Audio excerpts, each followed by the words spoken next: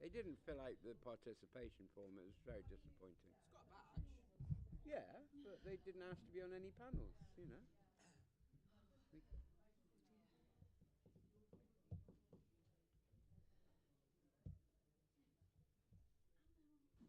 Hello, everybody, and welcome to What Potions Can't Heal. Sci-fi and fantasy often delve into all kinds of emotional, psychological, and physical trauma, war, death, plague, neglect, abuse, injury, and all manner of other hurts and harms. But what happens afterwards? What are our favourite explorations of trauma recovery, post-traumatic stress, and other issues once the journey or adventure is over, or on the adventure that comes after the one just completed?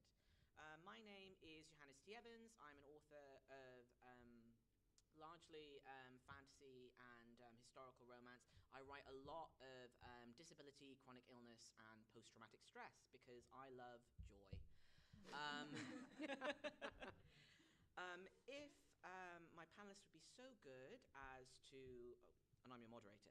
If my panelists would be so good as to introduce yourselves with your name, your pronoun, and sort of what you write, and what do you think that magic or science fiction for you, like, shouldn't be able to heal? Where do you feel the limits should be? Do you want to start in this end? Hi, I'm Joel Corner. I'm the author of The Seastone Sword and the Swordbreaker trilogy, being re-released by Wizards Tower Press. Go buy the first edition right now. And not right now. My pronouns are they, them.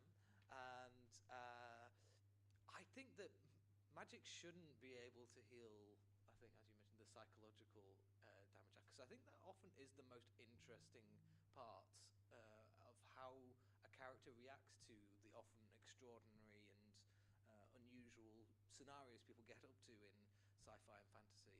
I think one of the reasons we like imagining these scenarios is, well, what would it actually be like if X, Y, Z happened? But the more you ask those questions, the more you think, well, what would that happen to a human person with a brain and a psychology?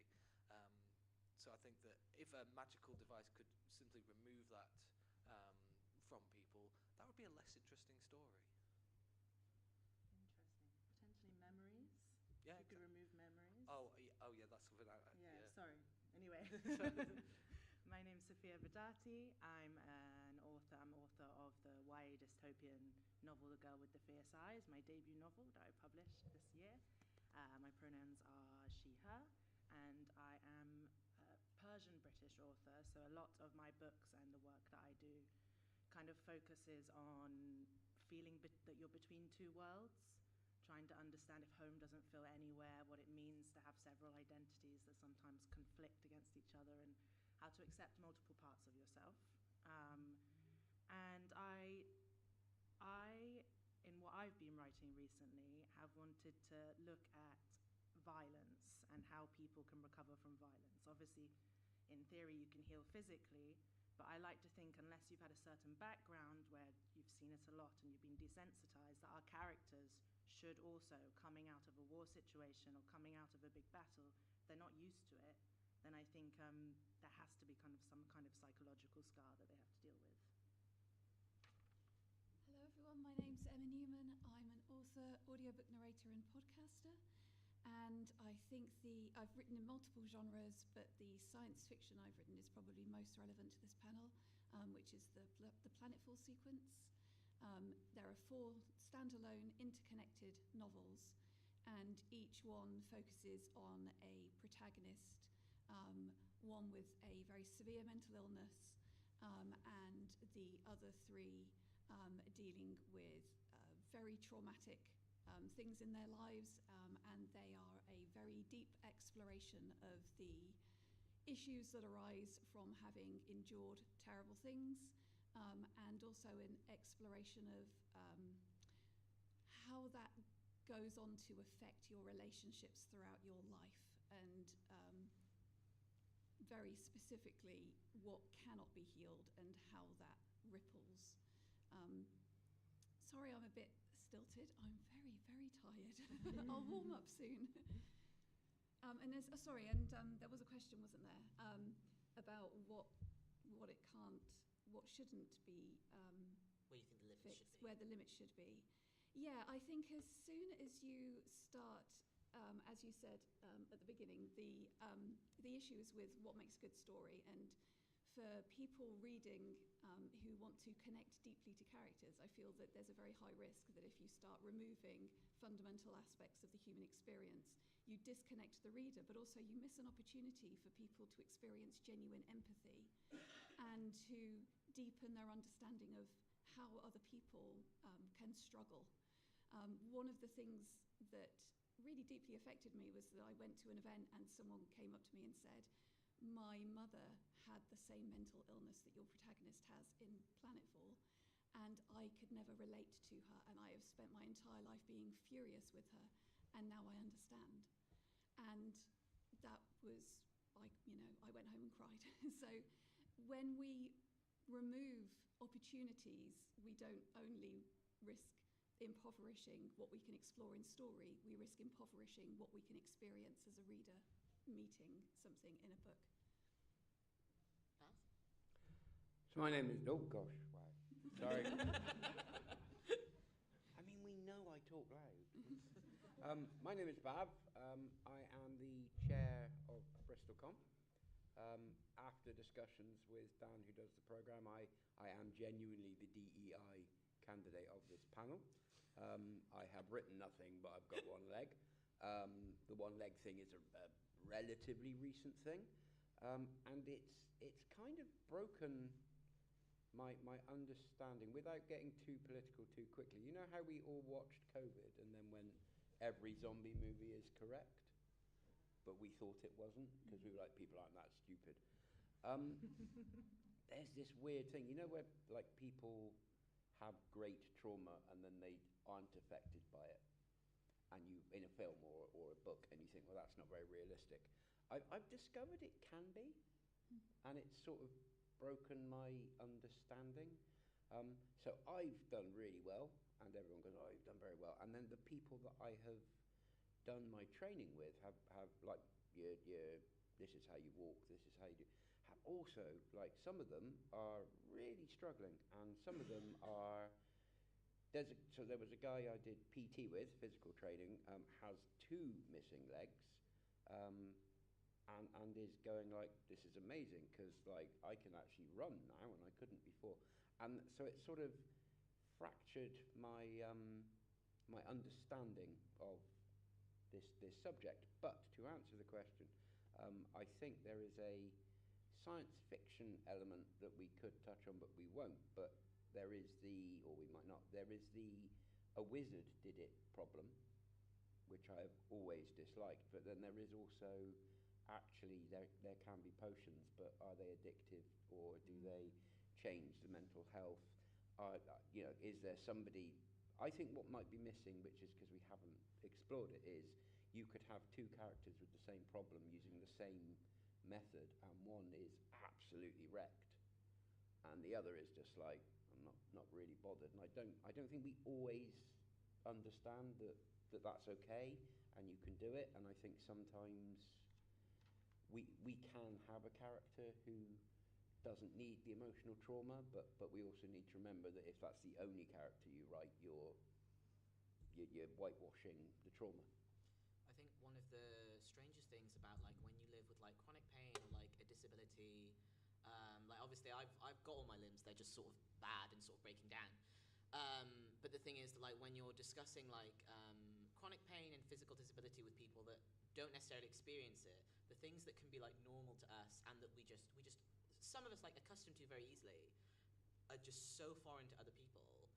Because sometimes I'll be like, well, you know, I'm in pain every day, all the time. And people are like, what?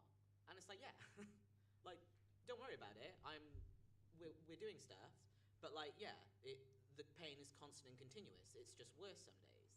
And it's the same with just sort of like, you don't really get to put the disability away in a box. And the thing is that you do learn to work around it and use like prosthetics, mobility aids. I've got grab bars in the shower now. Those are great. But the thing is that like as much as you can change your personal space around you, you can't change other people's attitude toward like, a lot of the time they're sort of grieving your body when you're like, well, I'm fine.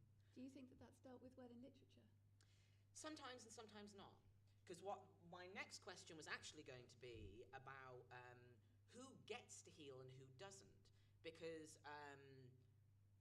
I was cognizant of this even before I became more disabled, and now, like, the more disabled I get and the more people around me who are physically disabled and chronically ill, and I see so many villains that have bodies like mine and far fewer heroes.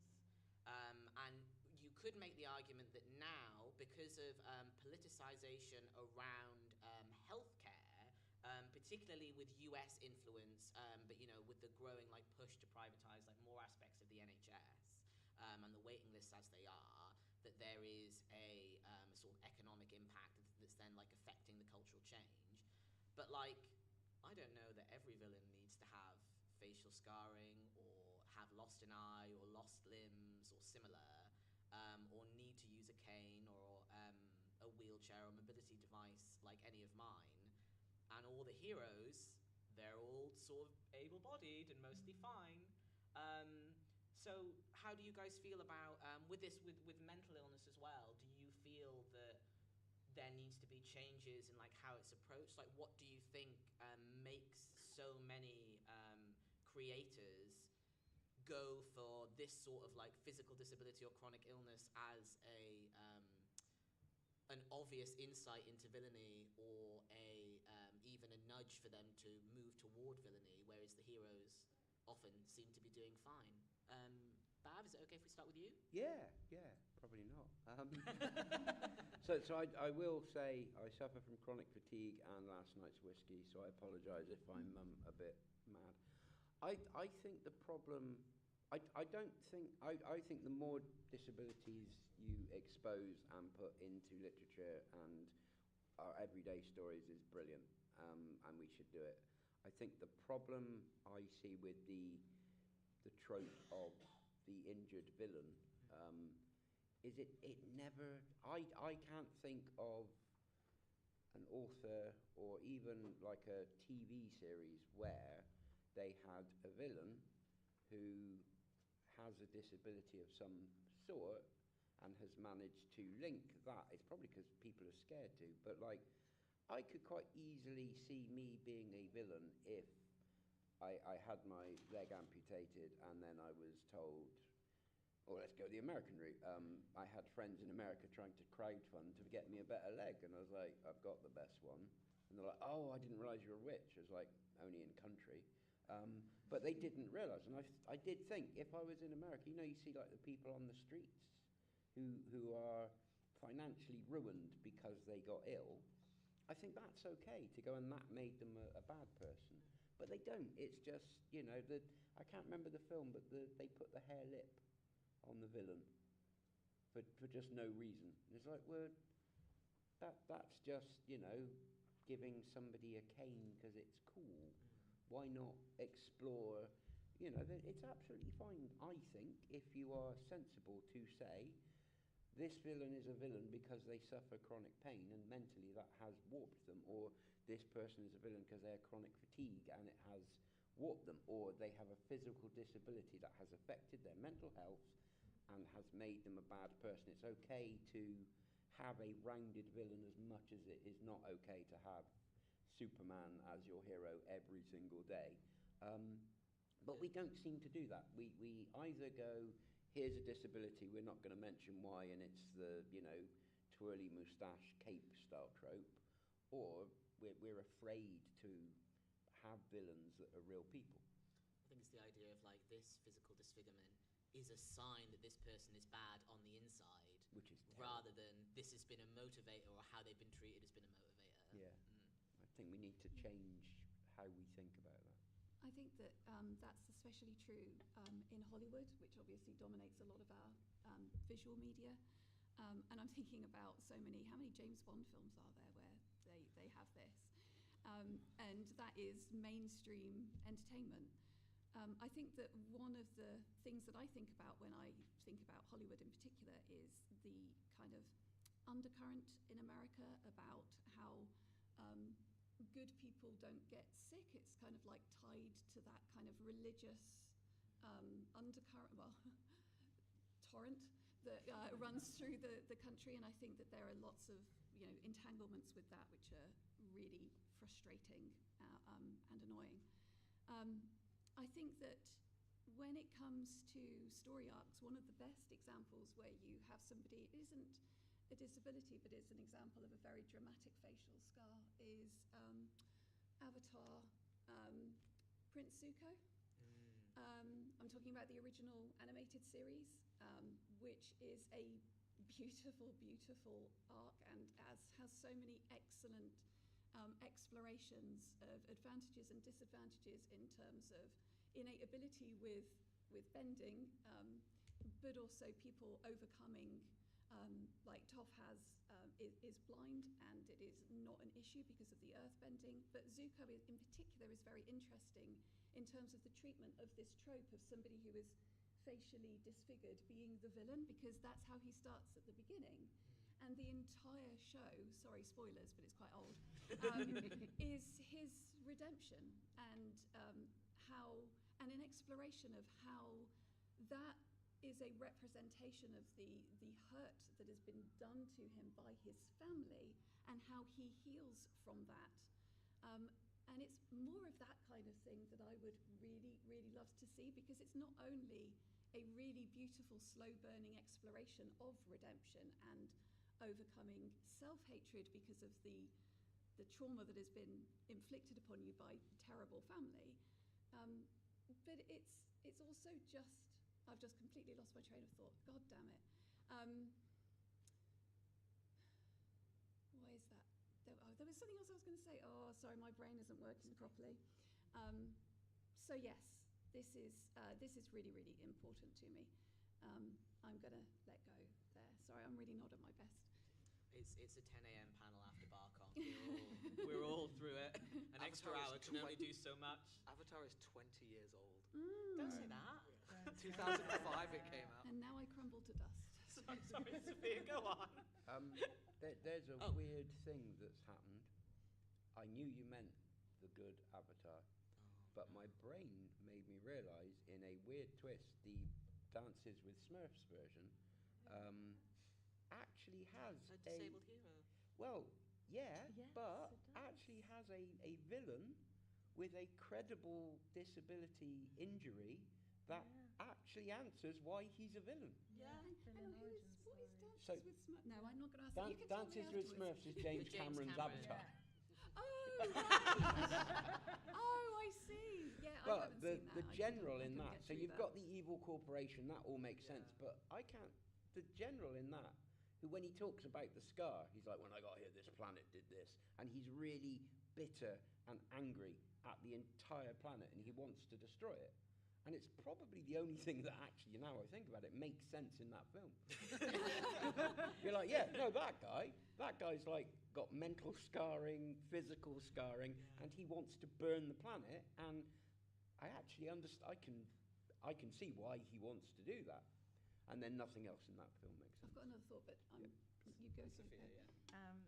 yeah. So because I've been writing dystopian, kind of commenting on economic differences and kind of vast inequalities of wealth is kind of part and parcel of the genre, which for me means that in the stuff that I've been writing and the things I've been reading and watching to kind of match up, show a kind of opposite of the wealthier you are, the kind of more generalized your appearance will be, the easier it is for you to heal.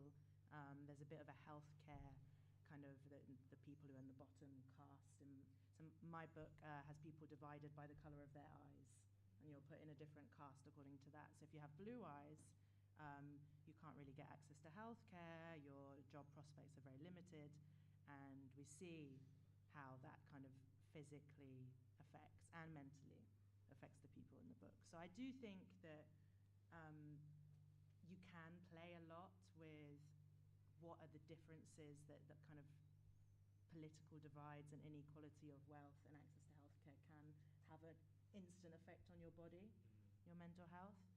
And then something that I have always been nervous about in terms of putting mental health suffering in my books is I've never kind of said this person is suffering from this, But I am a masochist and I read all my reviews, which means I then go on to read people talking about how annoying this trait is, when it's actually something that I have done in periods of depression or anxiety, and then that can start a whole spiral. So I do think you do really risk yourself, you do really open up yourself to more hurt and vulnerability if you put parts of yourself like that into your fiction. As with so many things, the kind of movie trope of villain with facial scarring, you can thank those good old people, the Nazis. It was a real thing that there were members of the Nazi Party who came from like very prestigious schools where there was a tradition of dueling, and so to kind of present themselves as being tough and cool and quote unquote manly, they would have these scars on their face from dueling. Some who didn't go to those schools would fake said scarring on their face. And so obviously there are still social attitudes and a general social insecurities about things like disfigurement, and people put those social anxieties onto characters, and perhaps there is a sense of people know that there is this tremendous injustice in the world towards people with disabilities, and maybe this is why people think, oh, if someone's disabled, I could understand why they would turn to villainy because it's so unjust. So there is this kind of implied threat that comes with disability, that society will treat you differently, society will make you an outcast. And as we all know, so much of our socialization comes down to don't be an outcast, don't be an outcast. If you're outside the in-group, you're bad. And so anything that sort of sets someone apart suddenly becomes a signifier of being dangerous because you're outside, because you're an other. And one of the most visible signifiers of being an outsider, of being an other, is to become in some way physically disabled. So I think this has become a shorthand for a lot of people throughout history, for this person is not to be trusted because they're an outsider, because they're different. They're different to you, so be scared of them. And there is it is genuinely scary to contemplate becoming disabled sometimes. Physical injuries are quite scary because they're painful. Any kind of illness, chronic illnesses, these are scary concepts. And so that can make it more scary for audiences who think, oh no, this person I don't want to be like this person. And that instinct, perhaps it's not articulated. So that is all to say that don't do that. It's much more interesting, I think, to if we come at it from a perspective of othering is in and of itself the thing we should be fighting against. That these instincts towards these sort of what you might call these base instincts towards finding someone who is visibly other. These are things that we should avoid because it's lazy, frankly. And I feel like I've spiraled slightly as I've been talking. But it's fun. It's fun to set it up though, so you make the reader have those prejudices and then instantly flash it back to them. I enjoy doing that. I mean, to tie what you were just talking about with Bav's unfortunate reference to Dances with Smurfs, although he is very much like the villain, part of the reason he's a villain, and obviously he's a villain and is motivated by like both his own personal injury and the immense colonial violence he has suffered. However, people are so used to assuming the colonized or occupied force is like the one that the hero has to overcome because they're so used to seeing like the adventurer, Christopher Columbus, being like the good guy, that like, oh well, this is like one of the bad ones who is betraying the noble savages by being like, hey, they're doing terrorism. It's always terrorism, never freedom fighting, unless they're, well, not even unless they're white, because I mean the IRA. But But the thing is that, like, when, you know, it's all about, like, what is an acceptable kind of violence to push back with. And it's never on the same level at all as what the imperial forces have done. When you're looking at, for example, like the immense violences and genocide of the British Empire, or the Belgian Empire, or the French, or the Spanish, etc., the Portuguese. Europe. Yeah, all of them. I think my next question is going to be most relevant to Emma and Sophia, so we'll start in the middle and go outward, if that's okay with you. Do you have any favorite portrayals of, so in like a lot of sci-fi and fantasy, we've talked a lot about how like the heroes tend to be less obviously like ill or disabled than the villains. And I definitely noticed that we're seeing more characters who struggle with, say, depression, maybe mild, like ADHD or autistic traits, like maybe a flat affect, maybe like, you know, they're a bit literal. Less so do we see heroes who have more obviously, for example, psychotic traits, more obvious like personality disorders, more obvious, for example, like fewer characters who hallucinate. These are often also or have I think we don't really call it borderline personality disorder anymore, but like, for example, like when we say multiple personalities or that sort of like fractious internal identity. Do you have any like favorite portrayals in sci-fi and fantasy where those traits are engaged with in a more humanizing way, not necessarily in heroes or villains, but in like the fantasy or sci-fi settings? I don't know if it's okay if that's just a no. I don't want to be one of those people who always just goes, well, in my books. Yeah, well, no, you should. But this is actually one of the reasons why I explored mental illness and trauma and how it impacts personality traits in my science fiction, because when I was a teenager, I devoured so much golden age science fiction, which obviously a lot of that has cardboard cutout characters that are there to deliver incredible concepts and brilliant ideas. But I felt that I wanted to put genuine psychological depth into science fiction, because science fiction as a genre is an incredible lens to be able to explore these things through. And so, for example, in Before Mars, one of the Planetfall books, the protagonist had severe postnatal depression. And that has continued to have an impact, and the story kind of unfolds where you learn about what she went through, and it's about, you know, grief and all of that kind of stuff.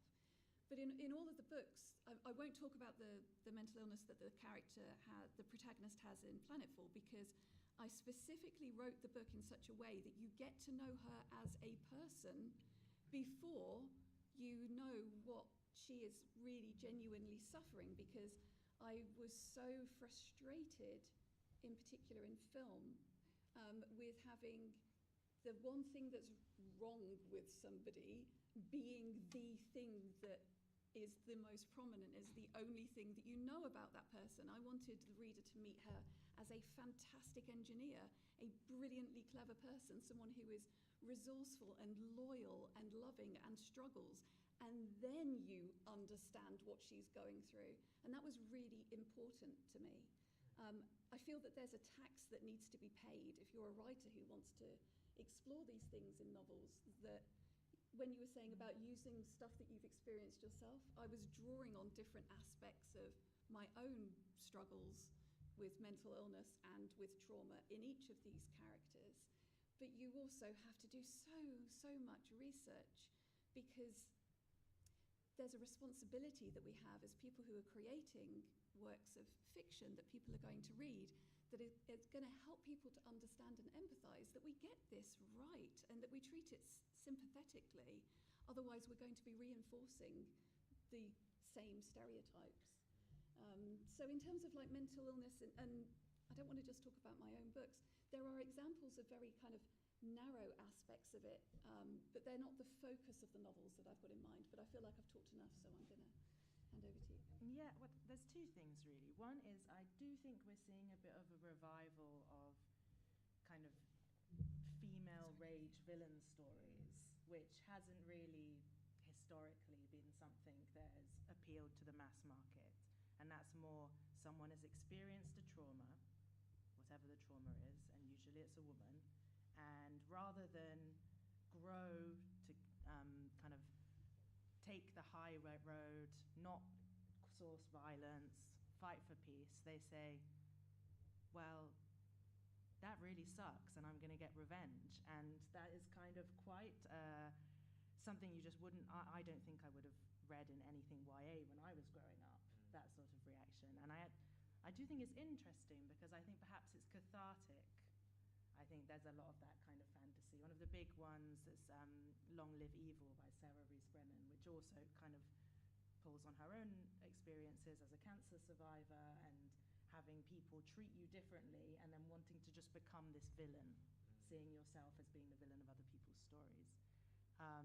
So I do think that is positive, and I do think that there kind of is more receptiveness to seeing different reactions to trauma rather than the traditional, I'm going to be the hero, or I'm not going to fight back with as much violence, for example.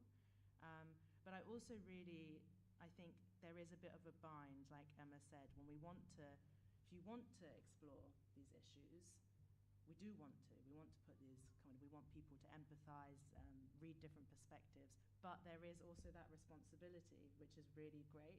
And in my debut, I wrote about a woman who experienced grooming when she was younger. And as I was doing that, I was thinking, wow, am I really going to do this? It's hard.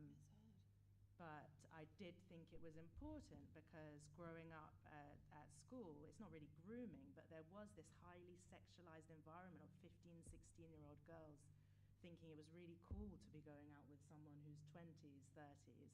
And I felt that if I'm going to write YA, I want to read something that would have been good for me to read rather than these huge age gap romances, which was what we were actually consuming. Joel, Bav, do you...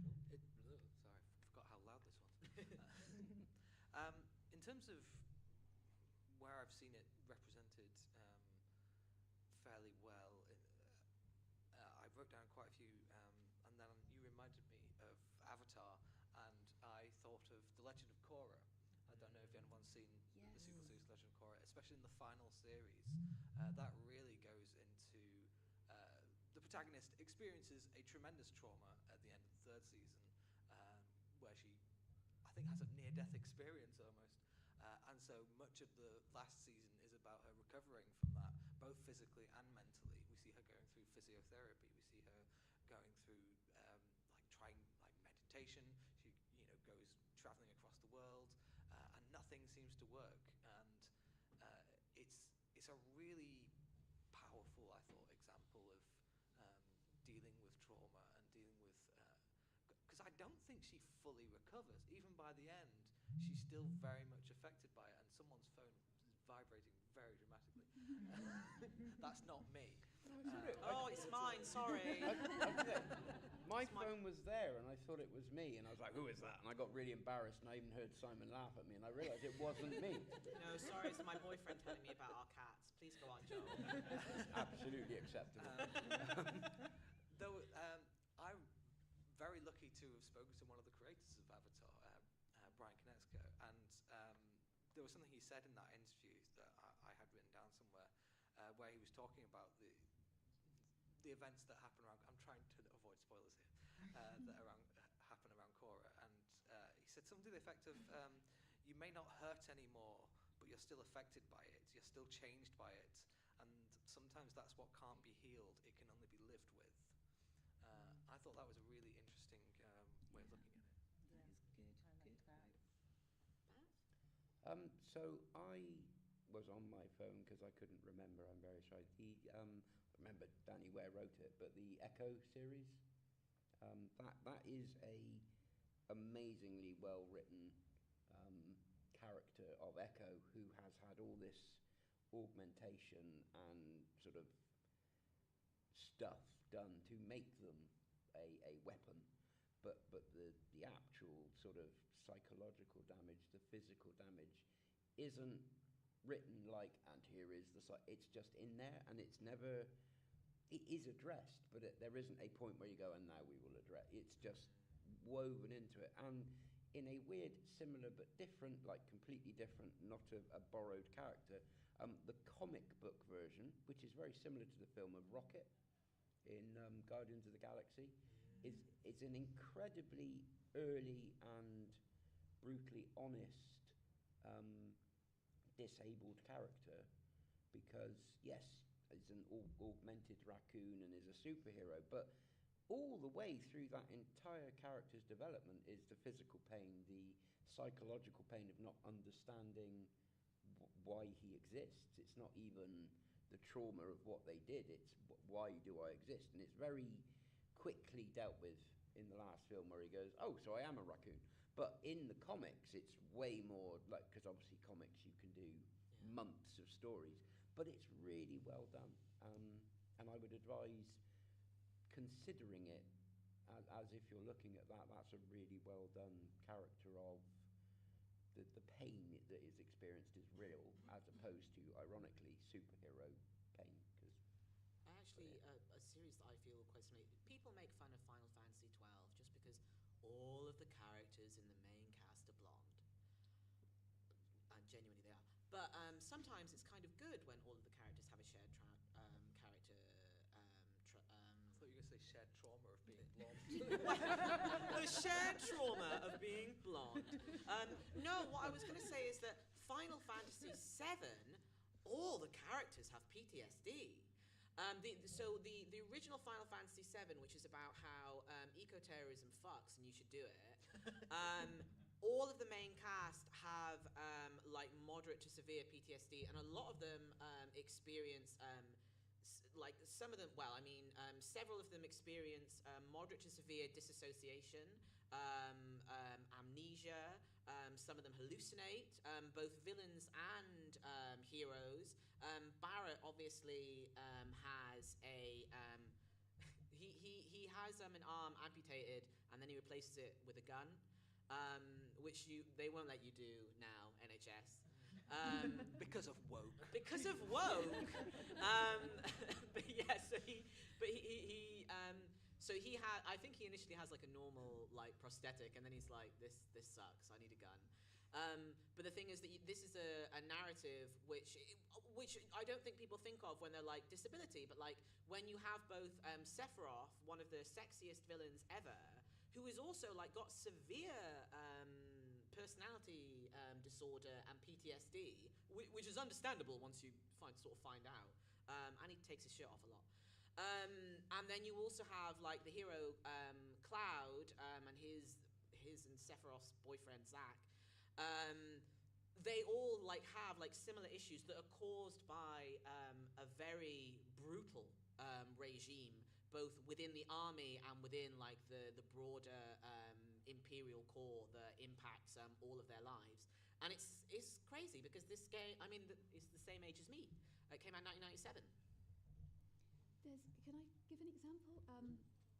Has anyone read Ministry for the Future by Kim Stanley Robinson?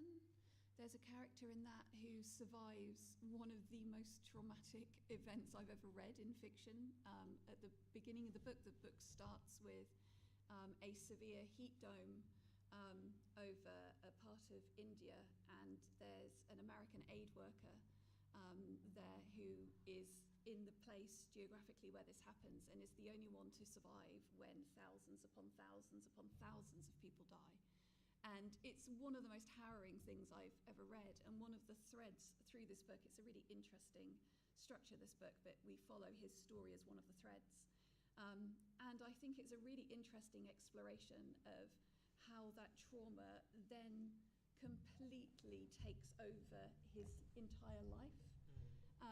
And what's really interesting is the fact that there's a temperature element with the PTSD, and that he tries to go and work in Antarctica just to make sure that he can never feel warm again, because just feeling physically warm brings it back.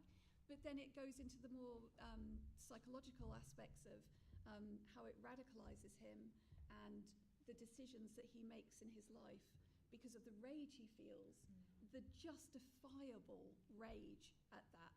So I think that's a really, really interesting example of within a book, it's not the backstory, it's what the book starts with, and then you see how that affects that person's life. In fantasy and science fiction, because we're often dealing with alien species, like, you know, your Klingons, your Vulcans, your Vorta. I can't think of races from other than, because I'm watching Farscape and I can't remember what any of them are called. But basically, like, so when you're dealing with alien species, or in fantasy series where you're dealing with fae and vampires and elves and orcs and what have you, you're dealing with species who are sentient and might be engaged with characters, or you're engaged, or you have characters who have magical or other like non-human, non-mundane abilities. How do you feel about explorations of disability that, for example, I mean, the basic one is like the vampire that can't go outside in the sun, or the vampire whose hearing is so sensitive that like they can't deal with electricity because the wires are too loud, or something like things like that. Are there any aspects that you like in any examples of like characters where it's not a disability to us, but within the context of the universe, something might be disabling because it is standard for them? I think, for example, another example is maybe Spock, and when you have later on the fractious nature of his difficulty with like Kolinar because of his half human, half Vulcan upbringing. But then when you have, like, for example, like telepathic diseases, thinking of Tuvok and that Betazoid who just starts doing murders, and Tuvok is like, I'm going to mind meld with this guy, and everyone's like, don't do that, and he's like, no, I can do it. I don't have training or anything, but it'll be grand, and it's not grand. It's a very fun episode. But sorry. No, don't be sorry. I'm desperate for you to speak. This is one of the wonderful times where I can talk about Star Trek: The Next Generation. Yay. Yeah. There are a couple of examples. So one is where Troy loses her empathic ability, and that is a really interesting episode. And one of the things that I really love about that episode is that she does not handle it well. She's a counsellor. She's got really loads of psychological training. Maybe that's unfair. She handles it in a really understandable way. And you see her vulnerability for the first time, because she's usually really quite together. And one of my favourite scenes is where Picard is saying, well, we can make adaptations and we can do this, we can do that. And she's like, no, don't want any of this. I'm not who I was anymore. And it was quite a shock. And I love that episode. The other example is when Worf has his spinal injury and is trying to persuade Riker to help him to kill himself. And all of the ethical dilemma around respecting Worf's kind of cultural heritage and the respecting where that is coming from, but also that butting up against the fact that this just feels so entirely unnecessary. And yet it is fundamentally how he sees himself, and how they all navigate that, and how difficult it is and complex it is. I really loved the way that was handled. Of course, in both of these examples, it all goes back to normal by the end, because, come on, it's Star Trek, and at the end of the episode, it returns to the status quo. And it would have been far more interesting, perhaps, if Troy's ability had never come back or whatever. But I do think that when they're in the meat of it, it is really nicely handled. You reminded me of something that's happened in our D&D campaign. One of our players is a wizard who is an elf, and one of the things that elves have in D&D is very, very long lives and very, very long memories. And this character was brought up and tortured by an evil scientist for many years, and even though it's been like centuries, still remembers being tortured by this scientist as a child. And so one of the missions, of course, was to find said evil scientist and show them what for. And to go back to what you said about can memories be healed, this was kind of a twist I wanted to put on it, because when they find said evil scientist has got fantasy dementia and doesn't remember doing any of it. And so they, rather than having this sort of catharsis of revenge, they had to kind of contend with, she doesn't remember doing these evil things. Is she still the same person? Is it ethical to kill this person for revenge? Anyway, but is it ethical to give them consequences for things that did this? Is this the same person who did it? Because they don't remember. They decided not to, but then someone accidentally burned down the house anyway. Isn't it funny how often that happens? Yeah, in to be fair, it was an accident. They were trying to burn down her research and accidentally burned down the house. But yeah, and a novel I'm working on at the moment has a protagonist who can, in exchange for magical powers, choose to erase her own memories. Wow. And it has a lot of at one point she accidentally erases the memory of one of her parents and goes through an almost complete personality change. And I feel like I've gone slightly off topic there. So There's a series called The Oromir Chronicles by Helen Shearer that I really enjoyed because the main character, Blink, she's an alcoholic. You meet her, she's drinking red wine all the time, and you think, oh, she's maybe has this alcohol-induced psychosis because she's hearing voices, and then it's not really a spoiler because you find out pretty soon, but she actually has the ability to read other people's thoughts, but has never been trained. And so I find it's interesting because lots of people say they would like that ability. I like it when a magical ability becomes almost a disability. Yes. And so drinking is the way that she copes with her magical ability. We're talking about fantasy and sci-fi, like things that are disabilities in those universes, but wouldn't necessarily count in this one. Good. Sorry, It's okay. I will give you a trope for somebody who turns evil. Your mother is in hospital with delirium and she rings you 4 times to say good luck on your panel. She thought it started at 11. I mean, I think Jean Grey or Phoenix. Oh yeah, yes, absolutely. I don't. I mean, similar to It's what you were very saying, similar. right? But Yeah. that I think the X-Men is very good and it was culturally relevant. It was brilliant. But I am very concerned that universe was written without any form of psychological counsellor. Well, because it's so often it's about like the trauma of being gay, disabled, not white, just sort of terrified, and I think the X-Men in a way was meant to be the counselling, sort of writing all that down. Yeah. But there is also, what about the mutant power to listen? Yeah. To experience empathy. Yeah. to debate and actually come to a resolution. And very to be fair, inhuman. also It's a very the way inhuman they collapsed Professor Xavier in Yeah. the film where Wolverine turned out he didn't die. Spoilers. But yeah. That was so upsetting. I don't think I can ever see that film again. No, it's fine. Just watch Logan. X-Men Oh. and Deadpool. Is it no and good? I Oh, mean, I found it so traumatic. Sorry. Upsetting. So we're just at the end of the panel. I'm so sorry we don't have time for questions. If we could go and sort of if you plug a book real quickly and tell everyone why they should buy your work and where they can buy it from. Bav, I mean, they're sort of at your work and have already paid for it. I mean, this work. No, it's fine. We will plug Danny Ware Echo. Oh, please, yes. That was Oh, it. okay, that's the plug. If I say buy a book, just go buy a Yeah, book. go buy a book in the dealer's room.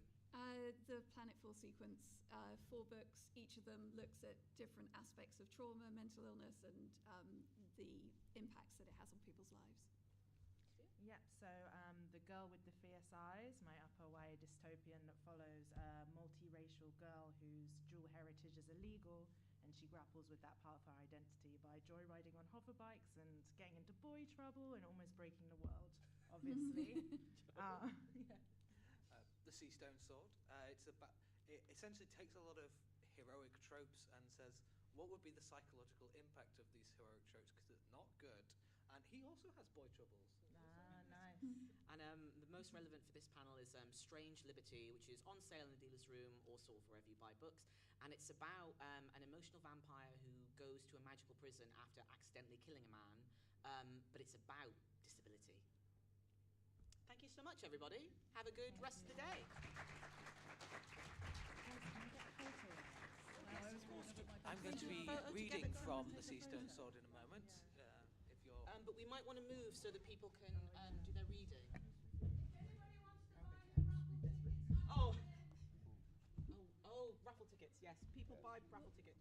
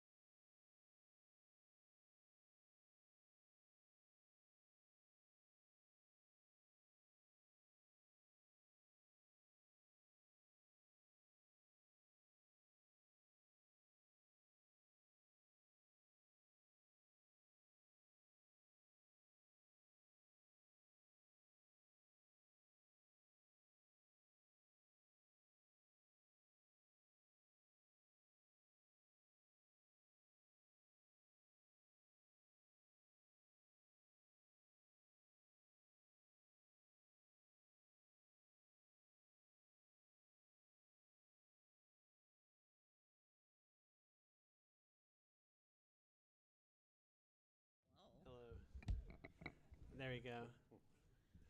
So I'd like to thank everybody for coming out to Where's My Utopia?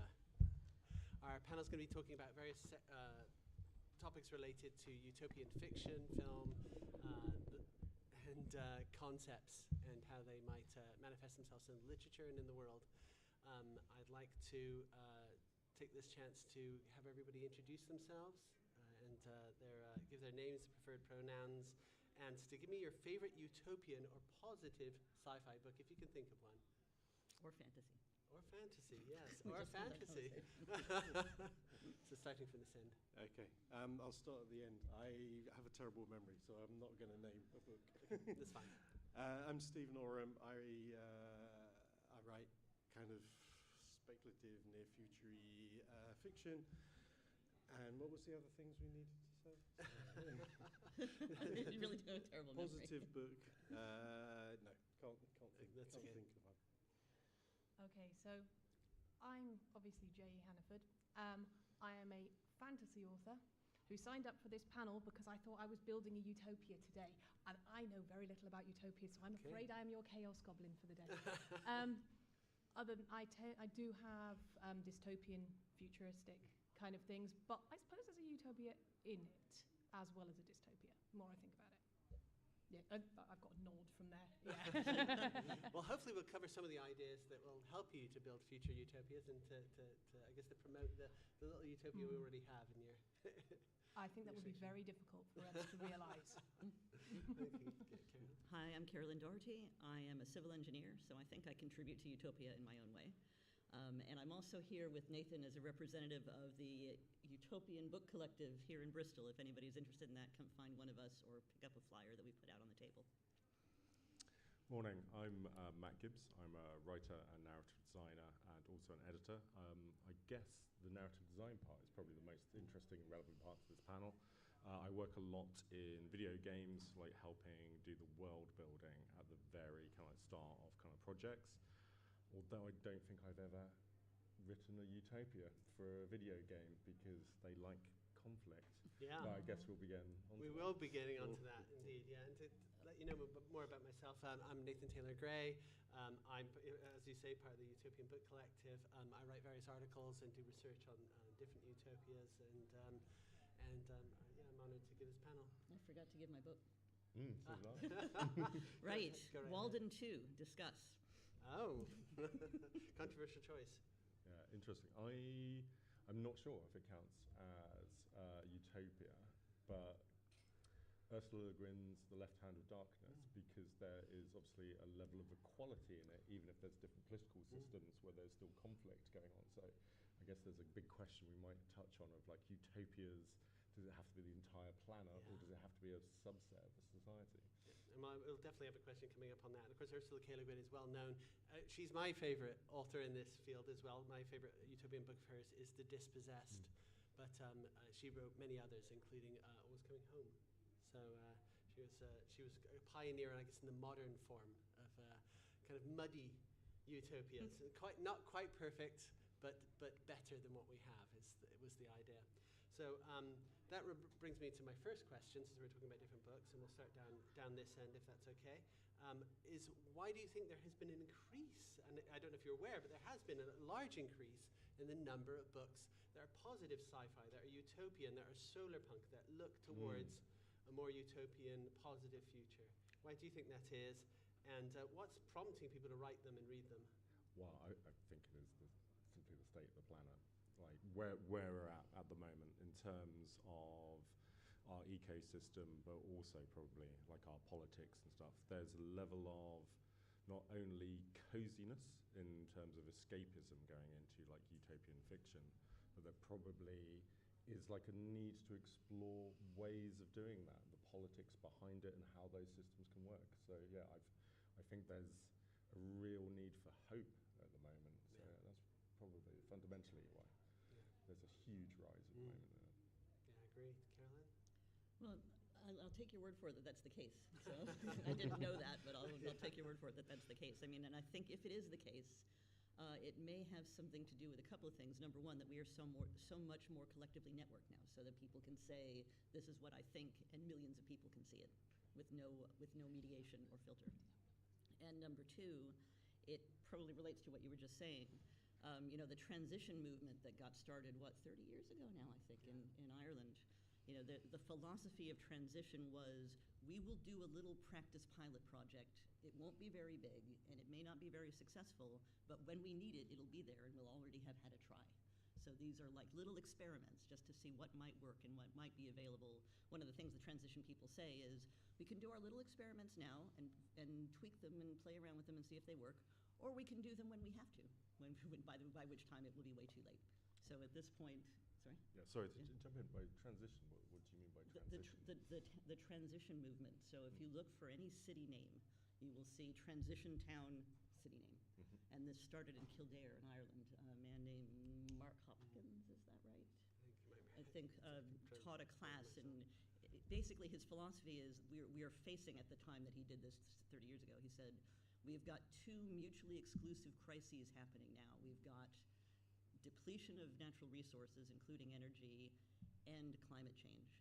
And both of these resources, if we focus on one, we lose the other. So we're in a complete double bind. And we need to figure out a way to transition from where we are to where we need to be to solve both of those crises. And his answer was not, here is the answer. His answer was, let's do little tries. If you go to Totnes is very big on transition. They have a small dam that they make local power from. They have the edible gardens in the cities. That's a transition that started from the transition movement. So all of these little tiny things that people are trying on a kind of, family by family or group by group or block by block basis. These are kind of the transition philosophy is how that works. Yeah, thank you. Thank you. Jay, just to restate the subject, the question, why do you think it is that more people are reading this kind of positive fiction? Yeah, I mean, I think that it's not just in sci-fi with utopia. It translates across fiction. It translates across into, cozy fiction, obviously, within fantasy. There's very much that place of wanting to feel like there is a safe space that you can escape to and to read, because we live in a world where, I would hope, the majority of people, it is an uncomfortable situation right now. But it is quite clearly also some people's utopia they are currently creating. So in that context, for the majority of people, I think that feeling of wanting to find a safer space in literature would lead to more. Utopian books have been being written for a very long time. There were over 400 works, I believe, published just in the 1900s. So it's a massive area. But yes, I'm not, although I accidentally created one, it's not, it wasn't intentional. Yeah. But that feeling of safety, that feeling of consistent and knowing that it's going to be okay, that you're not going to turn a corner. So yeah, I think that applies across, probably applies across literary fiction and other things as well, to an extent, not just sci-fi. Yeah. I agree with a lot. I think utopian stuff is escapism, isn't it? It's kind of, from where I'm sitting anyhow, it's sort of, it's not only escapism. I'm going to be a bit controversial. I think it's a cop-out. If you're thinking about how to change the world, or if you're thinking about how to make things better, I think the whole transition thing is actually where you need to be if that's what you're trying to do. But that's horrible and hard, and there's compromise, and there's trade-offs, and there's a very rich place to write stories. But having said all that, we all need to escape from what's going on around us, and I think I worry that utopias where people are kind of going, this is aspirational, is I don't know. It feels a bit like the revolutionary communist who will completely buy into capitalist until the revolution happens. It's a sort of, it's okay because we know what it should look like, so I'll carry on doing what I'm doing until that occurs. So they're great, but I think they are escapist and a bit of a cop-out. There's nothing wrong with that, but that's kind of what I think they are. No, that brings me to the next question, but just one comment on what J.E. said in this. There is a huge range of utopian literature that's been done since the 1500s. We can even go back earlier to Greek literature and so on.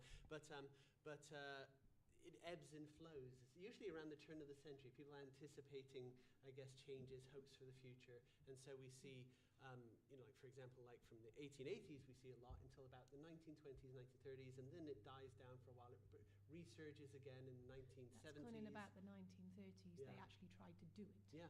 And they all failed. Sorry. Most of them lasted less than a year or 2 years. Most of the socialist utopian society set up in the States lasted no more than a year, 2 years, in some cases 1 year, or a generation. Because the way they set up didn't fit the diversity of humanity's needs at the end of the day. That brings up an important question about, the difference between the aspiration and the achievement. We do have some communities that are still around from that time, but they're few in number. Very few. And what did they do different than the ones that just had high ideals, but practically may have failed for a variety of reasons and personality conflicts and so on. So, but to go back to Steve's point, you were saying about it maybe being a cop-out. Is utopia boring from, is it something which, where do we find, if you're writing a utopian story, where do you find the sources of conflict? Where do you find the inciting incidents? Everybody who didn't design that utopia. Yeah, but that might be a question as well. Why might they also still happen accidentally? What's the yearning? Is the story interesting of, we've arrived in this perfect world, or is it a more interesting story of the people's struggles of getting there? Personally, I think it's the struggles of getting there, depending where there is, of course. And then you get into the kind of Throughtopia thing where you're, if I've understood it right, you're kind of saying where you're trying to get to, and then the journey to get there. But I think the point about whose utopia, I mean, presumably you can write a story in a utopia where the conflict is actually where it's kind of not quite working for everyone, because no utopia is going to work for everyone. So I think you can put conflict in there, but then I don't know. You guys know better than me. Is it then a utopia? If it's not what everybody wants, is it a utopia? Well, that's a good question in and of itself, and it's one that we confront a lot in the book club that we're part of. Is that people make different proposals for different books, and we discuss: is this ideal? Who is it ideal for? And and is it better? How do we use the word utopia? Is it a word that we can use more widely? Of course, Thomas More's use of utopia went no place. But if you add an E in front of that letter U, it becomes good place in Latin. And so is there a sense that there's a better place that we can get to than where we already are, and how will we get to that better place? And what's the interesting story in that? I think better is a good goal.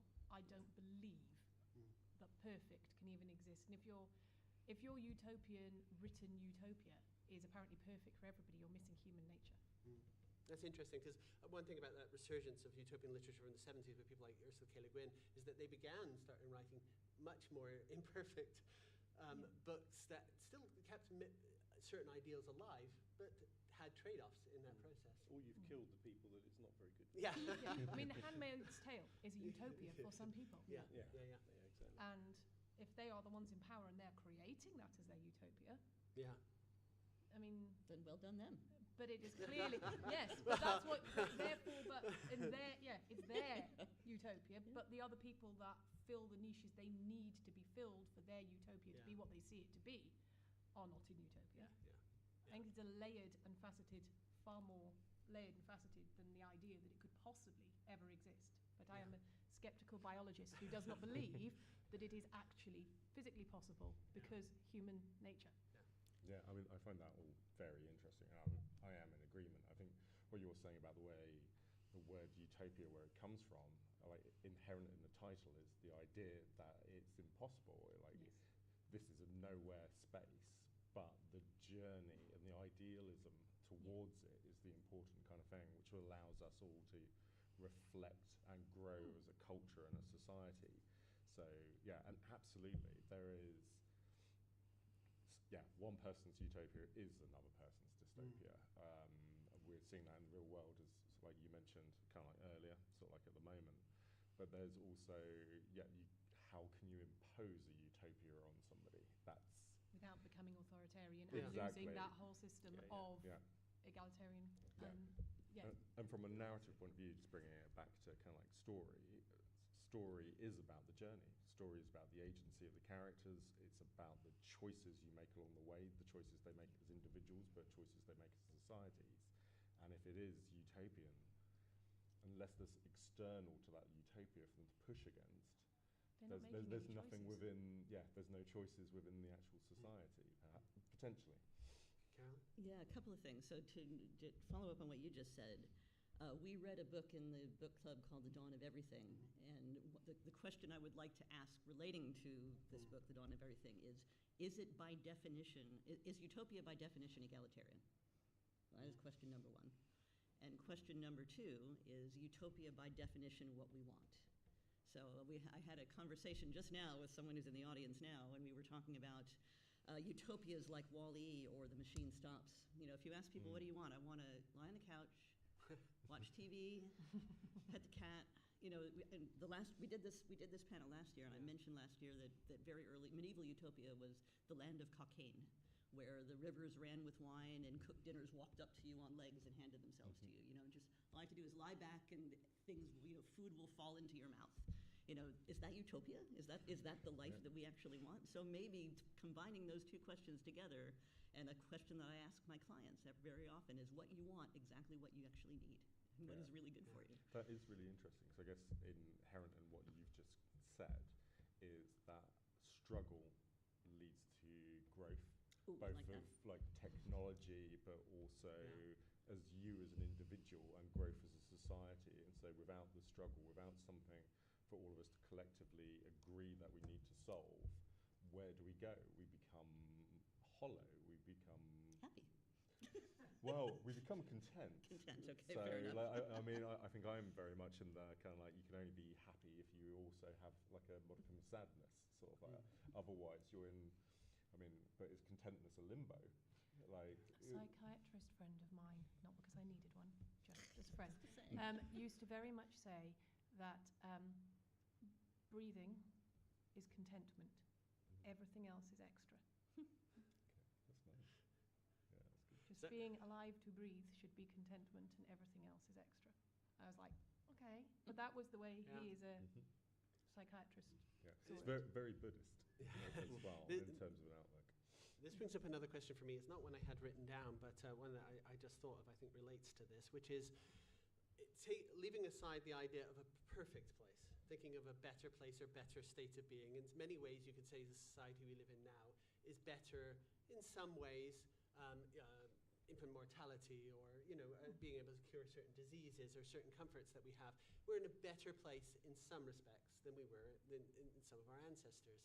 And so science fiction often looks forward to better places we can be, sometimes to perfect places, and I think the early 19th century utopian literature was very prescriptive.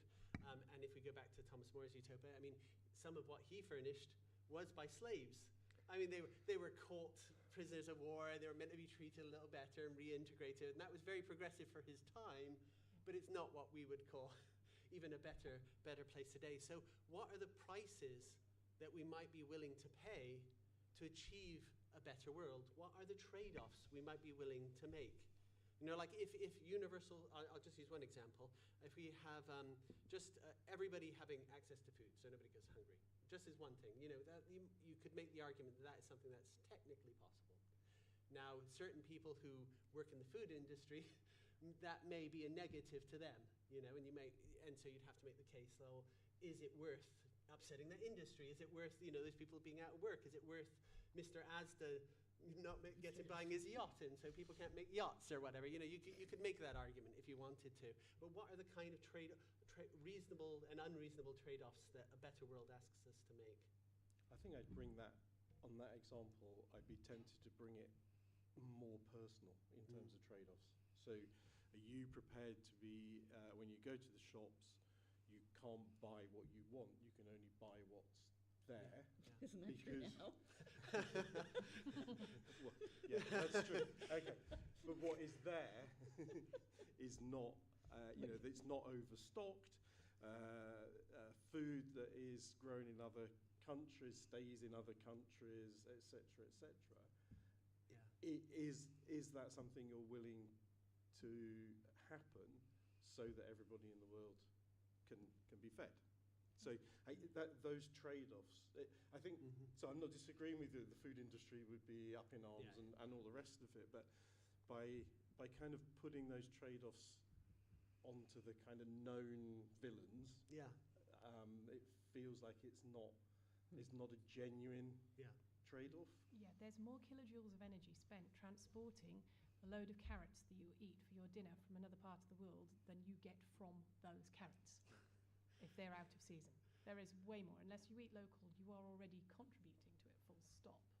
So, yeah, but then as local soon as, food and in as Britain's you say, really boring.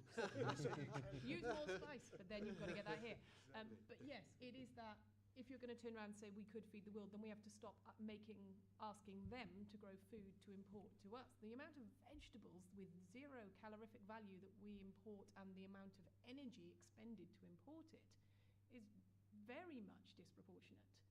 For us to live, if we're being honest, being genuinely honest, we're sitting here in a panel talking about a theoretical system where in other parts of the world they would just be grateful to have the food. We are in a utopia compared to other people. We already live in one, and we are very lucky to live in a society where we are in a position to do this, and other people are struggling just to function. So what we perceive as a utopia potentially is very much a mind game anyway, and always has been. We live in a utopia compared to the people who wrote the original utopian view. If they could look at what we live in now, they wouldn't conceive of it. So we the already interests are of- there, but the interests have to align, and it would have to be global. And the interesting part then in writing is you set up a world utopia and you write about the people who've had to give up stuff Yes. for that utopia. We would have to be the ones giving up. Yeah. We are not gaining. Yeah. If you were to design a utopian society in the world we're in, we would have to be giving up to bring other people up to a level that's remotely near the same point.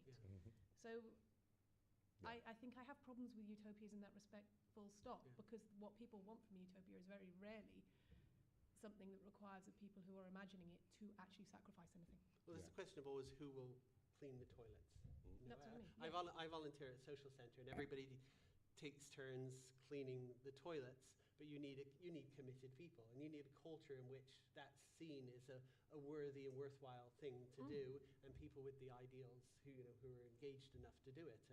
And the question about whether you can get enough people and enough of a culture, and ultimately for enough people to do that. But I believe you're absolutely right that it's for those of us that are already living in what other people see, and in many ways is a utopian situation. What is supplying that situation is people overseas not living in that situation. This is from my personal opinion, who are supplying those luxuries and not living the lifestyle we are to enable us to live it. And so it would take a change, for their circumstances, and a change for ours as well, to better theirs.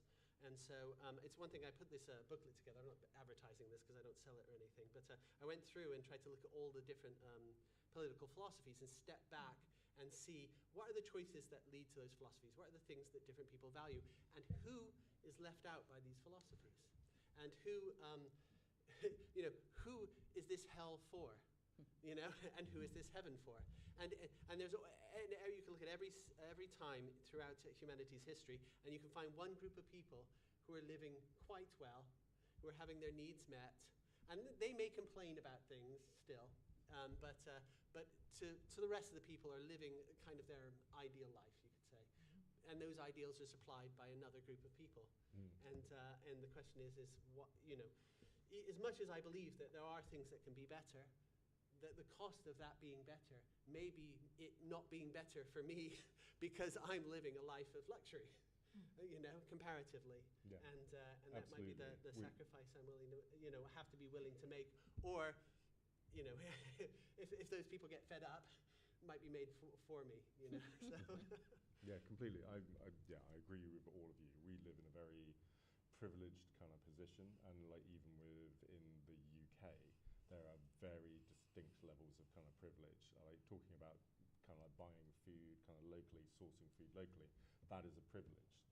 The cost normally inherent in doing that is not available to everybody. They have to go buy the cheap sort of like processed food. So there is a level of one thing which we probably would have to give up, maybe currently, would be our desire for capitalism and that kind of quite perhaps pernicious lie that like democracy only works in a capitalist kind of like society. Margaret Thatcher, Reagan have a lot to answer for kind of like promoting kind of neoliberalism. But there is, as you say, like a level of any utopian society rests either on the shoulders of, it seems, a group that are oppressed, going back to like Thomas More and kind of like slavery, and we've seen it all the way through in terms of kind of like from slavery, like feudalism, or various kind of like different kind of states. But to actually truly perhaps have a utopia, as you say, you need somebody who was happy to clean the toilets.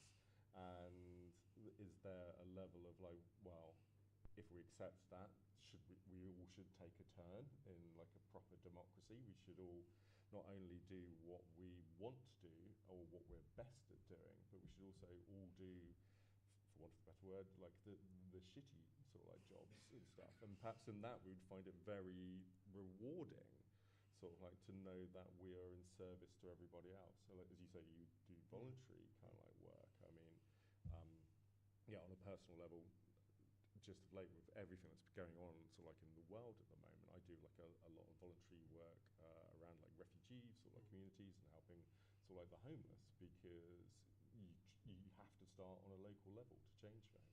So, but how do you take from the local level up to, I guess, sort of like a societal level? I mean, you're both studying this.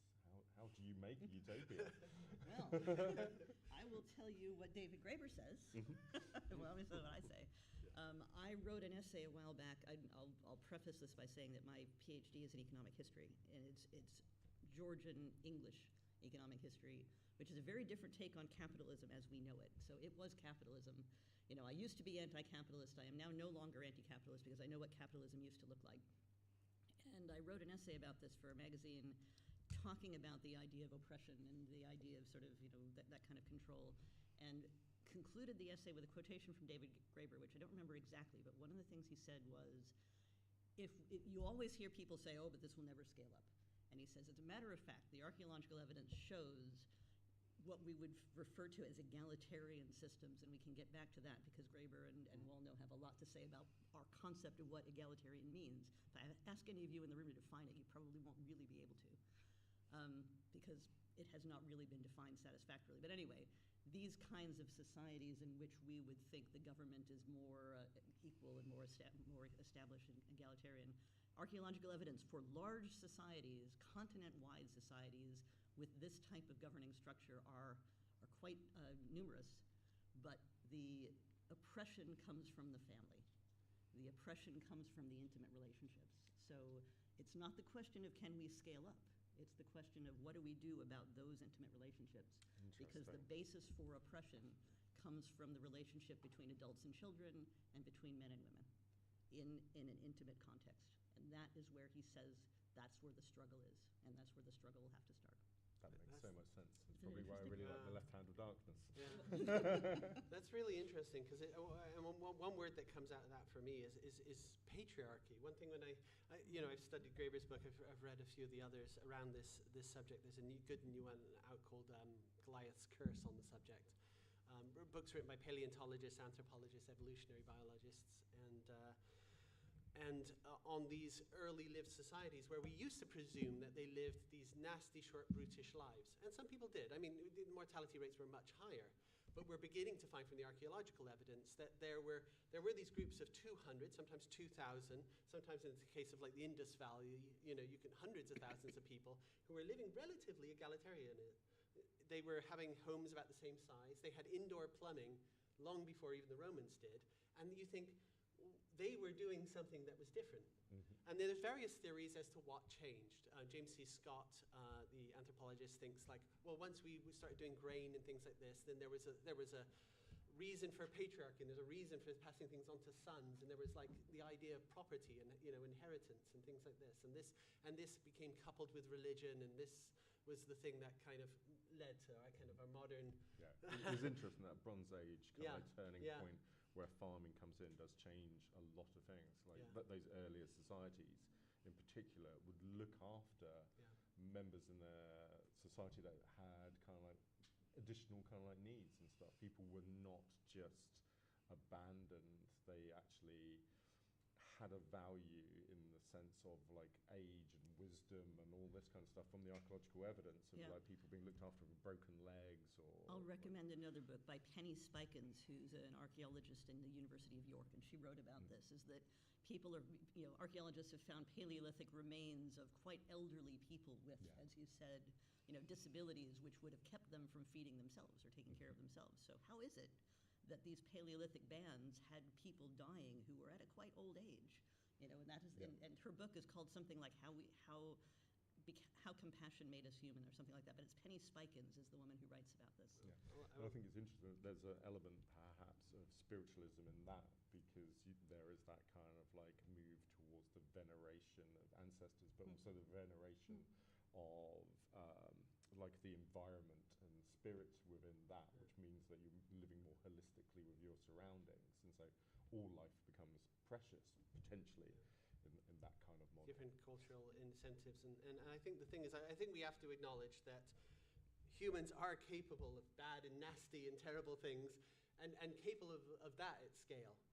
As well as these good examples. We see this in the animal world as well. We see I read something interesting about recently about the chimpanzees and the bonobos, which don't live too far apart from each other, but geographically they look at them and they say, well, the bonobos had an abundance of these resources and weren't fighting with other apes for them, and so this might explain their more egalitarian approach to things. And whereas the chimpanzees, we're faced with that and that kind of scarcity and that kind of culture, and that was embedded, and I don't know if embedded to the point of their genetics, but it certainly became, part of their, I guess their upbringing, their reactions to things. And so I guess this brings, bringing it back to, I guess the literary world, and if we're trying to set a story in a better world, what are the incentives? I mean, what's the reason somebody might want to clean a bathroom? Might want to sweep the streets, might want to take care of somebody who's elderly, as in that case. What are the type of things that we might, and this was a big part of the book Walden 2 that you mentioned earlier, what are the incentives that we might use in literature? Because we see fear and desperation, and we see, anger, and we see things like this very often used in books as incentives. What are other ones that might be positive incentives? So I would have thought, I think there's probably two ways of coming at that. Yeah. So there's a kind of an end point, let's say, where that's just what happens. Yeah. So the incentive is that's what happens. If I'm going to not do that, I'm stepping outside of the norm. It's just wrong. Yeah.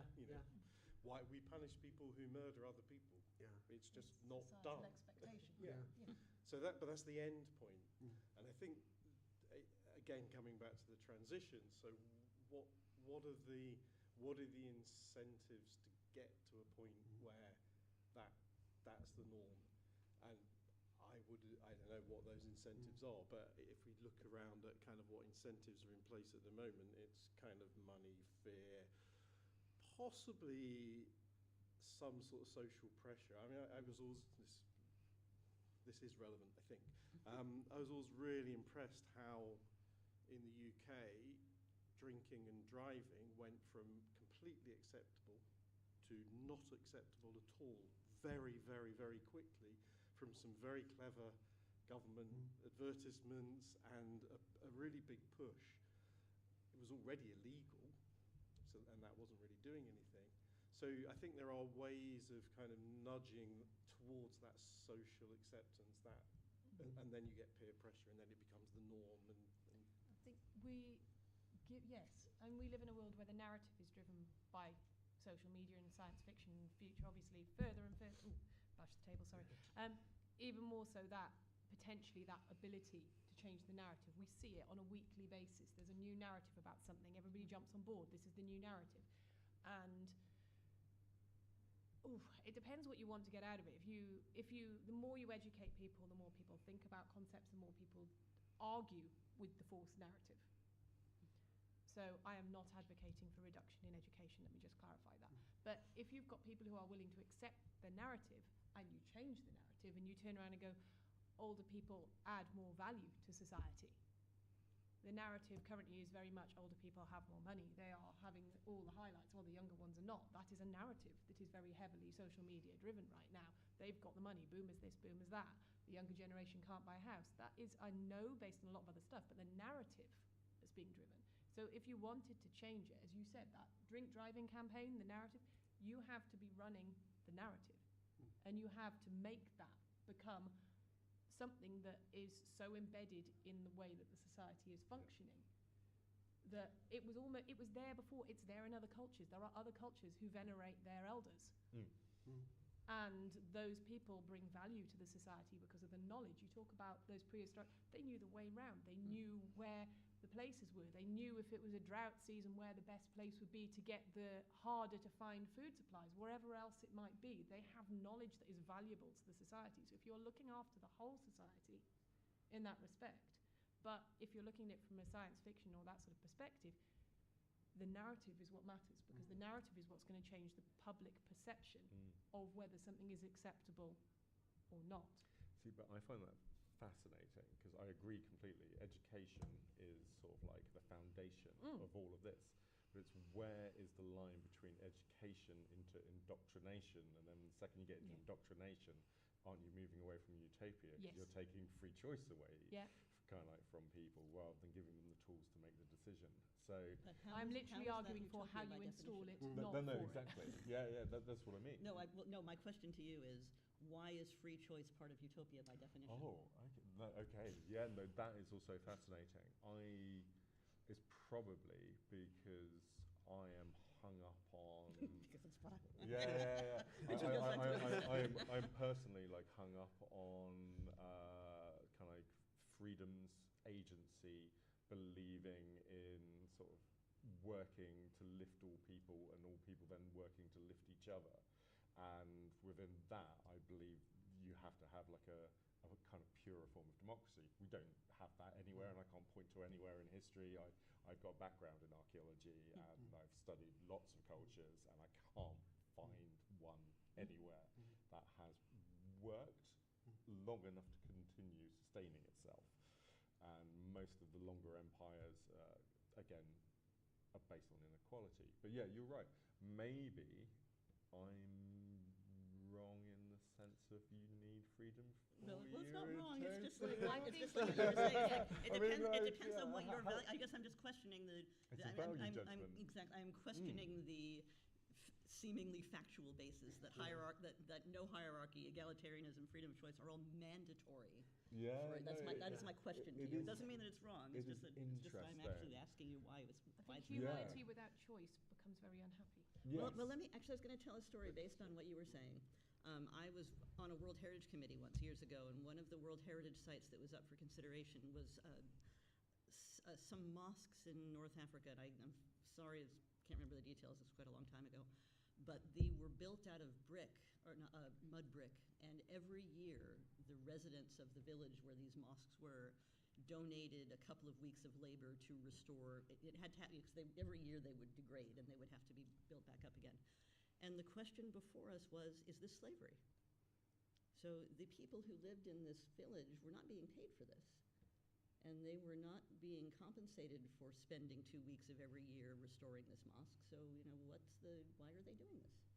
And it was just like what you said. If somebody, is it okay if somebody in that village said, actually, I'd rather sit on the couch and watch TV and pet the cat? But that would be The very consequences seriously of that are- But what are the consequences, though? Presumably they are, you're outside. I can't think of the word, but yeah. You're out. You may be ostracized, you may be mocked, but it's just kind of like it was a social norm to do this. But and some people might be would rather be ostracized and not do that. Yeah, so it's kind of like when you're talking about freedom, these people were technically not free to not do that. Or were they free to not do that and they just chose to always devote their labor? It's just kind of a... Agreed, but that's a really interesting one where we often look at past cultures from a very Western bias and looking at kind of like culture from a very binary kind of system. I had a really fascinating discussion the other day with someone from Sri Lanka on the sort of like the nature of kind of like Buddhism and sort of like the religion philosophy kind of like aspects of it. And there is an aspect I think we lose in the rat run we find ourselves in, where we have to run so quick just to maintain the status quo where we're at, that I think we lose the sense of community that what you're discussing comes from. Absolutely. Yes, there is a level if you don't get involved, you're ostracized, but there's also a level of the community, realizing, well, if you're very busy and you're doing something else that's of value to the community, you don't have to help us make the bricks today. Yeah, we have no way of knowing what would happen if people refuse to do it, because no one's ever refused to do it. Exactly, because it wouldn't, but there's a level of, they're not then doing it because they're fearing being ostracized, they're doing it because that's what you do. It's a process that brings them all together. So it's really interesting. So yeah, I think sometimes we have to take our Western glasses kind of like off to really kind of like look at these sort of like situations. I guess in all these things there's a cost-benefit proposition, and this comes across in Ursula K. Le Guin's The Dispossessed as well, because you don't have to work. But there's a very strong cultural ethos. Even the language has been changed so that the way that they talk about work is like they're engaging in something which is no different from play or any other activity that you're doing. And so there's a certain kind of almost paternalism over that they felt like we share these ideals, we believe in these ideals, we'll bring up our children so that this is how they will speak about ideals and this is how they will see the world. And they largely, with some bureaucracy and some failings, managed to achieve that under difficult circumstances. But some people read that book and say, that's great, I would love to live in that society. And some people I've discovered read it and say exactly the opposite. So I think perhaps, and I'm mindful of the time, I want to give other people an opportunity to ask a question. But I wonder if perhaps one of the keys to a utopia is a place that could hold multiple utopias in it, that you could move between. If you are a person who loves to live in a small village and you have to contribute and do a lot of things to make that village work, you can be there. If you're a person who loves to be in a different type of society where everybody sits around more freely and maybe we've managed to distribute food freely enough, and maybe that isn't the life somebody else would want because they want to do something that's more rigorous with science or more academic or whatever else it would have to. Yeah, I've played around with that in some stories where you choose the city you live in, depending on the political and cultural thing of that city. Yeah. How those cities course then everybody would engage choose with Bristol. each other is Sorry. Everybody would choose Bristol. Yeah, I was going to say it. And then we'd be really overcrowded. Yeah. no, we choose London. That does feel like very Star Trek. Like some people choose to go and be explorers. Some people choose just to hang around and make some wine on the vineyard. So apparently they're the two extremes that I could think of. Or both. I was going to say in the latest Star Trek show, Strange New Worlds, in the last season, they go back into the past, roughly around the time we are now, and the Kirk character, now played by a different actor, is commenting on something, and it says it's because they don't live in a communist utopia like we do, and they never spelled it out that obviously before, but they leave it to say, well, maybe it's being ironic, I don't know. But just one last question for myself, and then I want to open it up, which is, if you could pick one or maybe two things that would make the world better for you, that would make it your ideal, either to add to the world or to take it away from the world, or even your personal world, what would those be? Oh my God, that's a huge question. I think I need a moment to think about that. Can you think of anything, Carol? Well, yeah, I mentioned my PhD work on sort of what I actually call the sociable economy in my PhD thesis. And it would be corporate laws allowing for corporate personhood and limited liability. Taking away, obviously. Yeah. Okay. Jay? I'm missing the word in my brain. It is too early and I've only had 3 cups of coffee. For me, I think it would be, to a point, more...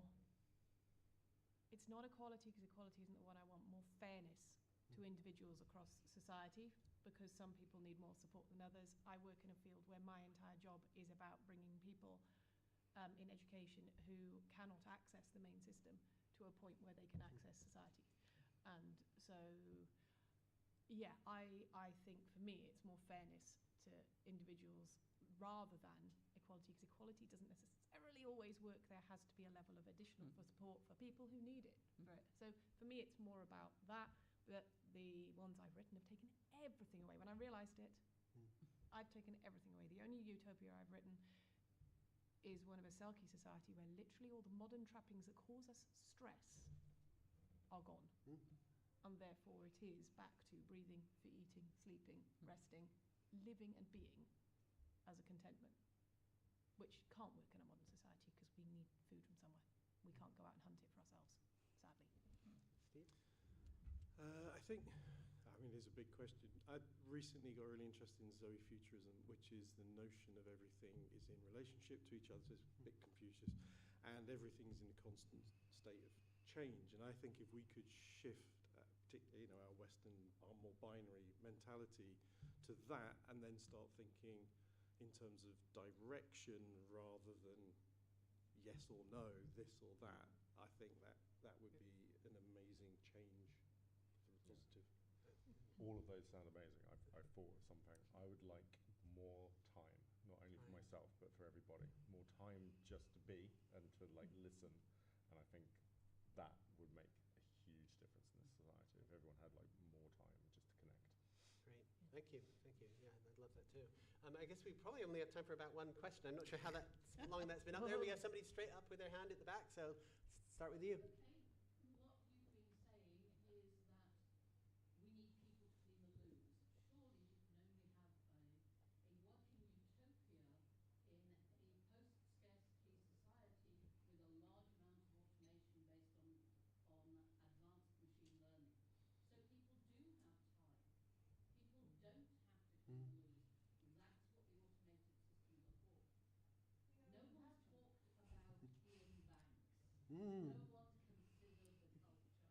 Well, Ian Banks is one of my favorites, so we've read him in our book group, and he is a post-scarcity, future technology, AI-driven utopia, and that does solve a lot of those problems. It's not the situation we're in presently, but as somebody also pointed out, we do actually have a lot of these things. They're just not very evenly distributed.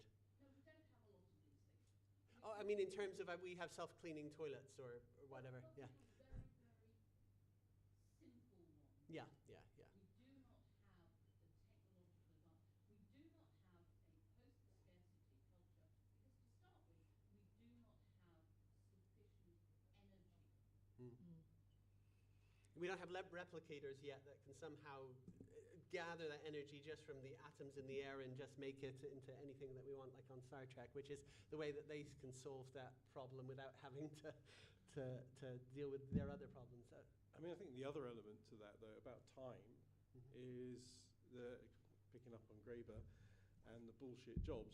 We are actually chasing our tails an awful lot of time for no point at all, and we could have a lot more time if we could tackle that. Yeah, I guess you're absolutely right. There is a level where technology and what we're looking at in terms of the culture kind of series is perhaps that is an ideal to move towards, but there is a level where the actual act of doing some of the jobs is as important as it keeps you perhaps humble, and maybe there's a humbleness that is actually necessary for utopias. Yeah, we got to keep the human element and have humans included for it to be a human utopia. I think our time is up, and so I just want to thank everyone for your comments. I've really appreciated them and for your questions. And we talk too much. And go forward and find your own utopia, whatever that may be. Without screwing somebody else over. If possible. Yeah, I'd love to chat to people around this. About what? Just all of this. Yeah, that's really exciting. Well, The subject's always such a I do live exercise in compromises in I'd terms love of. to come to Book Yeah. Fair. There's flyers out there. Yep. I will find them, and I'll definitely tag along because. So we read a book a month and we watch a movie. Yeah. So it's every 2 weeks. Yeah. We watch a movie every 2 weeks.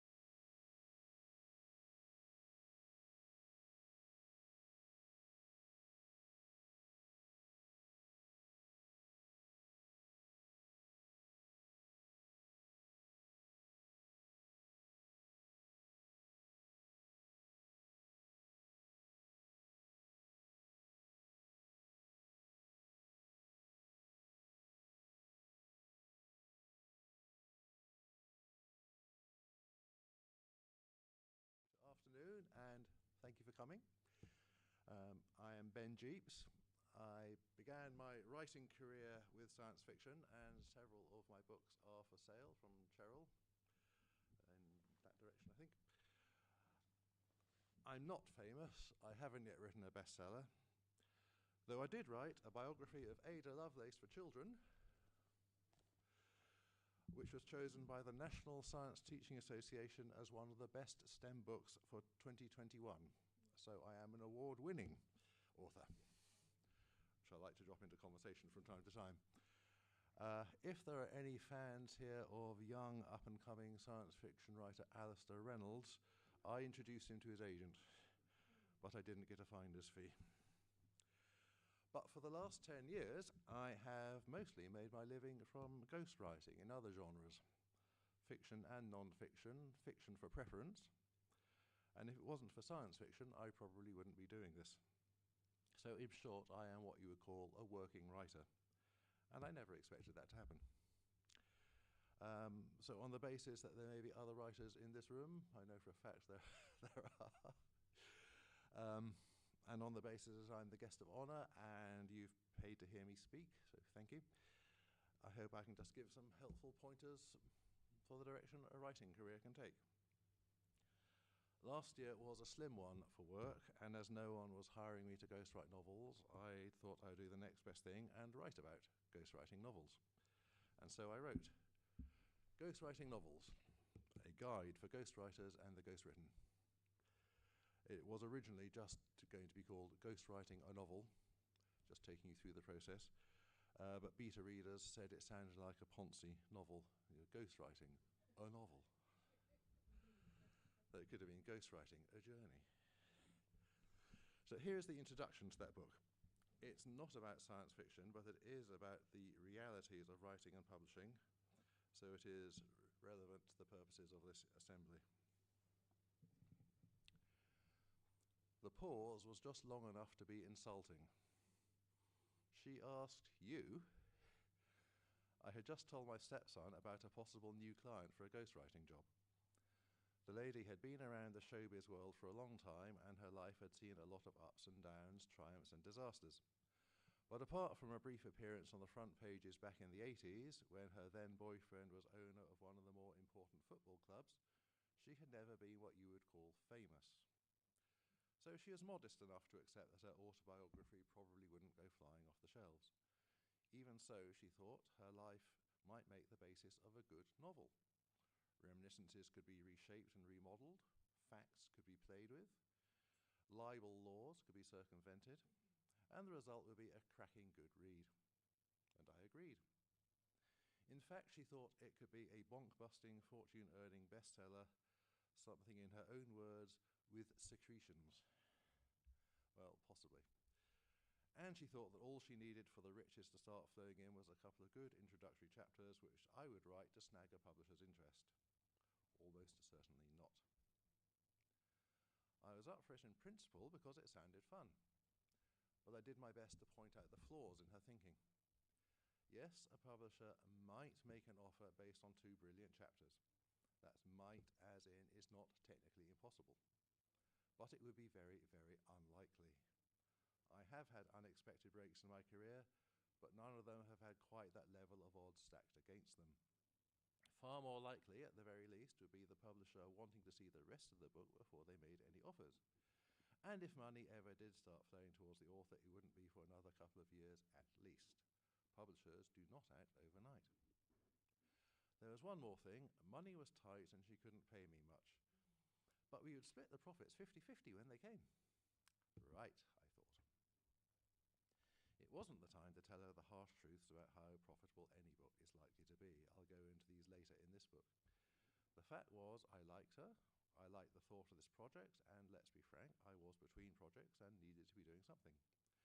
So we agreed she would send me reminiscences about her life, and from those I would develop a story outline for a novel and ultimately write the first 2 chapters for not much pay, which is still a greater sum, I reckon, than 0. If she wouldn't believe me about the realities of publishing, I thought she might believe an actual publisher when they told her. After that, I thought, we could raise the matter of a decent payment for the rest of the book. We agreed on a deadline for me sending the chapters. She began to send her reminiscences. I began to make notes and piece together a story structure that I thought might work. But I never got around to writing those introductory chapters because there was nothing introductory there. Nothing that would start the book with a bang. Sure, I could just start at the very beginning with her childhood, but that wasn't why people read novels like the one we were planning. It needed something juicy, especially given the high hopes she had vested in these 2 chapters. Those secretions wouldn't secrete themselves. She began to get antsy. It had been weeks. She was dredging up painful memories. Why wasn't I writing those chapters? Because I can't just write chapters in a vacuum. A chapter is an integral part of a book. A book has a structure defined by the chapters within it and the way that the words and themes flow through it. Even if I'm not writing the rest of the book, I need to know where it might go after the first 2 chapters. Why was I making it so complicated, she asked. Why couldn't I just write the chapters? Unfortunately, she had a friend who, wouldn't you know it, had the unlikely luck I was trying to warn her against. The friend's ghostwriter had turned in a couple of chapters, and she said riches had flowed. I didn't ask, but I was willing to bet this friend was someone quite high profile. And it turned out that couldn't pay me much did in fact mean couldn't pay me at all, but the 50-50 offer on the profit still stood. I'm a man of my word, and I was still enjoying the project, so I pressed on, perhaps not with the same sense of urgency as before, but still. Other work, paying work, did come in, and I admit I let my initial deadline slip, which is something I hate doing. I eased my conscience by reminding myself she hadn't yet given me anything I could actually use. At last, a throwaway line in one of her emails gave me the opening chapter. Her then partner had been driving them to see a gig by Genesis, and, my mind boggled somewhat, but this was the point, forced her to commit a deeply intimate act on him while he drove. Prog rock, a fast car, and secretions. It would have made an excellent opening chapter. I slotted it into the outline I was developing and sent it off to her for her thoughts, but she wasn't interested. She wanted her chapters, not an outline. Too much time had passed. She said she sensed I was cooling on the project. I was politely trying to set her straight about the finances again, and she had lost her own interest. She didn't want to do this anymore. Sorry and goodbye. This lady and I both made mistakes, and I at least should have known better. By the time you finish this book, you should hopefully know what those mistakes were, if you haven't already spotted them. Remember that she wasn't aiming to write an autobiography about her interesting life. She specifically wanted me to write a novel, and writing novels is what this book is about. First, it's only fair of you to ask who I am and why it's worth reading my advice. I mean, I might have just pulled it off Wikipedia or asked ChatGPT for its thoughts. I fell into ghostwriting by accident, but that would not have happened if I hadn't already been reasonably good at what I do. If you want to know more about how I became a ghostwriter, I put a longer version of my writing story in Appendix 3. Writers might enjoy it. One of my beta readers said it was too nerdy, and obviously that is what I will be talking about. I've had 5 novels and 18 short stories professionally published, plus 3 novels self-published, plus a biography at Major Lovelace, etc., which you know about. As well as this, I have written over 1 million words of published fiction for clients that I may not name. And this is my response to anyone who suggests I'm not a real writer. The most significant of these I call Client Zero for the foundational role he played in my career. Clues will be given as to Client Zero's identity later. The amount of work that I did for him gradually increased over the years, to the point I was able to give up the day job. A bit more blah about ghostwriting. So this book is for anyone thinking of hiring a ghostwriter to write a novel, and for any ghostwriter thinking of being hired. Ghostwriters and the ghost written. So that was that. So I will talk about how I became a ghostwriter and specifically how science fiction helped in that. I will try to answer the burning question, why couldn't the client just write it themselves? I'll talk about the ethics of ghostwriting, and I will tell you how I came to have a lot of photos of a famous client's knees on my hard drive, so if you get bored over the next half hour or so, you can spend your time working that one out for yourselves. And then, after all that, I hope we'll have 10 minutes or so for any questions. So this talk is not overtly about science fiction, but science fiction is the thread that binds this all together. Science fiction is always where I come home to recharge. Before going any further, it's helpful to define terms. What exactly do I mean by ghostwriting? Well, quite possibly, like many in this room, I used to have a quiet snigger at the mention of ghostwriters. You know, William Shatner has written a science fiction series. Yes, of course he has. The usual understanding is it's some poor hack who writes something so that the more famous and less talented person doesn't have to. Terry Pratchett once commented that bookshops holding celebrity signings shouldn't pass comment if the author spends an inordinate amount of time reading their own book as, quote, it may be the first time they've seen it, unquote. And he adds, do not offer to help them with the long words. Well, let me illustrate through the medium of music. This is where I have to ask you to kill the audio stream, because this will be all legally downloaded, but it is copyright material.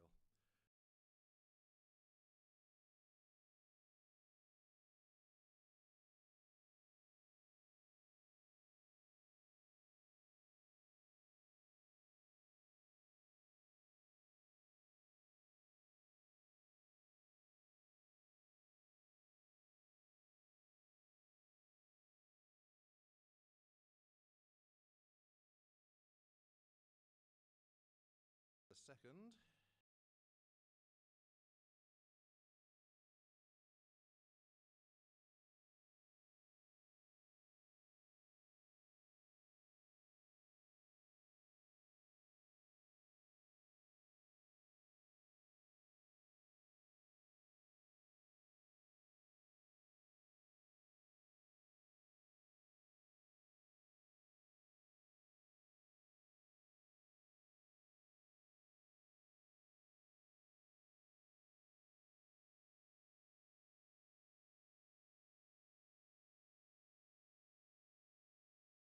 On now. Thank you.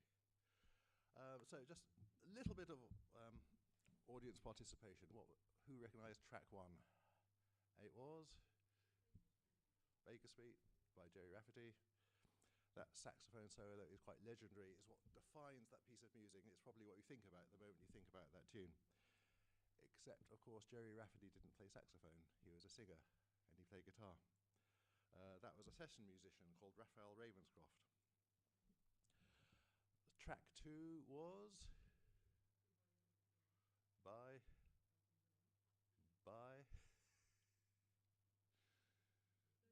Bernie Taupin, correct. Bernie Taupin writes or co-writes all of Elton John's songs. Though Elton John sings them, and he plays his own instruments. And track three, someone who plays his own instruments and writes his own music, Moonlight Shadow by Mike Oldfield, but sung by Maggie Riley. The point being that even though one person's name is attributed to each of those songs, who may or may not have been the main performer, behind the scenes there was this whole creative partnership going on, each person playing to their own strengths to bring that song to your ears. And books, my lad, are no different. Books are produced by teamwork, and the ghostwriter is part of that team. So if you can have a session musician, I'm a session writer. So how did this come about? Well, ghostwriting is no one's plan A, and for every ghost I know, it's been the result of pure fluke. I had the pleasure and privilege of cutting my writing teeth in the world of science fiction. I was what you would call second generation Interzone, along with names like Al Reynolds, Liz Williams. I had about 15 stories published in that magazine, I think, throughout the 90s. My first story was about an AI that starts its own publishing company, which at the time seemed quite exotic and unlikely. So through Interzone and Milford and events like this, and Dave Langford's columns in PCW Plus, and just generally keeping my eyes open, my ears to the ground, I learned about how fiction works. But I never expected to make more than pocket money from writing, so all this was on the side while I had a day job. And then I sold my first novel, His Majesty's Starship, which is available in this edition from Cheryl in the other room with this excellent cover by Andy Bigwood. I have to say that because he is at this con, but it really is a good cover. I mean, come on. And this is where things got very unexpected, because I had written what I thought was a perfectly good grown-up science fiction novel. The hero is a depressive middle-aged divorcee. There's an alien sex scene in chapter 18. And my agent sold it to Scholastic, a bloody children's publisher. which turned out to be the best thing that ever happened to me, because quite by accident I officially became a children's author. Then in the early 2000s, I came to a point I barely needed money and would do anything legal within my skill set to get it. I was pointed at a company called Working Partners. Their MO is to develop an idea for a children's series or a young adult series. They sell it to a publisher, then they hire a writer, and everyone splits the proceeds. So if you've written the next Harry Potter, you still get rewarded. And they were interested in me because I was a children's writer.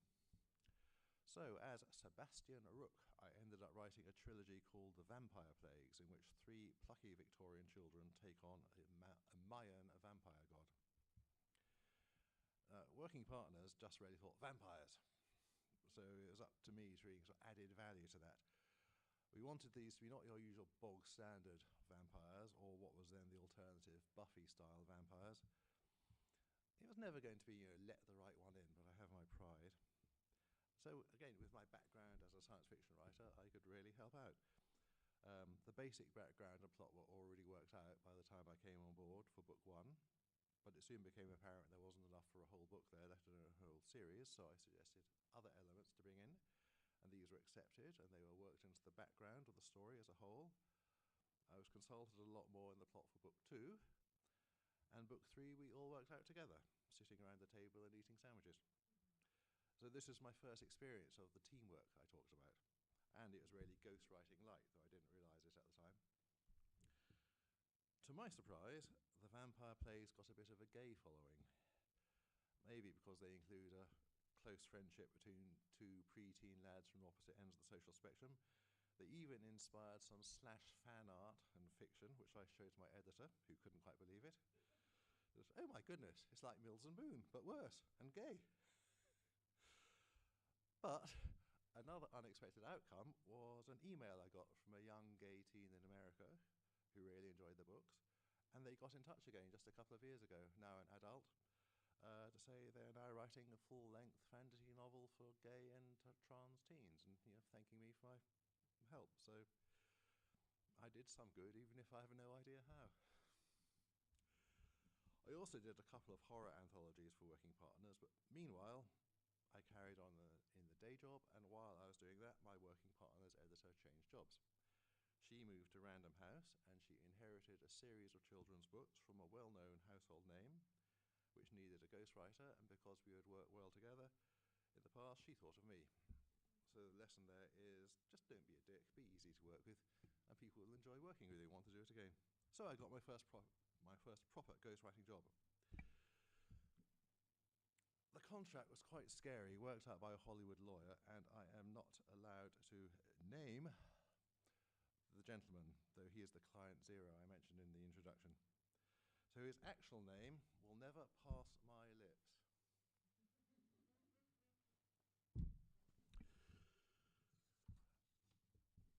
You may ask, why did the series need a ghostwriter? Why couldn't Client Zero just write it himself? Well, because he had an idea for an exciting series of adventures with a strong environmental message. He had enjoyed Willard Price's zoological adventures when he was a kid, as had I, and he wanted a modern equivalent for his own children. Fair enough. But, he had a career doing all the stuff that makes him famous. And, trust me, I've seen he can't write to save his life. So the 4-book series featured a preteen hero who also happens to be a survival expert who has life and death adventures around the globe in each book. Each book has the kid being stranded in some way and usually having to travel from A to B through a hostile environment to survive. And along the way, he encounters various survival scenarios. So as well as writing each story, I had to watch Client Zero's programs, take notes on his survival techniques, and then make the hero do it instead. And I still had the day job to fit around this, so I once spent a rather appetite-dampening lunch break watching Client Zero give himself an enema. The technique was not used in the book. But here is where my science fiction training, if you like, became essential.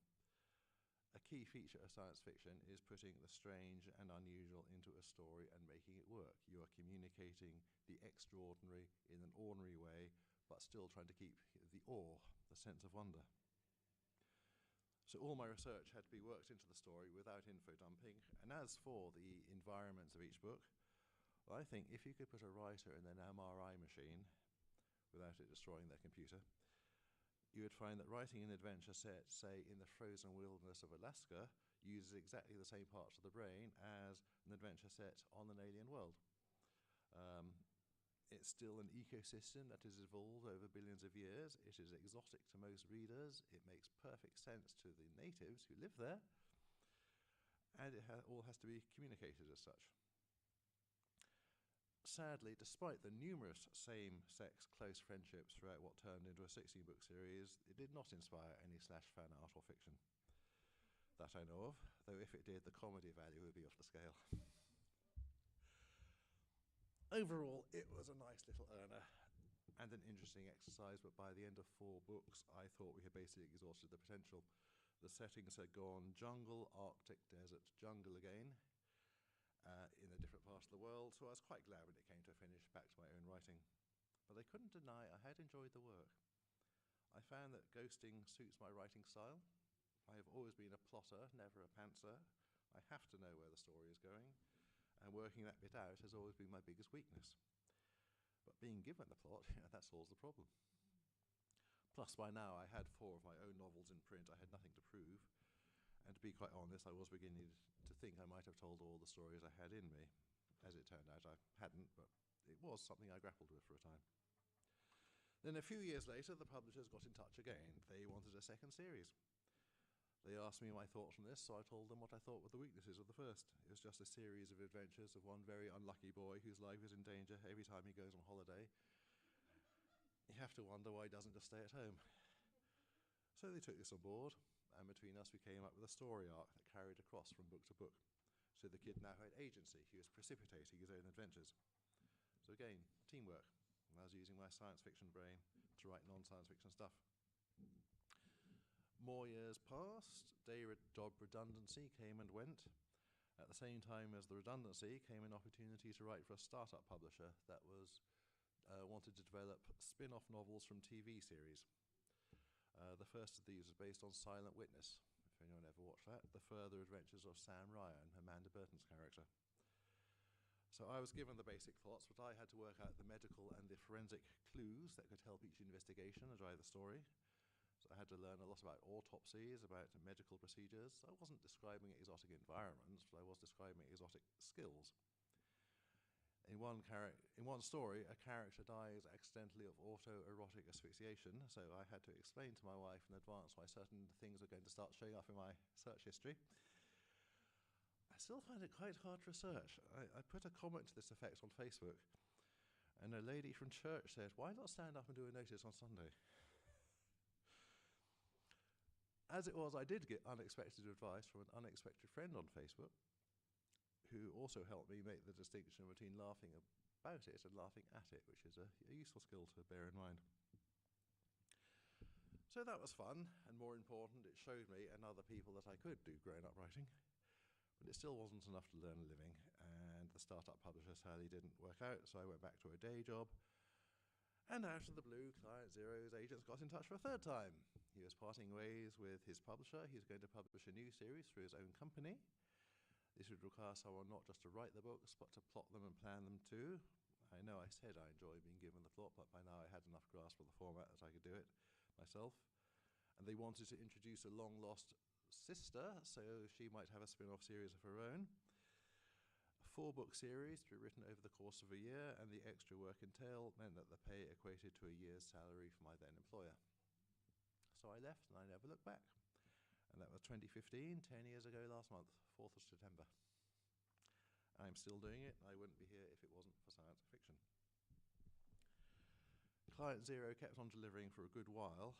I was particularly pleased with the 12-book series for younger readers set at a children's adventure camp. Each book focuses on a particular child who has some problem. They're scared of water, they're scared of the dark, they're lazy, they're selfish, whatever, and that makes them and everyone else unhappy. And in each book, the child gets whisked away by a magic compass. They meet Client Zero himself, they have an adventure, they get over their hang-ups, and they get returned to camp with some physical reminder of their time away to show it wasn't a dream, even though, of course, they are returned at the exact moment that they left. Back in the 90s, I contributed a story to one of the Doctor Who Decalogue collections. The stories were linked by the Doctor's actions. Each story has a knock-on effect on the one after it, but because the Doctor is a time traveller, he never realises this. Only the reader can see this. And the last story has an effect on the first story, so the whole 10-story collection is a causal loop. And I took this and I applied it to this adventure camp series. You know something is going to happen when the magic compass suddenly points to a fifth direction. At the end of each book, the kid gives the compass to the kid who's going to appear in the next book. And at first, I did think of having the kid in the last book give it to the kid in the first book, thus showing that a children's adventure camp is a never-ending cycle of hell. But no, we left book 12 open-ended. Work for Client Zero does seem to have dried up for now, but I did see it coming. That's the advantage of contracts. They have end dates. And since then, I've broadened out, and I'm pleased to say I don't just ghostwrite for well-known names anymore. You don't have to be famous to have an idea, after all. And I'll get on to some of the works that I've done, but via the next question, excuse me, the ethics of ghostwriting. Because I have paid attention to this, and obviously carefully worked it out in favour of continuing doing it and taking the money. But people ask what it's like not seeing your name on the cover. Well, I hope I've answered that to some extent. I'm the sax player whose work makes the song memorable. But there is a deeper issue. Isn't a ghostwriter just passing off, or isn't the client just passing off? Aren't people buying this book under false pretenses? They think a particular person wrote it, and they didn't. You read a novel because you enjoy the author's voice and style, their thoughts. But if author A's books are in fact being written by writer B, why bother reading author A? Why not just read books that are openly by writer B? I will come back to that. But first of all, don't think that just because you're not getting the author's actual writing, you're not getting all their thoughts and their values and their worldview, all the things that you read a novel for. Every author I have worked for has always gone through the text with a fine-tooth comb to make sure I really am representing what they want to say. Next, I don't always just write books from beginning to end. I also edit, I book doctor what an author has already written. I prefer to use as much of the author's own work as possible, even if it does mean less money for me, because then where you really are getting genuinely their own voice. And a lot of them have the gist of a good story. But the characters aren't that interesting or memorable, or the story ends halfway through the novel, that's a very common one, or the idea just needs developing. A lot of people had ideas during lockdown. I got a query from a doctor saying he wanted help with his idea about a love story between a handsome doctor and a beautiful nurse whose eyes meet over an operating table. And that was it. My first thought was, why couldn't it be a beautiful doctor whose eyes meet those of a handsome nurse over the operating table? Anyway, I wrote back to say, we need a little more than that, and no reply. But going back to the question of why buy author A when writer B is doing the writing, well, writer B might not actually write those kind of books under his own steam. My home turf is science fiction. So here are the summer books it would never have occurred to me to write, but I'm very glad I did.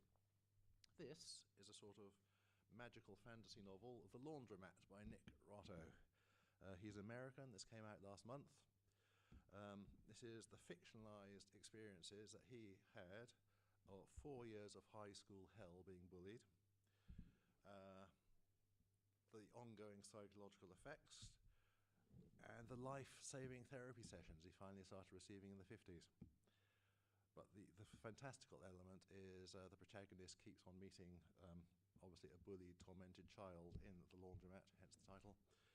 And the reader does come to realise that the child is essentially a shadow version of himself, following a slightly different life. It does work. I really hope that this book will be able to help other people in similar situations. Not quite so worthy, but great fun.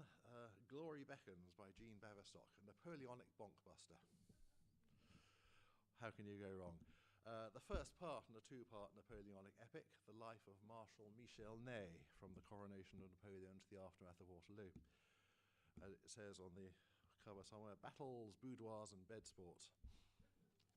She grew fascinated by Marshal Ney's career, and while she was researching him, she uncovered the stories of two Englishmen, Sir Robert Wilson and Michael Bruce, both of whom should be much more famous than they are. If you trace the lives of these three men on a map of Europe over a 15-year period, they'd be crisscrossing all over the place, from Portugal to Moscow, Stockholm to Italy. And they were all in the same room once, in a boudoir in Paris in July 1814. So she had done most of the writing, but she wanted an overall edit, tidy up. There were places that needed more writing, rewriting.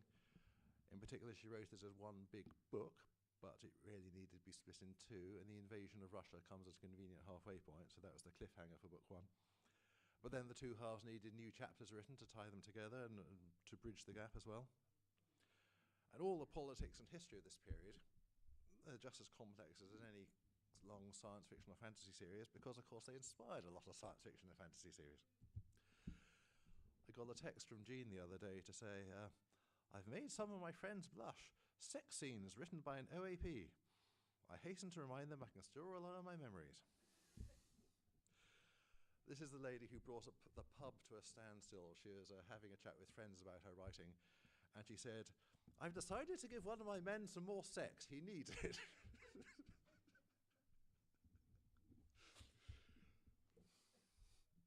Anyway, also coincidentally Napoleonic, but mostly non-fiction. This is called With a Favouring Wind, The Story of the Rowley Admirals by Sir Richard Rowley. A fantastic book to work on. Sir Richard has 5 admirals among his ancestors, a father, a son, and 3 grandsons. The 3 grandsons were 2 brothers and a cousin. So for around 150 years, one or the other of them was having adventures all over the globe. C.S. Forrester and Patrick O'Brien both pinch adventures for their own heroes. No one's ever heard of them. So Sir Richard hired a naval historian to research them, and he turned in 5 extremely well-researched and astonishingly dull biographies. Just lists of chronological facts. No kind of linking or editorial commentary.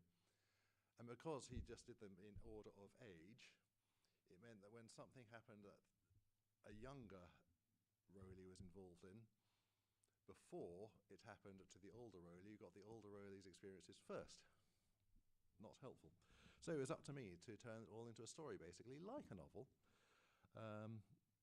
Narrative to link it all together, put us into the heads of the characters, extrapolate a bit here and there, give us some background, extra research to fill in the gaps. And I found this intensely science fictional because an 80-gun man of war occupies exactly the same dramatic space as a starship, really. They're just cool machines. They have the human crew and moving parts. They navigate a hostile environment. They bring their weapons within range of the enemy, and they keep their crew alive. Also, which was nice, I could use my book production experience to actually get this designed and typeset as well. Not all my clients get published, sadly. As Werner von Braun didn't say, that's not my department. I write the things, other people sell it. But one of these, that I absolutely could not say no to, was, quote, a story of same-sex attraction across the denominational divide of Belfast in the 1980s, unquote. Now, I'm not gay or Irish, but how could I not? The client is just a bit too young to remember Northern Ireland at its worst, but he knows about it. He knows how far Northern Ireland has come, both for the denominational divide and the gay community, and he just wanted this novel as a reminder. So he gave me a lot of tips and guidance on how to pretend rather to be Irish and gay. But the main writing challenge for me, given the premise, wasn't just to have 2 young men from different sides fall in love, but how do you have them meet in the first place? How do you have them become friends in the first place? So in all those cases, I was writer B, someone else is author A. We formed a partnership, and the result was, dare I say it, a well-written, interesting, exciting book created where before there wasn't one. I owe that all to science fiction. They are not science fiction, but have helped make the world a slightly better place as a result, I think. Finally, we're doing quite well for time. Finally, one last little tale of how I've helped change the world for better. I said I would say why I have a lot of photos of my client's knees on my hard drive, this client in particular being client 0. It was because he hadn't really grasped the concept of electronic copy. He would print out his manuscripts, mark them up manually, photograph them page by page on his lap, hence the knees, because he's quite fond of wearing shorts. And then he'd email me the pictures. Which worked fine for 9 out of 10 photos, as long as I squinted at the writing and paid as little attention to the knees as I could. But inevitably something would get blurred or smudged, and then I'd have to phone him up anyway and seek clarification. On one occasion I phoned him up. Oh, hi, Ben, yeah, can I call you back? I'm just landing the helicopter. I thought, I bet you say that to all the guys. Anyway, eventually I was able to introduce him to the concept of marking text up electronically, and my publisher said, thank you. So, that is what I have to say. In the words of David Byrne, halfway through Stop Making Sense, if you've ever watched that.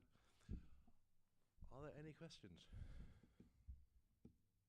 Comments? Anything?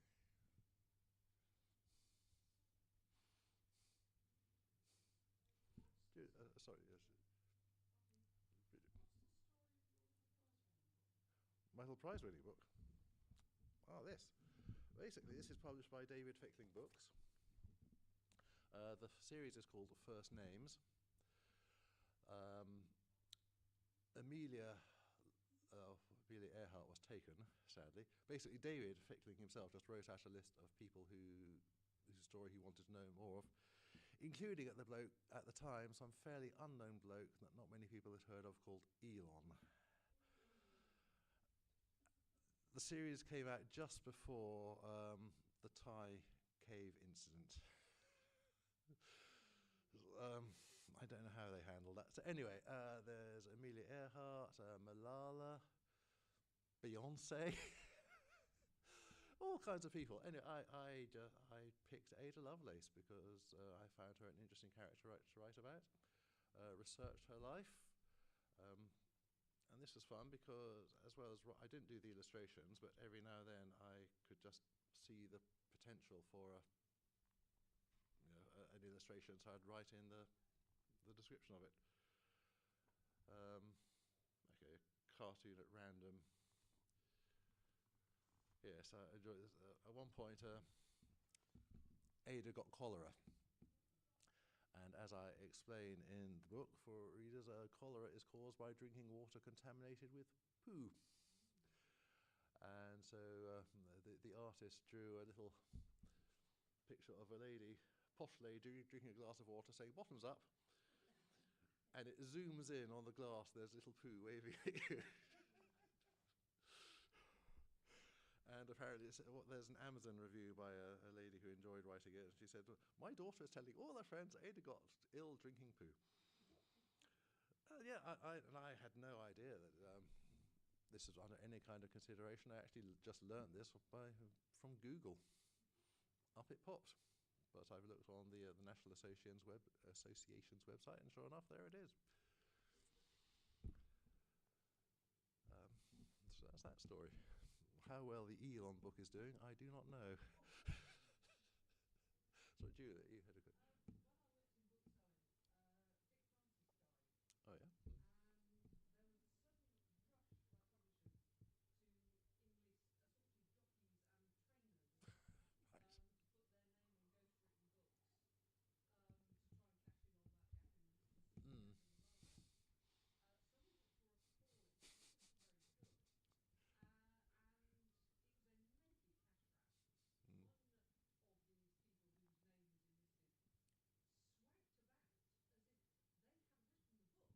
I'm sure. And I mean, it was a joke within the industry at the time.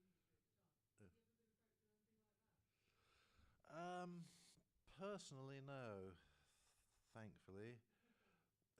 I do know what you mean. My sister used to work in PR. Can I just say to my wife, my mother is phoning. Would you mind calling her back and asking, just in case it's a problem?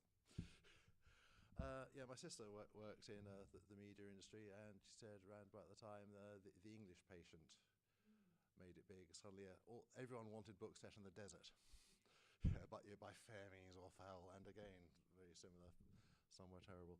Thankfully, no, I have not quite had that. That's one of the things that puts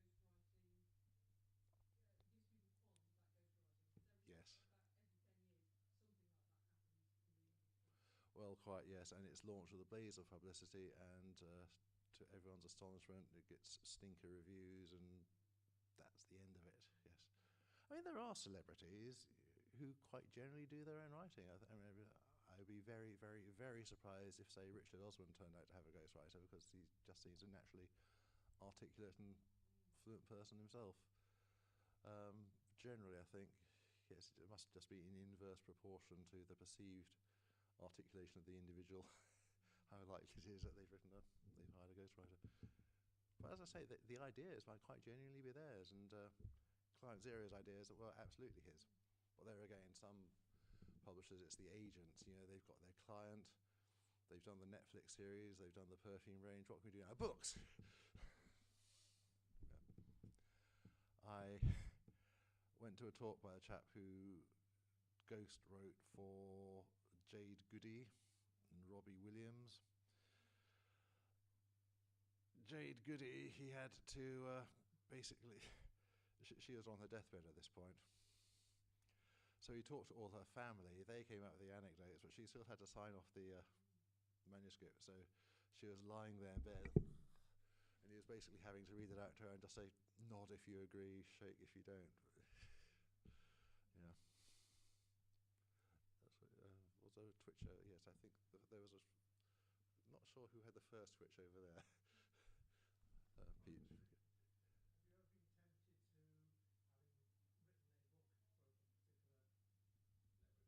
you ever been tempted to, having written a book for a particular celebrity or whatever, one genre, to enter the same genre and write your own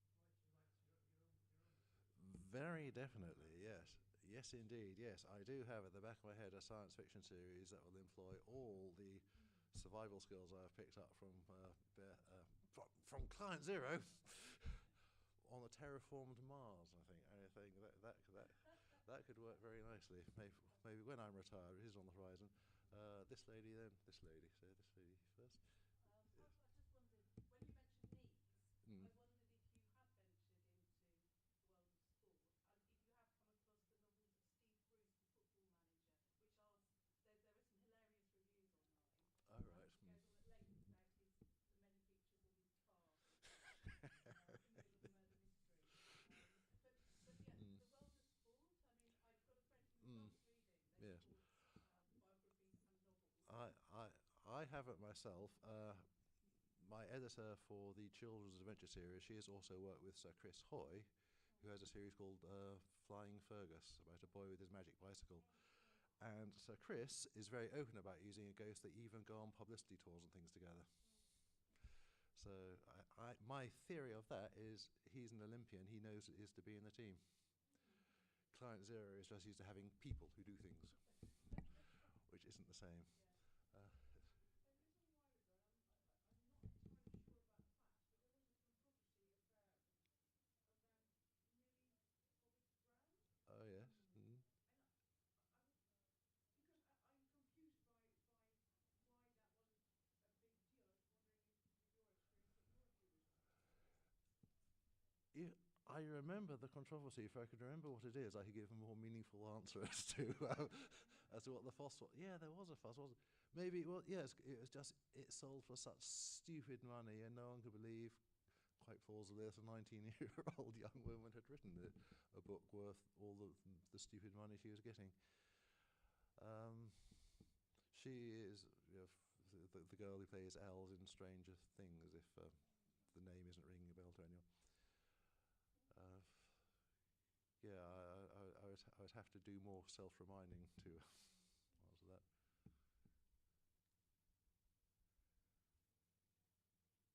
Yeah. No. Even if she didn't write it. Yes. So that's clearly happens all the time. Well, yes, and hopefully the result will be a perfectly good fantasy novel written by someone who does know how to write fantasy, which is the main thing. I don't know if it's a Stranger Things spin-off or who knows. As long as it's not Miss Sherlock Holmes.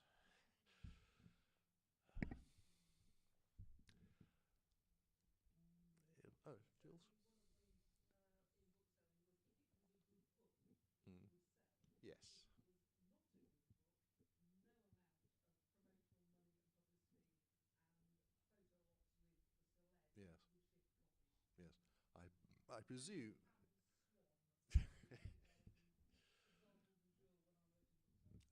I remember that, yes. I presume there must be an initial day one blip, after which it just tanks, or does it even get that far? Mm. Mm. But if it isn't, will it sell well on day one and tank on day two, or just not even get that far? Yes.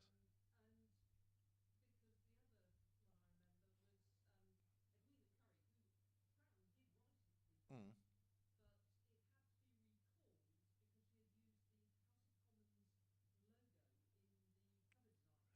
Dear me. Right.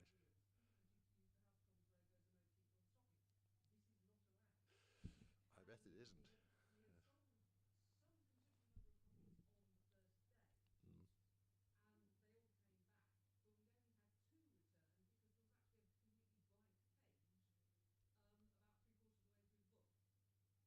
All right. Mm.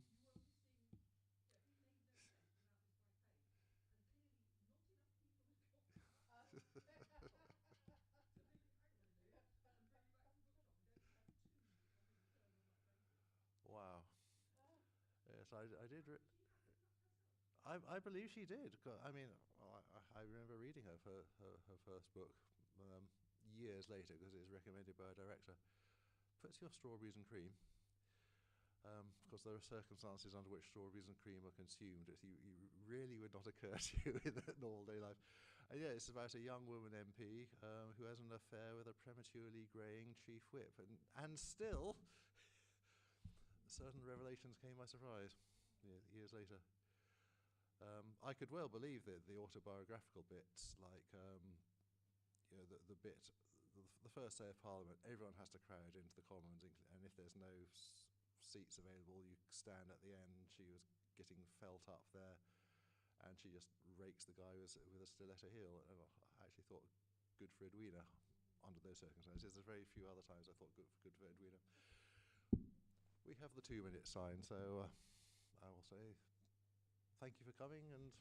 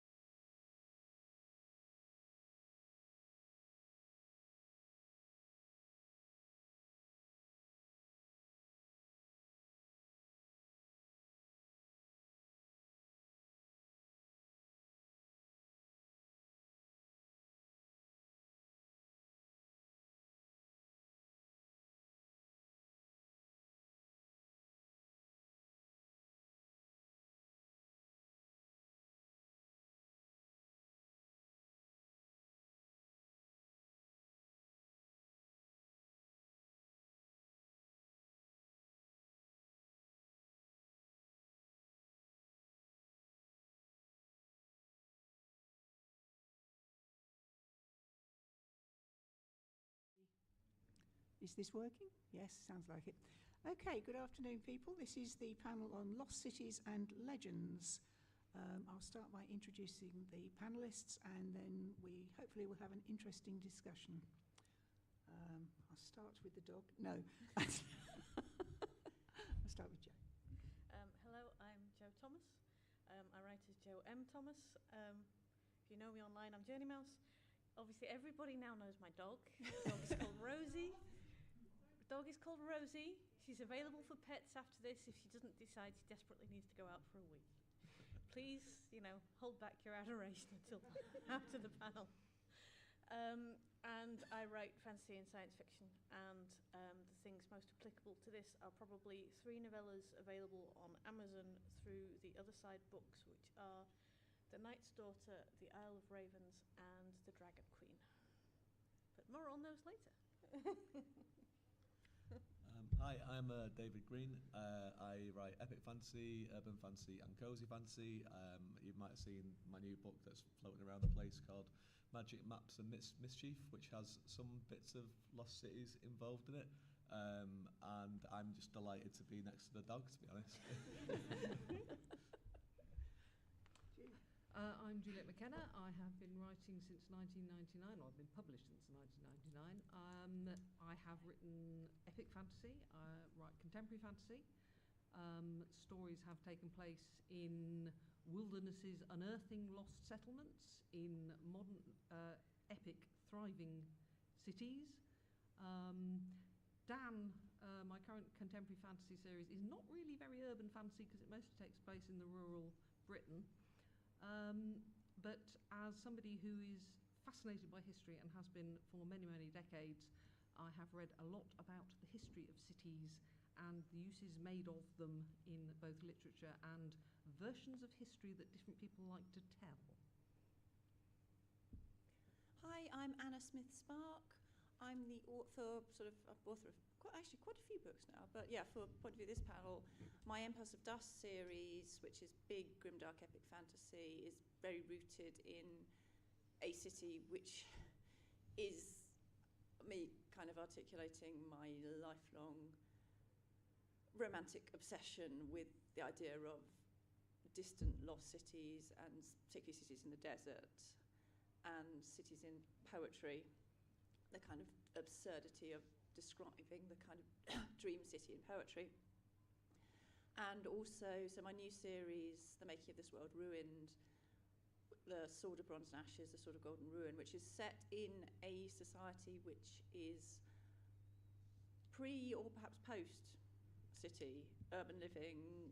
It is not, in fact, it's not in any way remotely capitalist or kind of urban community. It is people living in a very sort of, I want to say it's Bronze Age sort of culture, but there's a sense in which people are living in very kind of small agrarian communities without any real concept of urban living. But there is a sense in it, one of the characters particularly talks about cities, the idea of the city as something kind of strange and dreamlike, and the kind of absurdly high epic fantasy city, or the sort of cities of Clark Ashton Smith's work, is a kind of strange theme buried theme within those novels, which comes out quite more in the second novel. And also, I recently had the great privilege of writing a Judge Dredd novel, Anderson versus Death, which is obviously set in Megacity 1, which is just, the absolutely kind of pinnacle of strange fantasy cities. Okay. I kept these questions fairly simple because I know that the members of my panel will have much more interesting things to say about lost cities than I could have imagined. There has been an interest in lost cities for a very long time. You can probably start with Atlantis. Rider Haggard's She and Edgar Rice Burroughs, who had so many lost cities in the African jungle that don't exist, that, it would be a completely different world had those existed. So I'm going to ask the panelists what inspired their particular interest in lost cities. And I'm going to start again at that end, but I will promise I will start with different people each time. Sorry, Rosie doesn't have an opinion. Basically, I am into folklore and history and have found it very interesting for a long time. We get into a bit of an ND spicy bit in that obviously it's kind of a special interest, but without being qualified in it and not wanting to put myself forward as an expert. So yeah, mostly it's because I like reading about those kind of things. But there's also an element, obviously, of I've had to research those kind of things because I like doing folkloric stories and trying to build a new kind of legend or folk story from scratch to see what would accrete with that, because we know that folklore changes with time. The legend of a particular character or place changes with time to be the ideal or opposite for a new generation, and we add bits to a story and it becomes different. Robin Hood has been mentioned downstairs, so to repeat that, we know that bits have added to the Robin Hood legend in our lifetime, like having the character Nazir, and that kind of thing is, you know, within the last 40 years. But obviously that has been going on for longer, so that's my interest. David? Well, I've got a very keen interest in history. I did a degree in history, and so I've always been interested in kind of like the answers for things and things that came before. And there's something very, very fascinating about civilizations or places that once existed that no longer do. And it's, you know, how much do we really know about them? And I think it's a very, very human need to look for new frontiers. Wherever we can find them, and like a lost city is kind of like that, and obviously Atlantis has been mentioned. But it's even kind of like, you know, I grew up, so my mum is Irish, my dad is from Cornwall, and we grew up just outside of Manchester, strangely enough. I think it's like kind of some kind of halfway in between somehow, but we grew up quite near Oldley Edge, and I started reading Alan Garner's books when I was quite young, and I was lucky enough to meet him in Oldley Edge with my books. I was like, "Hello, Mr. Garner, can you sign your books for me, please?" And he was like, "Yes, of course, yes." But it was brilliant to like kind of read those things and then go to the edge and kind of think, well, I wonder if this is the rock, and I wonder, you know, if you know, it is actually down here and it's behind here, and it sparks imagination, and I think life is a little bit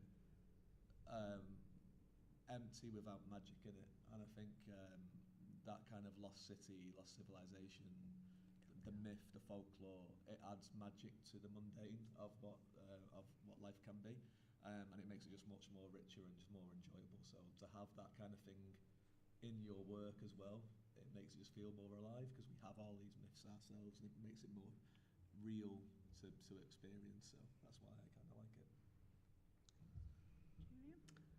All of those things certainly apply to me and my interest in cities lost and otherwise. My current interest is in the uses that are being made of lost city narratives, and also the ways in which lost city narratives are not necessarily what we expect.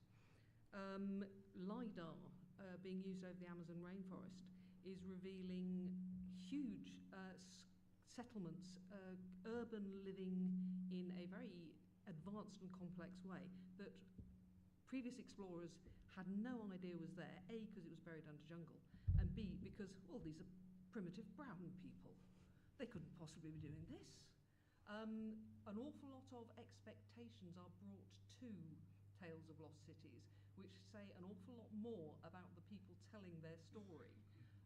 H. Rider Haggard is a case in point. I got invited to write a steampunk retelling of a Victorian classic, and so I reread She, which I remember reading in my teens from the school library and being fascinated by.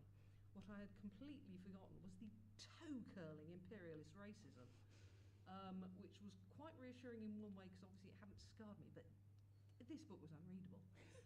And when you start looking at things like the history of Great Zimbabwe or Benin, when you're looking at the way in which cities fall and are lost, there are many ways in which this happens. Natural disaster, Atlantis, as I think we're all aware, the explosion of Santorini is reckoned to be at least part of that myth.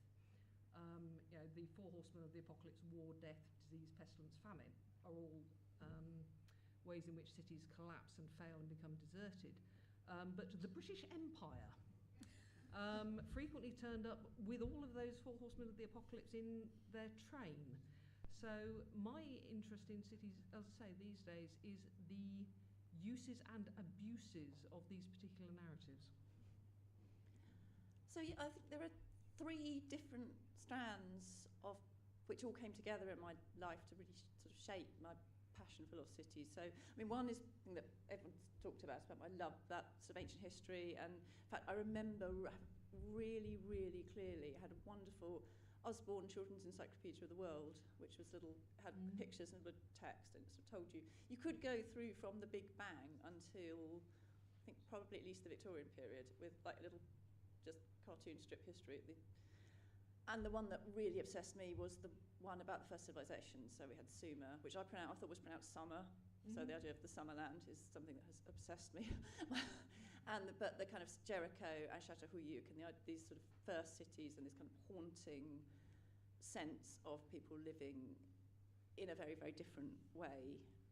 And I mean, I can still picture those images in those books. But also, I mean, I had a very, very privileged childhood where I grew up surrounded by poetry. And I have a really clear memory of Yeats's Byzantium and sailing to Byzantium with some kind of musical accompaniment. I have no idea where that came from. But so I grew up with these kind of great cities in romantic literature. Kublai and Xanadu. My father actually lived quite near lived quite near Porlock. He knew people from Porlock, so kind of, so there was his sort of sense of there was some kind of strange personal connection with Xanadu. And then Flecker's The Golden Road to Samarkand, which is a poem which obsesses. It's not actually really about a city, but it obsesses me, absolutely, just that poem possesses me. And then The Wasteland. So my father, in fact, there's a kind of direct link between my father's poetry and Ezra Pound's poetry. And so again, The Wasteland has kind of, as Pound was the editor of The Wasteland has kind of intense personal meaning to me. But the image of London in The Wasteland. But then also a kind of very strange sort of, I mean, I'm aware that these poems are incredibly orientalising and exoticising of cities, and particularly of eastern cities and of othering of cities. But in fact, that actually has a very personal connection to me. So I grew up in a very small town outside London. My mother had lived in London, been a sort of London girl. So this sense of London as somewhere that was very closely linked to my mother, this idea of a city that I couldn't really understand, but my mother had lived there, had sort of talk about this kind of intimateness of living in West London. But also she, in fact, grew up in Singapore, and she was born in Singapore. She lived in Singapore until she was perhaps 6, and she's part Chinese. And so her mother had come over to Singapore from Shanghai. So this idea of Shanghai and Singapore, and her mother had always wanted to go to Hong Kong but never been able to go, of these Chinese cities that were kind of intimately bound up with my grandmother's life and my mother's life, but which my mother had not, in my entire childhood, I was 20, I think, before my mother was able to go back to Singapore. So this sense of this city as somewhere that was so much, she had a very strong sense of herself as having been born in Singapore, a very strong sense of herself having lived in London, but she did not live in either, and she could barely remember Singapore. And in Shanghai, it was the place the family had come from. It was incredibly important to her, her Chineseness, and the fact her family had been in Shanghai. But, she had never been.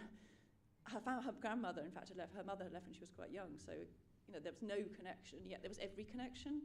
And that sense of these kind of incredible, I mean, Shanghai is an incredibly exoticized, orientalized city.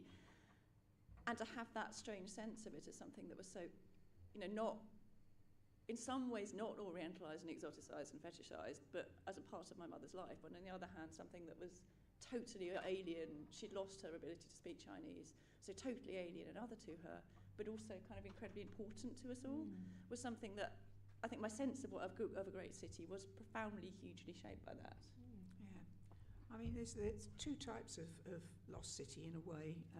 So I'm going to make this a two-part question and start with David. I mean, some cities are genuinely lost and others never existed in the first place. So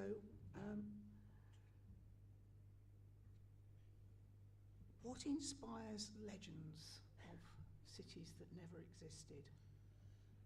It's a difficult one, but it's interesting. It's very strange. I think people try to take ownership of them as well a lot of times. They do their own versions, particularly when you're quite creative. So, like, I mean, I'm a huge fan of Tolkien, you know, of all of his work. And obviously he did his own version of Atlantis, the Atlantean myth, which was Numenor being kind of sunk and destroyed and lost. And obviously that has big effects then on the rest of the world. It goes from a flat world to a round world, but also in terms of like the history that goes off, you know, it becomes this like mythic kind of thing.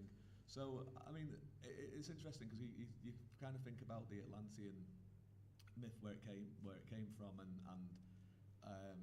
so many people, it just sparks this imagination of, well, you know, it was probably was just some kind of allegory, probably. It's a bit as a warning for, you know, people becoming too proud, for civilizations becoming too proud. There's always going to be a fall and what have you. But it is that thing where, you know, we have this drive to answer questions as a species. You know, we want to answer questions, and before we become more, you know, advanced scientifically, and we can study the world and we can see things, we would just come up with ways to answer these questions that would make sense to us as where we were in the people. So a lot of that was like supernatural things, like or gods or what have you. So this idea of these places beyond the horizon, these places that used to exist, they're very, very fascinating and tantalising, because it's like, well, it's the unanswerable question, right? And it drives us and keeps us going.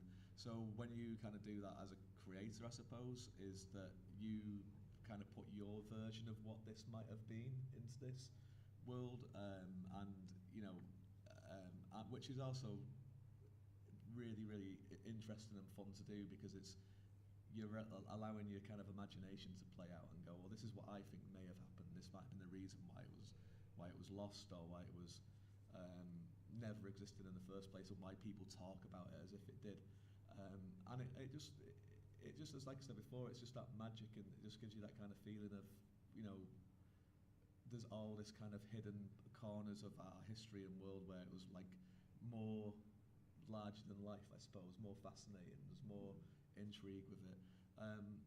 So in terms of like the question and how, when it becomes why we invent up these kind of things, I think we're naturally just storytellers.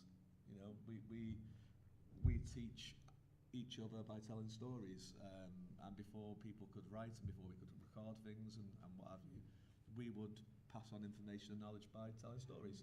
And you know, I don't think all those stories were meant to be taken literally, but then that does become that way after a certain amount of time. These stories become legends and they become history, like, you know, and people look at it and take it as face value. But I think that's it. We're just naturally, we are storytellers, and that's what we want to do. That felt like a really thorough answer to me, and I don't know if anybody's got anything to add to that. I suppose there's dreams. There's that dreaming about wanting to make the world a more magical place, a more enchanted place. That actually, bizarrely, I mean, H.P. Lovecraft's The Dream Quest of Unknown Cadath really sums that up at the end, when he talks about, you know, the dream of Cadath is the cities of his childhood, that kind of sense of dreaming of the wonder that one's seen when one was young and the world was fresh and wonderful, and kind of that sense of, almost that kind of sense of, where's the magic of Christmas gone now I'm an adult, projected into the world around you. That, I mean, it's interesting if you look at, so I'm very consciously aware that part of my love of cities came from reading things like 101 Nights, 1001 Nights, thank you. I really struggle with the multiple numbers or letters that are the same. But so obviously there's incredibly kind of romanticised, orientalised, fetishised the Baghdad within that. But then of course also within those stories there is also the kind of Middle Eastern culture fetishising and othering and exoticising Chinese culture. There's lots of stuff about Chinese princesses and travelling to China, because those Chinese cities are these kind of, you know, they're the far end of the world. They're these incredible, impossible, romantic places. And that, I mean, because we all live in the ruins and the rubble of previous generations. You look at, so that, I mean, it's a really kind of pointed, is a lot of Anglo-Saxon poetry, which is about the ruins of Roman Britain and this kind of weirdness of, were they giants? And actually there's another thing where they're very small, because apparently there's this bizarre archaeological theory that people saw the hypercourse systems and things and thought they were really small. These were like tiny buildings. So there's some of this theories. This is where some of the kind of stuff about little tiny peoples in British folklore comes from. Is this idea that these are cities of giants raising these huge stone buildings at a time when people just don't have that technology, and then people living in these tiny little underground, sort of little tiny houses that are hypercourse systems. And most cultures, of course, have that. You have the remains of the people that came before, and that notion that they were better than us, that golden age notion, their cities were bigger than ours, they were richer than ours, they were either the people far away or the people in the past had bigger, but they lived in an enchanted world. We live in a really crap, mundane world, but they had that wonder, that childhood wonder. I think you've got two things going on there. You've got the golden age, and our history is a slow process of decline, and that goes all the way back to Hesiod, and in fact before that. When you're talking about cities that never existed being presented as out there and somewhere to go, these are all generally. One of the things about stories is you have to give people points of connection. And so talking about lost cities and imaginary cities over there beyond the horizon, that gives people something to understand. That is a point of connection. Because storytelling that we have preserved goes back to cultures that had cities, whether it's Athens, Troy, or whatever. And also, if you want an excuse to get people heading for the horizon, whether that's to find El Dorado and get all the gold, or Shangri-La and to become one with their inner self and achieve enlightenment, you need to present it as actually a desirable place to go. And I'm just remembering the Goons episode about the no sex, no sin, and I'm sick of it. Yeah. And it's one of the things that, again, if you look into these imaginary worlds, Prester John, the white Christian king who at various points has either lived in darkest Africa or Central Asia or the Far East.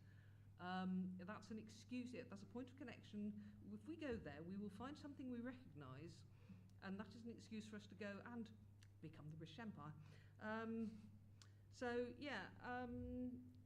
Lost cities, you need to look very carefully at who is telling the story and why, I feel. I would like to add that with respect to the origins, it's a very fine line between the whole, it's an invented city, but it's on the bones of something ancestors or previous inhabitants have left, or something that turns out to have not been explaining something that has turned out to not be a city at all, because we have an awful lot of stories about, we've got a line of stonework here or there, and we just immediately assume it must be man-made. We've always been that arrogant. It's been around a long time to assume that some rocks on the top of a mountain that look a particular order must be a city, or rocks just off the coast, which is how we end up with certain stories about things like Cantref Gwylod, Lyonesse, and Lyonesse and so on. There are possibly ancestral memories in there, in the sense that we do have land change, like with Lyonesse, in that we know there are more islands than the Scillies having gone underwater in that general direction, and the Stoggerland has gone missing, and that's just the things around Britain. There's been lots of changes, but that doesn't mean that we're actually telling stories about those places 10,000 years later. It just means that when they came up with the story of pick a spot, they latched onto that half memory to create somewhere new. Okay, I'm going to ask you directly now, each, to tell me about your favourite lost city, and you can include your own if you so wish. And I will start with Jo again. Sorry, I am going to bang on about my own work, but my actual favourite city is not a city. My favourite missing bit is Spurn Point. It's still there. People are now looking at me, if they even know about that, as a what the hell are you talking about? And I apologise for those of you who haven't made the same mental leap that I have. But Spurn Head is on the east coast on the Humber Estuary. It is going to die. We have tried a lot to get it to stay, and it stayed there a little bit longer than its ancestors have. But the fact that the east coast in various parts along there is moving at anything between 0.5 metre and 2 metres a year means that that's going to go. But the deposit of new materials should theoretically move about 300 metres to the west. So there are lost towns that we know of from medieval points, even mentioned in Shakespeare, where kings have landed in effectively Spurn Point, but for about 500 metres out. And we assume that this process has been going on for a long time. We just don't do that kind of at-sea archaeology, and we might not be able to find anything. If we did, that there is stuff a kilometre out, and a kilometre and a half and 2 kilometres out.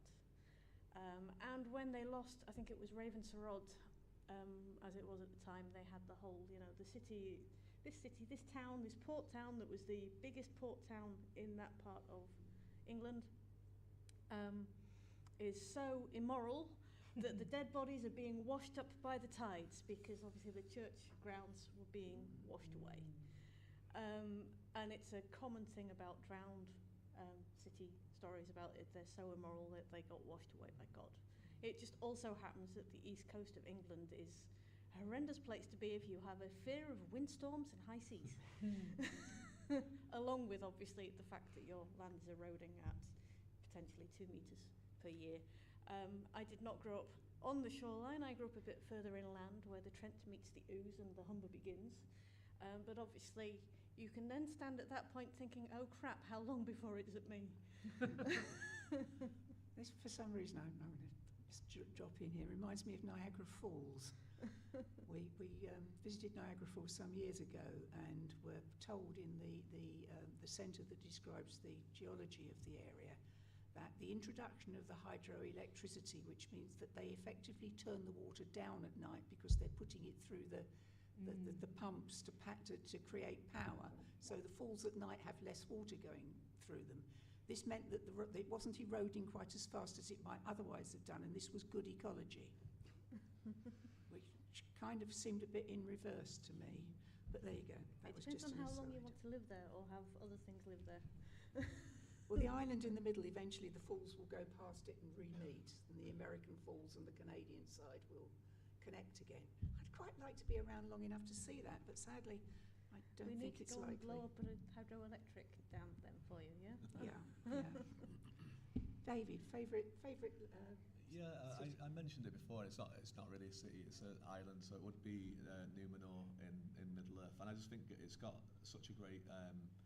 Obviously, like Tolkien really went into a lot of detail in its world building. So it's got like a really strong story with it about how you were saying about cities that are seen as being immoral, being washed away, which was part of that with Numenor in terms of like they tried to wage war on the gods basically, and and that was the last act that they could do. And then you have the faithful that remain true to their ways, were able to escape and all this kind of stuff. So it's I really like it. There's a lot of really good strong stories there, lots of good things to think about, the impact that it has, because I think with these things as well, like it's always interesting to see like, well, what happened, it went missing and this, but what was the impact of this thing being lost, and how does it impact the rest of the world? So I really enjoy that. I also think that Silent Hill is a great lost town. If anyone's played the video games, it's probably a town that should stay lost and no one should go to it. And it's I really love that world. The games, I think some of them are better than others, obviously, but the actual world of it and how you're kind of confronted with your dark side, I suppose, and you're living through it. It's kind of almost like Dante-esque, I suppose. So I really like that one as well. Juliet, favourite city?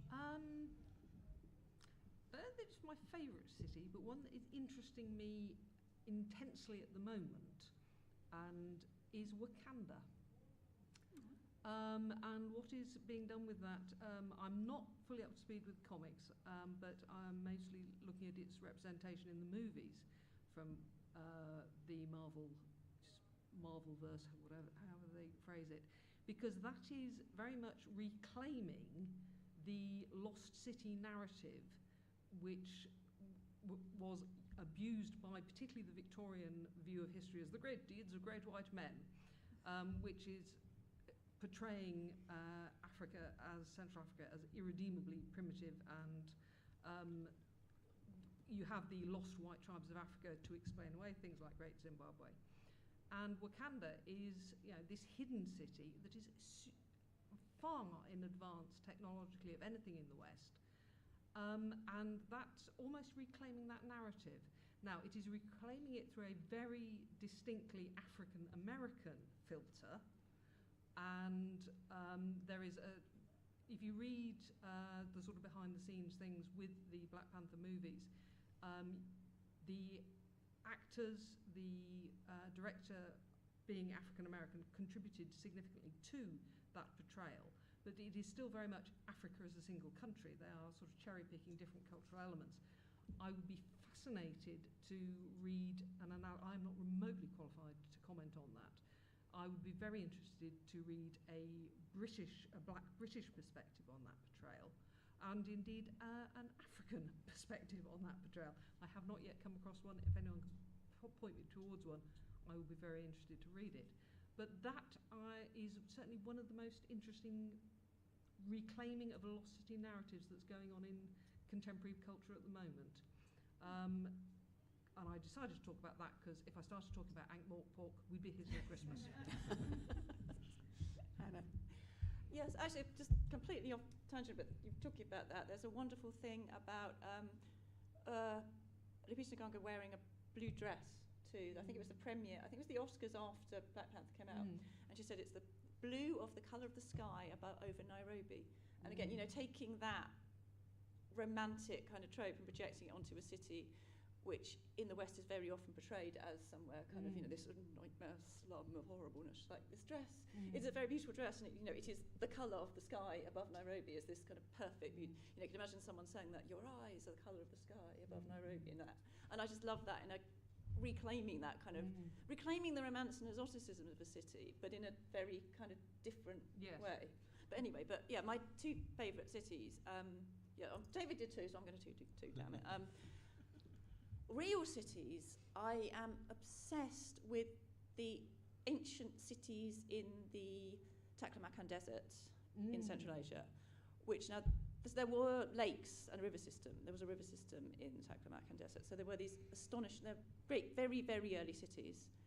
I'm beginning to discover more about the people who lived there, who spoke a language which is referred to as Tocharian.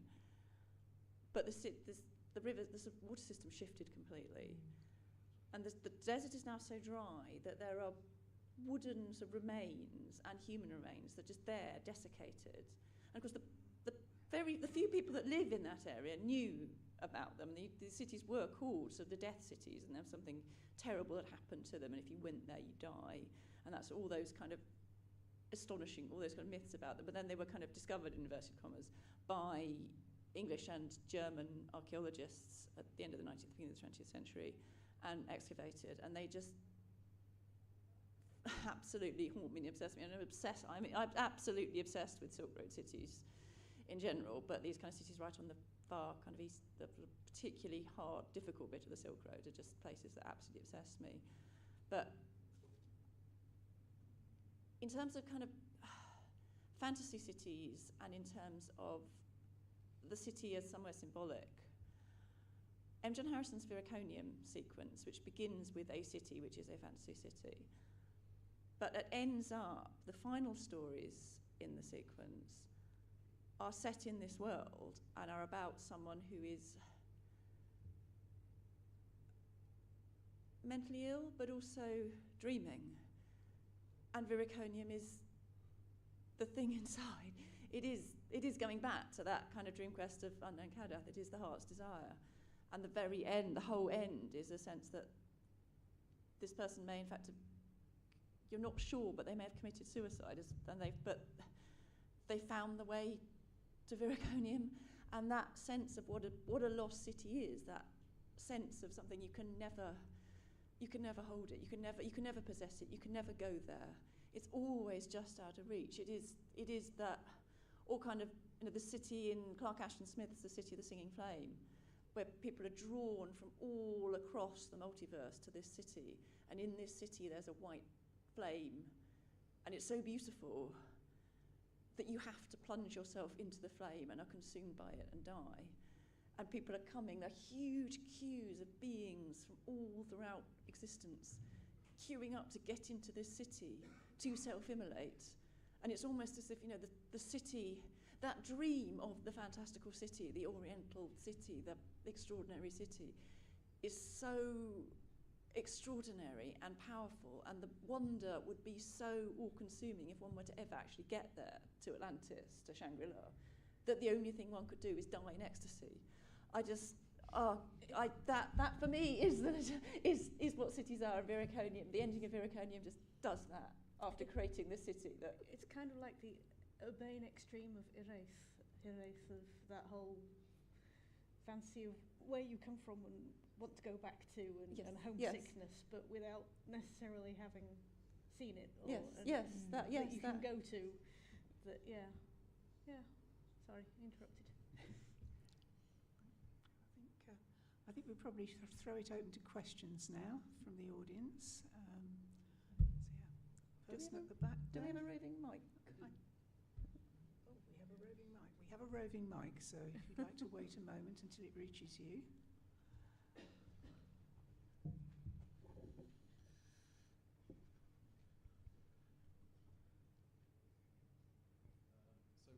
A bit of a twist on the whole lost cities. Imagine for a second that the stories of Atlantis and other mythical lost cities were work of fiction of the ancient civilizations, and taking that as a starting point, what kind of imagined lost cities do you think people will be discussing on the panels in, say, 10,000 years from now?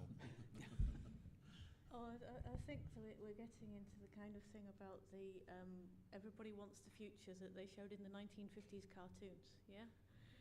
So I would imagine that it'll be like somebody, the equivalent of somebody finding all those pictures of the big glass buildings that might not get built or that they're planning Dubai and so on. They'll be like, there is this lost city in the sands, or, England is drowned, and London would be this glorious thing that is all concrete and glass, except paved with gold. I think a lot of it is going to depend on how fast climate change accelerates, because one of the things that has become apparent with the cities of the Silk Road and in various other parts of the world, particularly South America, is how climate change drove the abandonment of various cities and civilizations, either directly because these places became unlivable, or because the people lost confidence in their political elites who were not able to solve the problems. And I think the stories that we will be seeing will be of the lost cities that have drowned as the sea levels have risen. And it'll be very interesting to see what the post-hoc justifications are. Well, London drowned because it was a cesspool of sin and depravity. But they still had the golden paved roads, so we have to find it again sometime. So where will the El Dorado be then? Well, there'll be a lost city on Mars. Things like that. So yes, it'll be interesting to see. Interesting thought experiment. That kind of depends on whether Musk makes it to Mars. Well, because there will definitely be a lost golden city of Mars to find if about 6 months after he gets there. But again, we've got so much written material at the moment about whether or not you could or could not colonise Mars. You can quite happily see a myth emerging that has no basis in reality, but that people would still be absolutely convinced was there. I'm sure in 10 years' time there'll be people convinced that, right, like the people convinced the moon landing a fake, there'll be the opposite. There'll be people convinced there is a city on Mars, they're just not telling us about it. Yeah, I think that's entirely possible. And it depends, like, why things get lost, I suppose, as well, because, you know, we have more recorded history now than ever, but we also have more recorded misinformation now than ever. So it kind of depends. Like, the question was like 10,000 years. You know, we don't have 10,000 years of human history, really. Like, we have up to Sumer was about, what, 7,000 years ago. So like 10,000 is like a really big number to kind of think of. So it's like how, for some, when you're asking the question, I was thinking about Mad Max, Fury Road. And, you know, it's an indeterminable amount of time between the fall and the collapse of civilization, and on purpose, because it is this kind of mythic kind of thing. But even by that point, there's this lost place, the green place, that they're all trying to go to. And, you know, and so these kind of like lost places spring up quite quickly, I think, you know, and obviously there's no information anymore, there's no written history, there's no recorded history. So then we tried to fill in the gaps straight away. So it depends how the end of civilization occurs, really. There's a lot of choices at the minute. I mean, throwing it that far into the future, who knows? We might have encountered alien races, and they may have lost cities of their own, and legends of lost cities, and golden planets, and you know, strange places. So, I mean, as somebody who writes science fiction rather than usually fantasy, the idea of the alien races legends fascinate me. Any more questions? Yes, you just preempted my question. Oh, sorry. The lost city on Mars is an alien lost city. What are the panel's favourite alien lost cities? Can I answer that? I was just thinking about. I really enjoy Prometheus by Ridley Scott.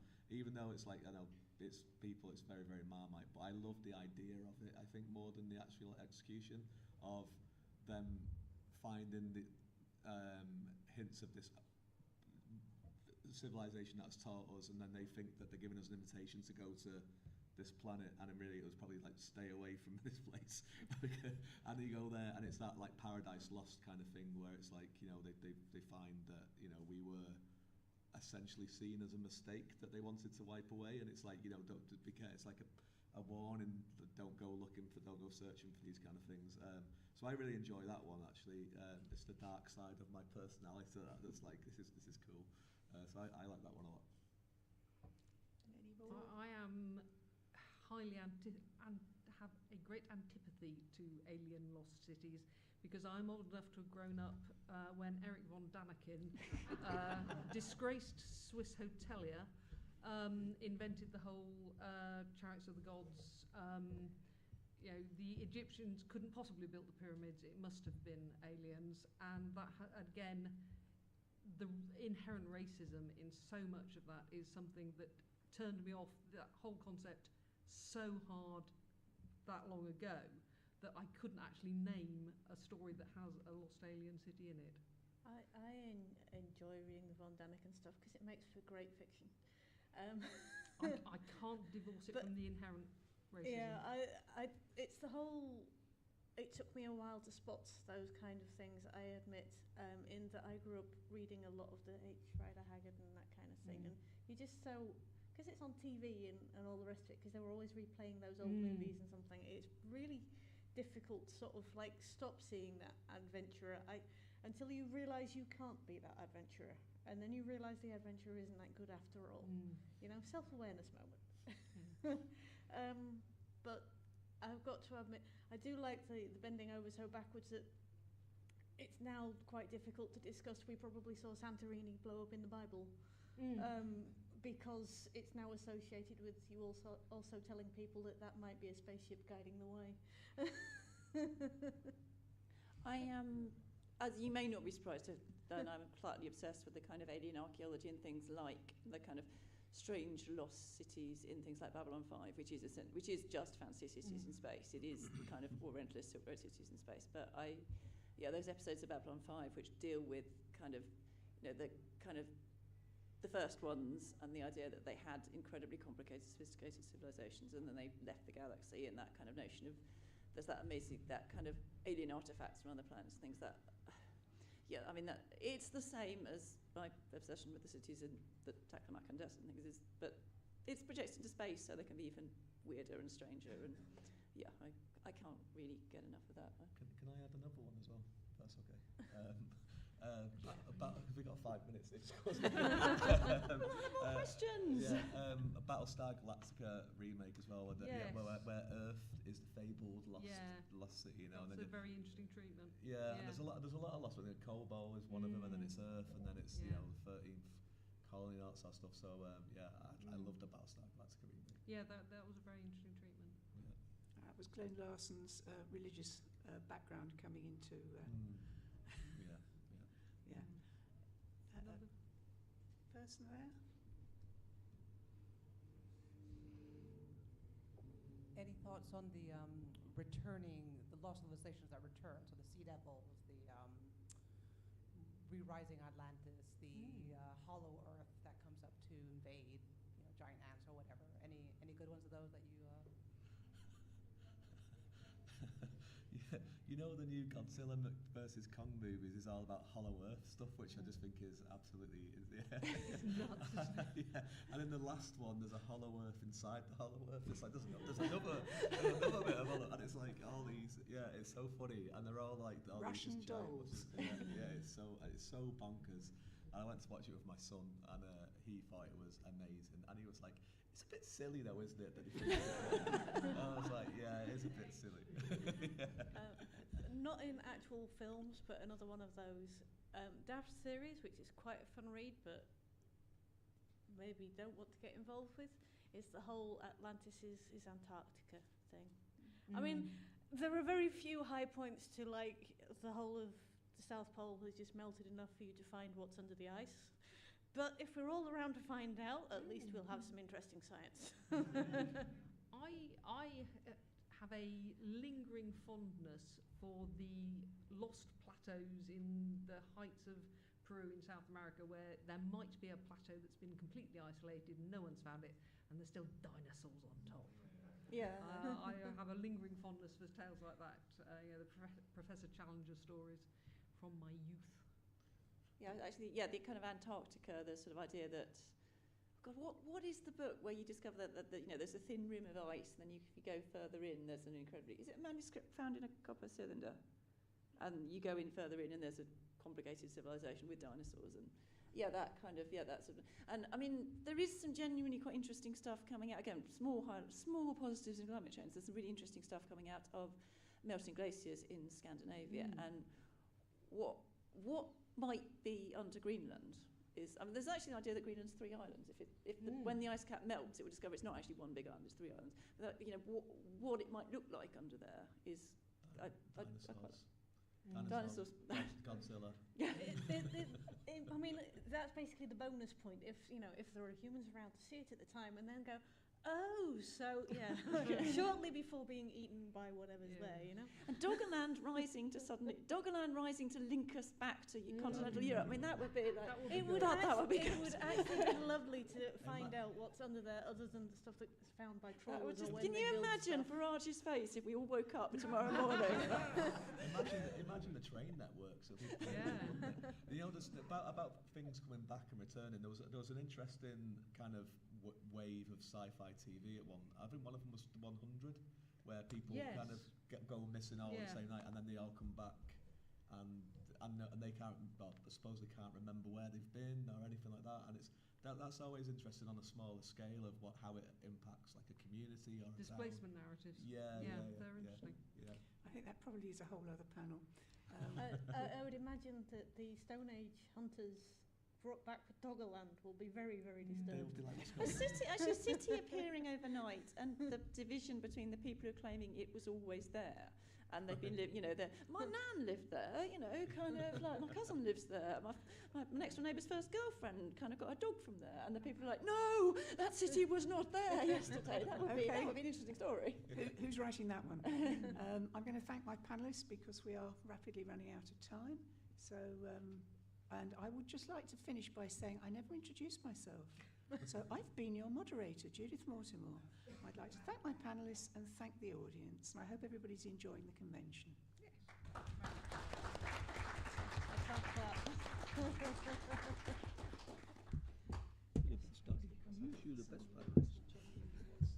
She is very well behaved. Because I corrected it this morning when I reset it. That was really good fun. Thanks That was very good, much. yeah. Thank you. Good, thank you. Try not to ask too many complicated questions and just let it run. Yeah, whereas if you like, I'm going to put your name, what's it on the thing anyway, but yeah.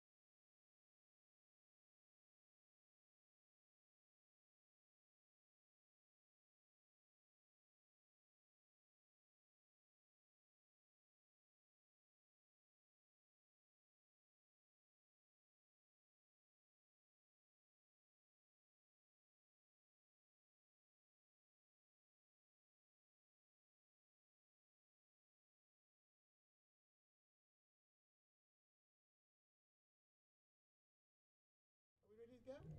Yeah, good. So, welcome everybody to the panel on There's More Than Two Genders, which ought to be really a matter of fact rather than anything else. But we will get on to that in a little while.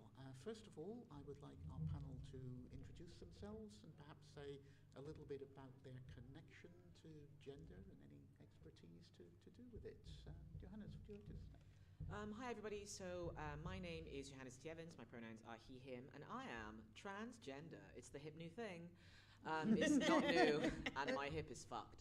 But yeah, so I write a lot of fantasy and sci-fi, and I write a lot of trans-masculine particularly characters, but a lot of transness and a lot of gender weird stuff. I'm Pete Ellis. I'm non-binary is the term I use now, gender queer, gender fluid, I don't know, just me, I think. I'd like to discuss the subject of gender. I've written a series of crime stories, actually, crime novels featuring a transsexual detective, which kind of follows her transition, although each book is a separate crime mystery. My science fiction and fantasy, well, the one I've just read contains no human characters at all. There's no sex or violence, or gory violence, so I don't suppose I really tackle the idea of gender at all, really, although I must admit I do use the he and she pronouns. But I've also written an unpublished so-far science fiction novel which set in the future, which really does have, main character is a person of two sexes, two genders, which are interchangeable. My name is Zoe. I write queer cosmic horror and monster erotica. I also research anime and manga, and my specialty is niche forms of Japanese pornography. Wonderful. I'm Dr. Bob. I, about 2016, was reading a cartoon done by a gamer that had various words that I didn't recognise. So I looked up non-binary and went, light bulb. My background is zoology. That's what my doctorate's in. And I worked for the BBC Natural History Unit for 23 years, so I have many, many facts about weird, non-standard, non-binary, non-human ways of doing things. So if anyone says, biology is king, I go, but what about that, and that, and that, and that, and those over there, and both of those simultaneously. Right, and I am Cheryl Morgan. I too am one of those terrible transgender people that are responsible for that everything is bad in the world at the moment. So, I'm told it's snowing today in Nevada, and we're going to get blamed for that as well. But there you go. So I have been out as trans very publicly since I won a Hugo in 2004, and somebody decided to out me on Wikipedia. So that's just one of those things, but it gives me the opportunity of having a platform and things. And like Dr. Bob, I am very much interested in queerness in the animal world and the plant world. I have been known to waffle on for over an hour on this subject, so we can do that if people are interested. But I think the starting point really for this panel is that there is plenty of evidence that many human societies throughout history and throughout the world have operated with more than two genders. In some of the Native American ones, they've actually had coming-of-age ceremonies where the teenagers can decide which of the 3, 4, or 5 genders that society supports they would like to adopt. And when it comes to the animal world, not only are there multiple genders, there are multiple sexes. My favourite being the slime molds, which have over 500 different sexes. And that gives you an enormous opportunity of people you can reproduce with. Must be a lot of fun. However, we're not here to talk about that as much as Dr. Bob and I might enjoy. We're here to talk about science fiction and fantasy. So has anybody got some stuff that they think has done gender really well? Dr. Bob, would you like to start? I like Shadow Man by Melissa Scott. Actually, I can mention two Melissa Scott novels, and The Kindly Ones is the other one. So Shadow Man, FTL was invented, and the side effect is there are suddenly 5 genders everywhere. Any society that's using FTL, and there are definitely 5 genders. Except on this one planet where they insist that there's a binary and there's only 2 of them. So it's set on that planet where there's lots of rather unhappy people not fitting in and being forced into things. And there's also there's a subplot about them. There's a bit of sex tourism to that planet, because the other planets all believe in the 5 genders, but they might have, oh yes, gender number 1 is not allowed to shag gender number 5. But on this planet, gender number 5 will be labelled as a man, and you are allowed to shag men. So, but it's really interesting. I enjoyed it a lot. The one thing I didn't like was the pronouns that Melissa Scott decided to use were things like percentage symbol, ER, for one of the... And I'm going, how do you pronounce that? And then the other one I really like is The Kindly Ones by Melissa Scott, which the protagonist is, their job is they are a medium, they're a, not as in seances, but as a negotiator, a kind of intermediary in political things on this planet that's a bit out of the way, very frozen, kind of, and it's just making recontact with galactic normal. And it's written from their viewpoint the entire way through. And the first time I read it, I was convinced they were a woman. And the second time I read it, I was convinced they were a man. And the third time I read it, I was convinced they were a woman again. And now that I know what non-binary is, I'm pretty sure I know what they are. And all you can say is they're bisexual because they've got a current lover who is a man, and a previous lover who is a woman. And I just love that at no point did the author have someone rock up and go, so, you are a woman, what do you think of the plot that's going on over there? You know, or there are literally no clues. It's all what's in your head and your assumptions. I mean, for me, there's a Japanese science fiction novel called Cage of Zeus, and it is set on a space colony outside of Jupiter, where a group of humans have been genetically created to survive indefinitely in space and be able to reproduce with each other, so to continue. So everyone in this colony has both sexes, and so therefore that everyone could potentially get married, everyone could be anything. And obviously a terrorist group on Earth is just like, oh no, this is bad, we must go and blow up this colony. So a group of soldiers are sent in to protect them, but they get very confused by how they feel about these both gendered, intergendered, intersexed, like subsection of like humans. And like the men are like, well, they're just kind of really beautiful women really that happen to have penises.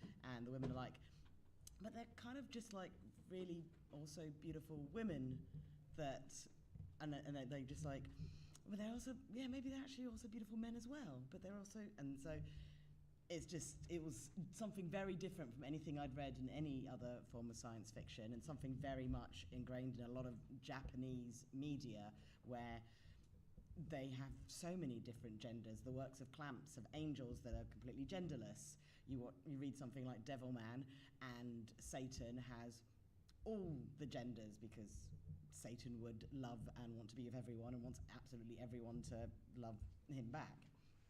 So yeah. Me?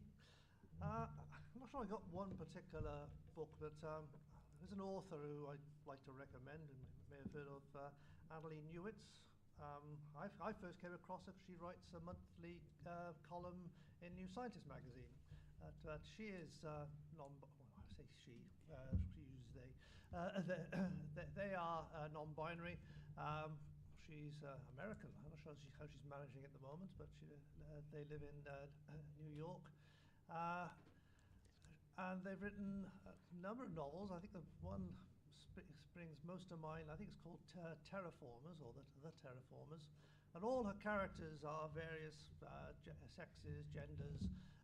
They just get on and do the stuff for terraforming, but there's an evil corporation which is trying to fight what they're doing, which is ecologically good, and also gets at the gender and sex side. So what she's written is, I think, is the best I've come across. I can't say it's not something I look for. Well, I'm looking for a novel, but Annalie Newitz, I'd recommend. Obviously, like the classics are like Miles Volkozigan, and like that saga. There's a lot of gender going on in that series, and then obviously like Terry Pratchett's Discworld. So everything that's done with the dwarves, but then also Monstrous Regiment, which is one of the books that I can say like by like a cisgender person, where like there's a trans man, and at the end he's still a trans man. And then more modern, or more contemporary, I should say, the Murderbot series by Martha Wells. It's less so in the TV series, which is quite new, but Murderbot is a series that's like a sort of like comedy. Like every book in it is basically like a different subgenre, but the main character is a security unit, and its gender is sec unit. And as you go through like every episode, like in this saga, it is making new friends who have all kinds of genders, like, you know, men and women, and then people who are using like neo-pronouns and different pronouns, and in all these kinds of relationships. And it's like, this is all kind of gross. Not really into any of that. And it's very attached to its like identity that is very explicitly like genderless, and it's really offended when people try and like give it humanity by leaning into gender stuff.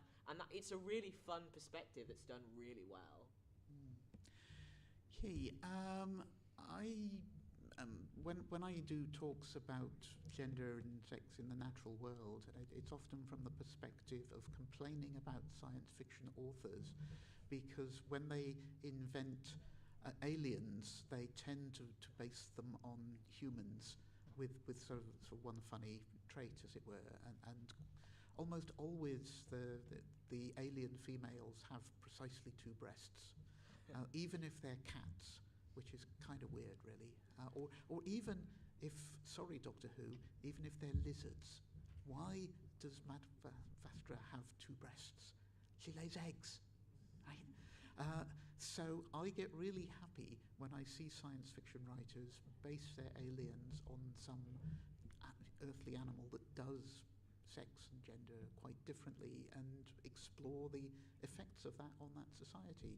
So I'm very pleased with Adrian Tchaikovsky, for example. His Architects space opera series had a character like that, and also the White Space series by Elizabeth Bear, again, has a character that I think there's one in that where the character is one of those species that dies when they reproduce, and their body becomes food for the rest of the young, and you know that has deep implications for how their society works. So well done, Adrian and Bear.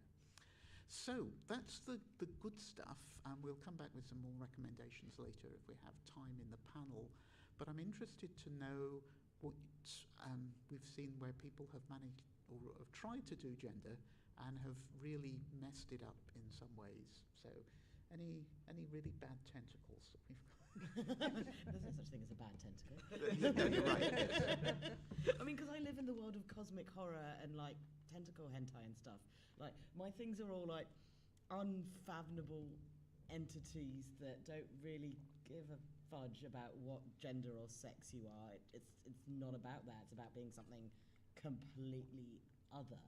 So I tend to stay away from things that I know are going to just portray what I call normal gender narrative, because I want beyond that. I want the complete other, and the complete doesn't know how to understand human comprehension because it's a monster. It's an alien that doesn't belong to any prescribed norms of how human society works. Okay, right. Oh, I've just been thinking about Star Trek. and how that presents gender or sex. Has Star Trek had any gay characters? There's been a couple of really weird ones. Yeah. So I was just thinking of Jadzia being their attempt at a character which can change gender, although we never saw her predecessor Curzon Jax. But I can't think of any way in which Star Trek has ever tackled gender.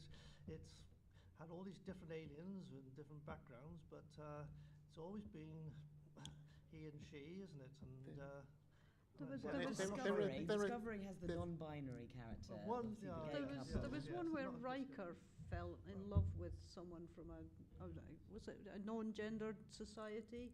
Yeah, there was one where Riker falls in love with somebody who's from a non-gendered or binary But like, I society. think doesn't Riker fall in love with her because she's like, I want to be a woman, Yeah. and her society are like, it's like what J.K. Rowling's frightened of. Yeah. It's like she comes from like a non-binary society, but like she's like, I'm a woman and that's brave actually. Yeah. And Riker's like, yeah, hot. Right. Yes, it's very clumsy. I think like for me, so like because Zoe and I have been like talking about this because we play a lot obviously with gender stuff, and like for like the average I think like cis person straight writer in a lot of these things, like for them like, oh, the unfathomable, oh, cosmic horror, oh my god, it's a man, he's got long hair, and like that's like their level of sort of like gender fuckery. Meanwhile, like there are so many like even like us like as like white Westerners like in Britain, like you might talk to somebody on the street and they'll be like, oh well, you know, like men or women, but like as a homosexual man, I would say that that's in many ways a discrete gender category than just men. And I don't even mean like as a trans man, but like ways in which I move my hands or the ways in which I talk are very much influenced by my affection for and my engagement with like men who have sex with men as like a culture and a community. Obviously we lost a lot of that like with the AIDS crisis. There was more continuance before, but like when you look at like Jupiterian relationships and so on in like the early 20th century, like that was like very much a culture. And like when I talk to like lesbian friends like who have like lesbian and dykey vibes that are discrete from just woman, and it's not that woman is bad, it's just different. And similarly, like so many of these things are based on class, they're based on race, they're based on disability. The ways in which I'm degendered when people realize I'm physically disabled because suddenly I'm robbed of the not just sexuality, but even like the gendered things, because I'm immediately gone down to like the physical traits of like how much I can move, or like how racialization plays into like gender when it comes to like even like a very like a black woman who's very dark skinned but is in like a beautiful sundress and has lovely like jewelry in her hair will still be masculinized. And we have all of these like discrete and subtle like delineations within our society, and yet people will still say to me like, oh well, we only have two genders and we're very strict about that. And it's like, but you don't act like that. And yet we don't obviously see, and yet the nuance in sci-fi where it's just sort of like, this is a woman and she's got short hair. Crazy, I know. And it's like, come on, I know that you do more nuance of it because it shows in how you discriminate against your workers. Okay, Dr. Bob. I don't know if straying out of panel area, but that science fiction is, tele-science fiction particularly, is rife with the Battle of the Sexes episode in, you know, Blake 7 or Space 1999 or Star Trek Next Gen, I think, which is usually just done so terribly. You know, the kind of, and especially like, you know, there's a battle of the sexes, but Avon is so hunky that the women who have got the separate society still want to snog him. You know, it's yes, there's lots of that, and that's not even acknowledging any other genders or you know, that or even, you know, job roles that a woman might want to go and put in the armour and be a space pirate, and the man won't want to stay home and do the babysitting. So there's lots of that. And when I put my zoologist hat on, it's sort of, if someone like Cheryl had said, is going, right, I'm going to take this animal and, you know, cats or elephants or whatever and make an alien out of them. the way, as well as the females only having 2 breasts and having permanently enlarged breasts as well, which is a human thing, the way they do males is very much a kind of stereotypical how, you know, a macho Viking warrior might be, or it's always a male from a human culture, and you're going, no, there are many ways of being male in the natural world. You know, like if you're a successful stallion in a Mustang herd, you have no male friends. The moment you became boss stallion, that's it. The only other guys you ever interact with socially are your own children, and you'll kick them out of the herd when they're 2 years old. You know, if you are a successful lion, it's because you've got some brothers and half-brothers that you share your wives with. If you are, you know, a successful stag, you do not raise your own offspring. So there are, you know, stag alien. No, it's just like a bloke, but, you know, they happen to have antlers. The book I want to talk about is The Female Man by Joanna Russ, which in many ways is a wonderful piece of 1970s feminist science fiction. It's fabulously ranty and as in a way that only Joanna Russ can do. She's brilliant at that sort of thing. But it was also written at a time when the anti-trans feminist movement was just starting. There was a book published called The Transsexual Empire by Janice Raymond, which has basically been used as a playbook by anti-trans supposed feminists from, you know, then on to now. The ideas that Raymond first came up with are still being used regularly today, even though many of them are complete nonsense. Even down to the idea that trans people must be Nazis because they were invented by Magnus Hirschfeld and he was German. Despite the fact that he was actually Jewish and had to leave Germany because he would have been murdered by the Nazis. But yeah. So it's a fascinating book, and one of the sections in it exists in a world in which men and women have separated completely and they live in entirely separate societies. And the women's society is, of course, very civilized and sensible, and the male society is very violent and nasty. But they do need to reproduce. So, and what they do is that the women buy sperm of the men and they make babies from them, and the male babies they sell back to the male society. But the men can't do without women. So the male children that they buy are educated in being proper men, and they have to undertake manliness exams. And 5 out of every 7 will succeed and become proper men. 1 out of every 7 will become what they call a half man, and these people are portrayed in the stereotype way of gay men that Johannes was talking about, and they cross-dress as well. And they are the people who are sent out to negotiate with the women, because a real man, of course, would not actually treat a woman as an equal. And 1 out of every 7 is put through forced gender reassignment and becomes very stereotypically sexy white female to act as sex slaves for the alpha males in the male society. So it's very much the whole idea that trans women are simply sex toys being made by male doctors for their own pleasure, and they have no agency amongst themselves. And it's a deeply unpleasant view of trans women. On the other hand, when I read it as a closeted trans girl at university, the thing that hit me about it was that actually these trans women in this world had more access to gender surgery than I did in our world. So, given the choice, I might live in that terrible world rather than our terrible world. So, that's a few bad examples. I'm now interested in whether the panel has any ideas of things that they haven't seen but would like to see in terms of gender exploration, and why they might want to see that. Johannes, do you have any ideas?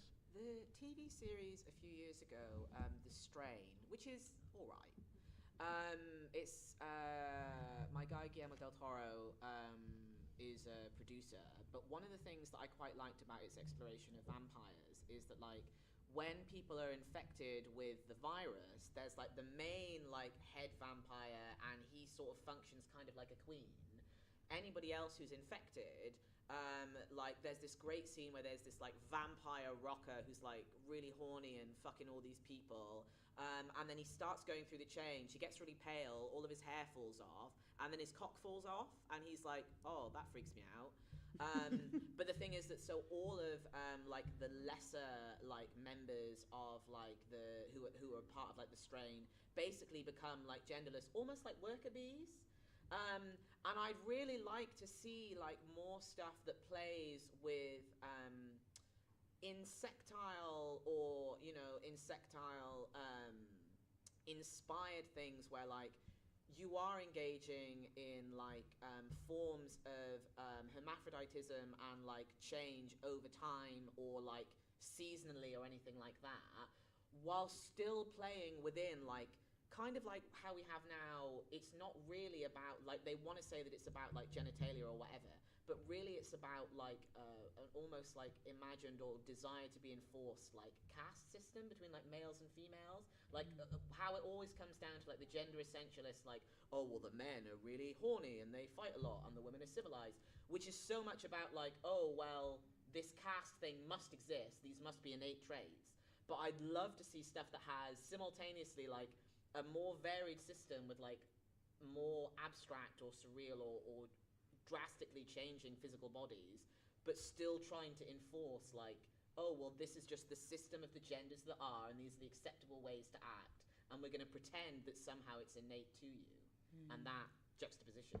Have you read Martha Wells' Rexuria books? No, I've only read the second. No, I recommend those, because that's based on a more insect-like society with queens and drones and workers. I will write that down.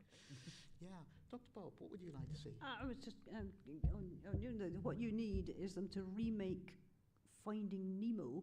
To make it good. And admit that Nemo is neuter, and when he grows up, he'll be male.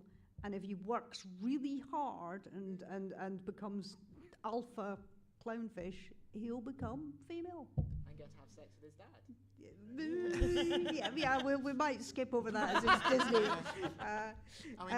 Actually, what would have happened in Finding Nemo is when Nemo's mum dies, all of the men in the his dad would have become fight a amongst man. each other to see who has the honour of becoming the new mum. His dad might have become his mum, and wouldn't have had time to go looking for. I would like to see more, because science fiction occasionally has a species that has 3 sexes, say. But they don't really explore the gender in that. It's sort of, 3 sexes. We've got traditional males, traditional females, and that other thing. And so explore that, and also explore that there might be more than one gender in the male and the female, as well as the other thing. And also, does anyone remember the Alien Nation TV series? They had regular, off-the-shelf. So they had the aliens portray women and men, but they also had a second type of male they called binôme, where in order to actually reproduce, the female had to mate with both a regular male and a binôme male.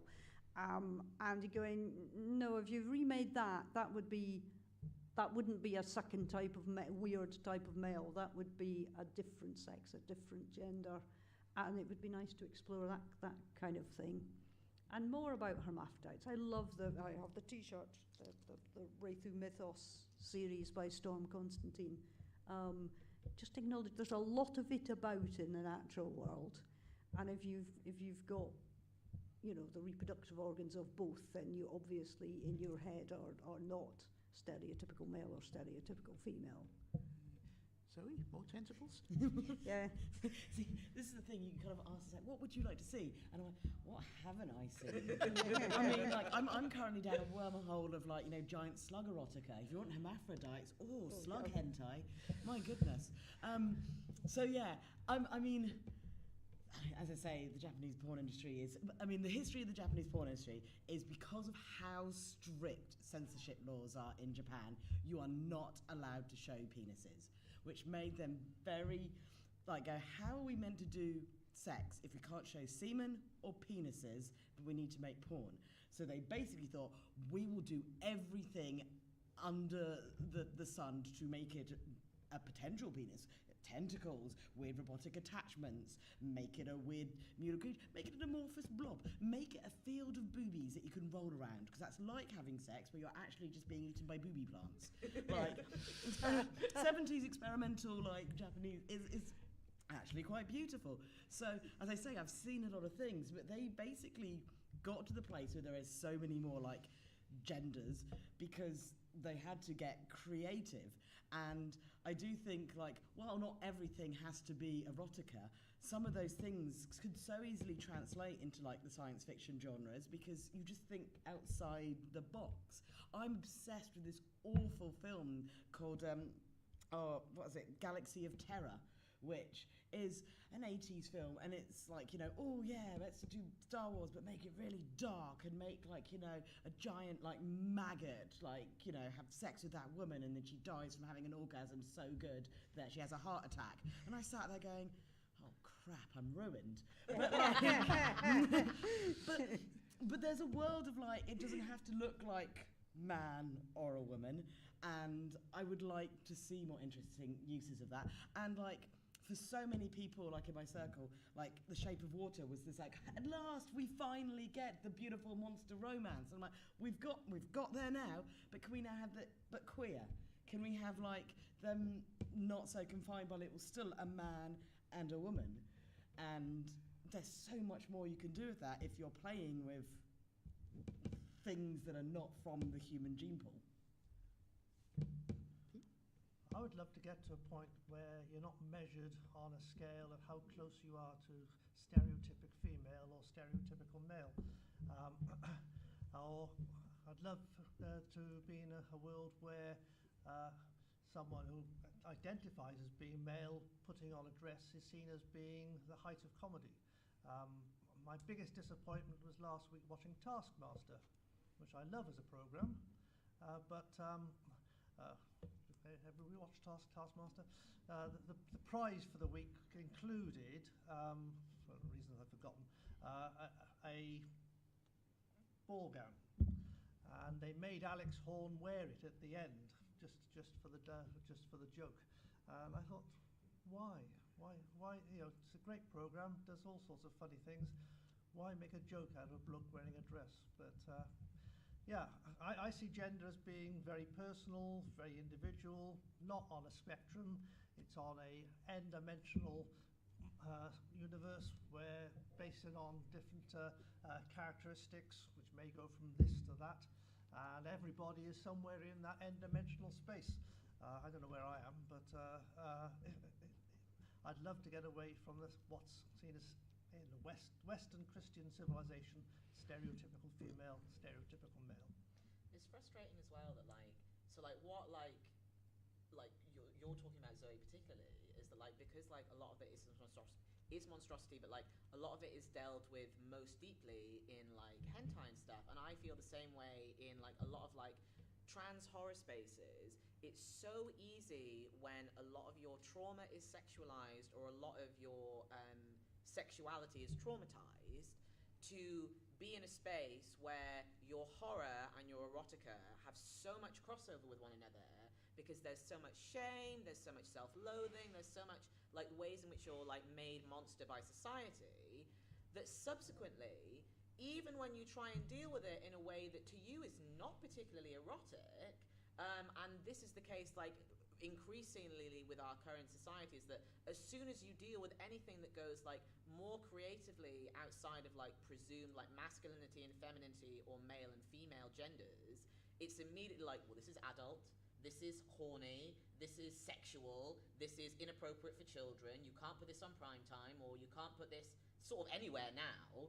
And it's like, but it's not, like, I'm like, that's pretty tame, like, that's nothing. Like, but as soon as you start, like, really playing too much with gender or sexuality, it gets this stamp of, like, this is too adult, or this is too cerebral and too surreal, so you can't give it to anyone. I mean, just looking around in the panel room at the moment, and how we're in the middle of the day, and it is the second day, but like this is quite an empty panel room compared to most of the panels that have been in here, and it is because like so much of this topic is dismissed as either like for horny reasons or just too much for me, and it's people just are like, oh, it's not accessible, and it's like, but it is. How do you, you know? Yeah. So what I'd like to see is more fantasy and historical fiction. I mean, science fiction writers are now doing a creditable job of exploring how different aliens might be and how sex and gender might be different in the future. But with fantasy and historical fiction, we're still seeing that people are obsessed with this idea that the past is the way that 19th century European historians said it was. And we now know that that is completely untrue, even to you know, with you know, medieval Europe, the amount of queerness going on there was you know, far more than most people suspect. So I'd like to see that sort of thing being done. You know, people have done fantasy books in which there's the occasional trans character, but they haven't done fantasy books in which the entire society has more than two genders. That's what I would like to see. Can I just, because you were saying about the Christian kind of thing, and I went, but if there's one historical personage, so to speak, that is definitely not a stereotypical masculine person, it's Jesus. And then I went, oh, Jeff Ryman wrote a book about that. Yeah, so Him by Jeff Ryman is Jesus as a trans character. Yeah. Awesome. I mean, it's a very simple premise. If Jesus was born from a virgin birth, then that's parthenogenesis, and that means that Jesus must have exactly the same DNA as Mary, and therefore Jesus would have been assigned female at birth. And in order to become Jesus, he must have undergone gender transition. We can also connect it to historical emasculation of Jewish men in connection with the way that, I mean, like, Josh was one of ours. Like, he did form a cult, but like before he was Jesus Christ, he was like Joshua, nice Jewish boy. And like how gender is like racialized. I mean, there's like 4 genders in like the original Hebrew. Like when you look at it. Sorry. 6. 6. Oh yeah, 6. No, yeah. Sorry. But yeah, so like when and how it's racialized, and especially like, you know, they already make him white. And suddenly it is also like, and also another thing about Jesus as a mythological character, the way that he connects with Dionysus, and how he's given like, where every place that he was pierced in the crucifixion becomes like a new, what's a nice way of saying pussy? Sorry. Orifice. Orifice. Especially the wound in the side. Yeah, yeah. There's so much medieval iconography about that wound in Jesus' side being a vulva.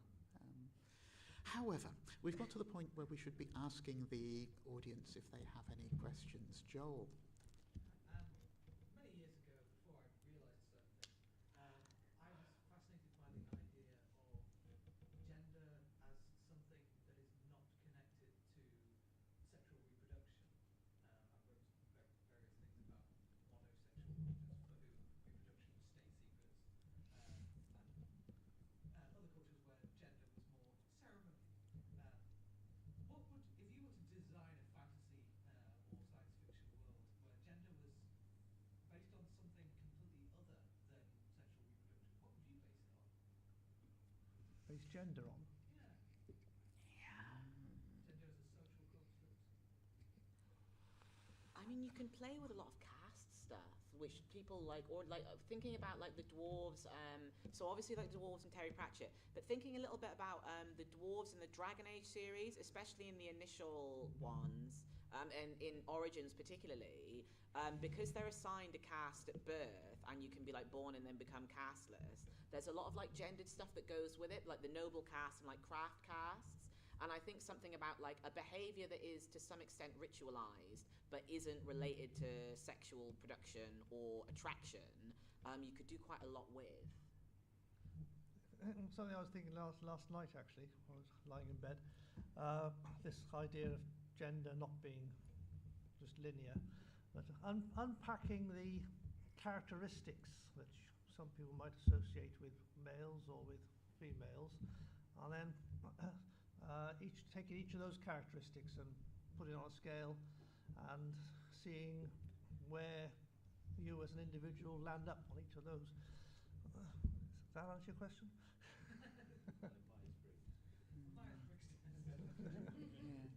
Anybody else? This one's tough for me because I mean I just think gender is fluid.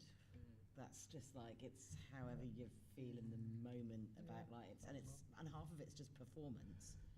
So I don't know how I would create like a story around that. It's not something that I think I could comprehend because I mean when your characters are hermaphroditic giant slugs or like unfathomable horrors from the deep of space, I'm not really sure they have a society system other than like I'm unfathomable or I'm here to break your minds. The three genders: warrior, rogue, and mage. Yeah, I think it's definitely based on social roles in some way. There's a couple of things I'm thinking about. The first one is the Romans, where in order to be a top Roman politician, you had to be a very alpha male type person, but there were many other roles which male-assigned people could fulfill, which were more or less feminized as a result. And being an entertainer, for example, was exceedingly feminized. So you could do it in that sort of way. I'm also thinking, for those of you who were at the Dave Gullen Memorial yesterday, the unpublished novel that we have by him with the frog warrior knights and in their mechas, the female, well, first of all, the reproduction is something that just happens.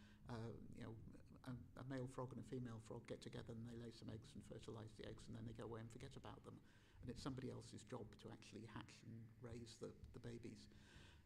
But the females do all the fighting and the males are the engineers who look after the mechas.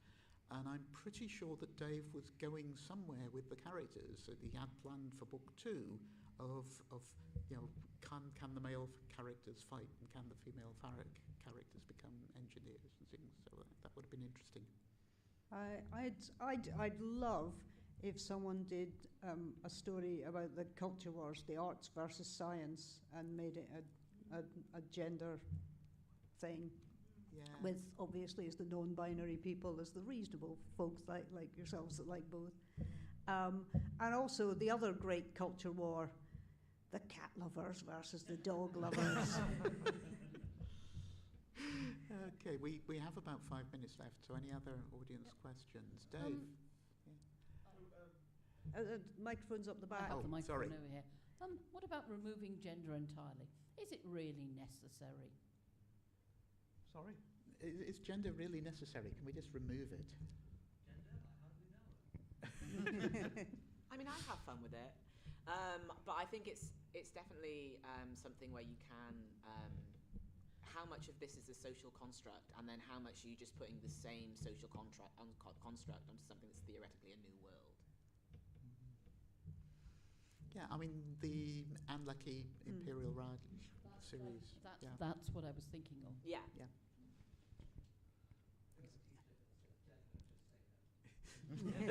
Okay, so can we move on and have the next question? Thanks. Do you have any sort of basic advice when you're trying to diversify and represent gender, how to not be performative and tokenist? Talk to some trans people. Any other advice? Try and forget all your stereotypes. Forget everything that's gone before. Start fresh. Sorry. Go on, sorry. There's a trope of a character that I really, really like, and it's men that I'm very attracted to in real life. But the thing is, like, so when you look at like Lord Varys in Game of Thrones, the way that he's presented as a eunuch, as he's fat, he's bald, like when you like meet men like this in real life who normally have amazing skin, but like they're often like quite fat, quite plump. I think there's often like a comorbidity between estrogen levels and diabetes, which I think is a contributing factor. But like a lot of the time they'll have like really like soft, like pretty, like smaller hands, smaller fingers. And the thing is that like this is something that I know, like I'm not doing like phrenology on people. It's not like caliper situation. It's just like a pattern that I notice. And I see people bring up these characters as tropes or use them as like a eunuch. And I'm like, but you know, like I meet guys like that. And the thing is that you just notice types of like men and women. I don't mean like, oh, the good men and the good women, like masculinity, but like look for patterns that are beyond just male and female categorizations and see where those patterns are from like behavior and like clothing and whatever else. Because you will often be quite surprised by like the things that you see that connect people. I just had a sudden thought that another thing I'd quite like to see is to slap a wet fish in the face of the biology rules mob. Any man that shaves their beard off must be pretending to be a child or a woman because it's a characteristic of an adult sexually mature male. So there are, to play with the things where biology says do this, but we just don't pay attention. So why, if you can take HRT to defy biology or shave off your beard to defy biology, you are effectively screwing with gender as well as screwing with medical stuff. Yeah. Yes. Okay, time for one more question, if we have it. No? In which case, panel, do we have any concluding remarks? Johannes? Get trans with it, have fun. Accept everybody, show compassion. Goodness, this is all very highbrow, and I'm sitting over here being talking about like, more tentacles. I don't know, go outside your comfort zone. That's how I discovered the wormhole I'm in now, but there is more than just our culture to draw from, and there's just such a wealth of other things to look at that can inspire what you're consuming. Yeah, look at other culture. Netflix is filled with movies made by other cultures, and like the way Bollywood does macho Top Gun type masculinity is nothing like the way the West does it. Yeah, and read trans authors because they're having a really rough time of it at the moment with the political situation, and it's hard to get your work out there. For example, Wizards Towers Press in the dealer's room. You could go there right now.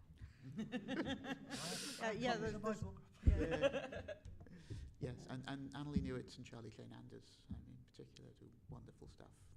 But there are many other great trans writers out there. Okay, thank you, everybody. Well done, panel. Well done, audience. Great work.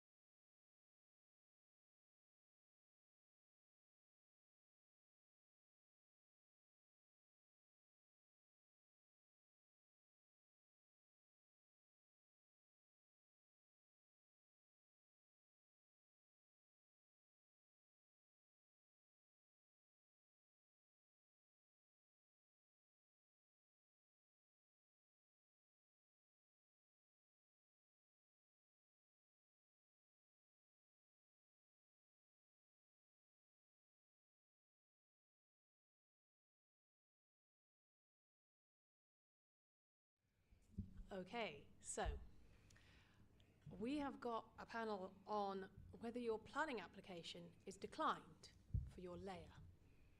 Which of course leads us to the question that we have a fabulous row of panellists, so I'm going to ask them to introduce themselves, their book, and their layer before we then start working through their regulations, whether any of them have passed. At the end, I'm going to ask you if you feel any of the layers would pass planning regulations. Okay, so please go first. Well, I was going to go last because I've only just been given the layer requirement. Sorry, would you like to go last? Would you like to go first, Juliet? We'll go this way. My name is Juliet McKenna. I started out writing Swords and Sorcery, Wizards and Dragons, spun off a career playing Dungeons and Dragons at university, and subsequently, and also running a live role play club. So I have spent quite a lot of time devising deathly plots and scenarios to engage and entertain people. And I will be putting in an application for a good old-fashioned underground dungeon crawl lair. Excellent. I'm Jonathan L. Howard. Let's see. My career, I suppose, in creative stuff started 30-something years ago now as a game designer. And that encompasses my writing, which I was first published around 2009.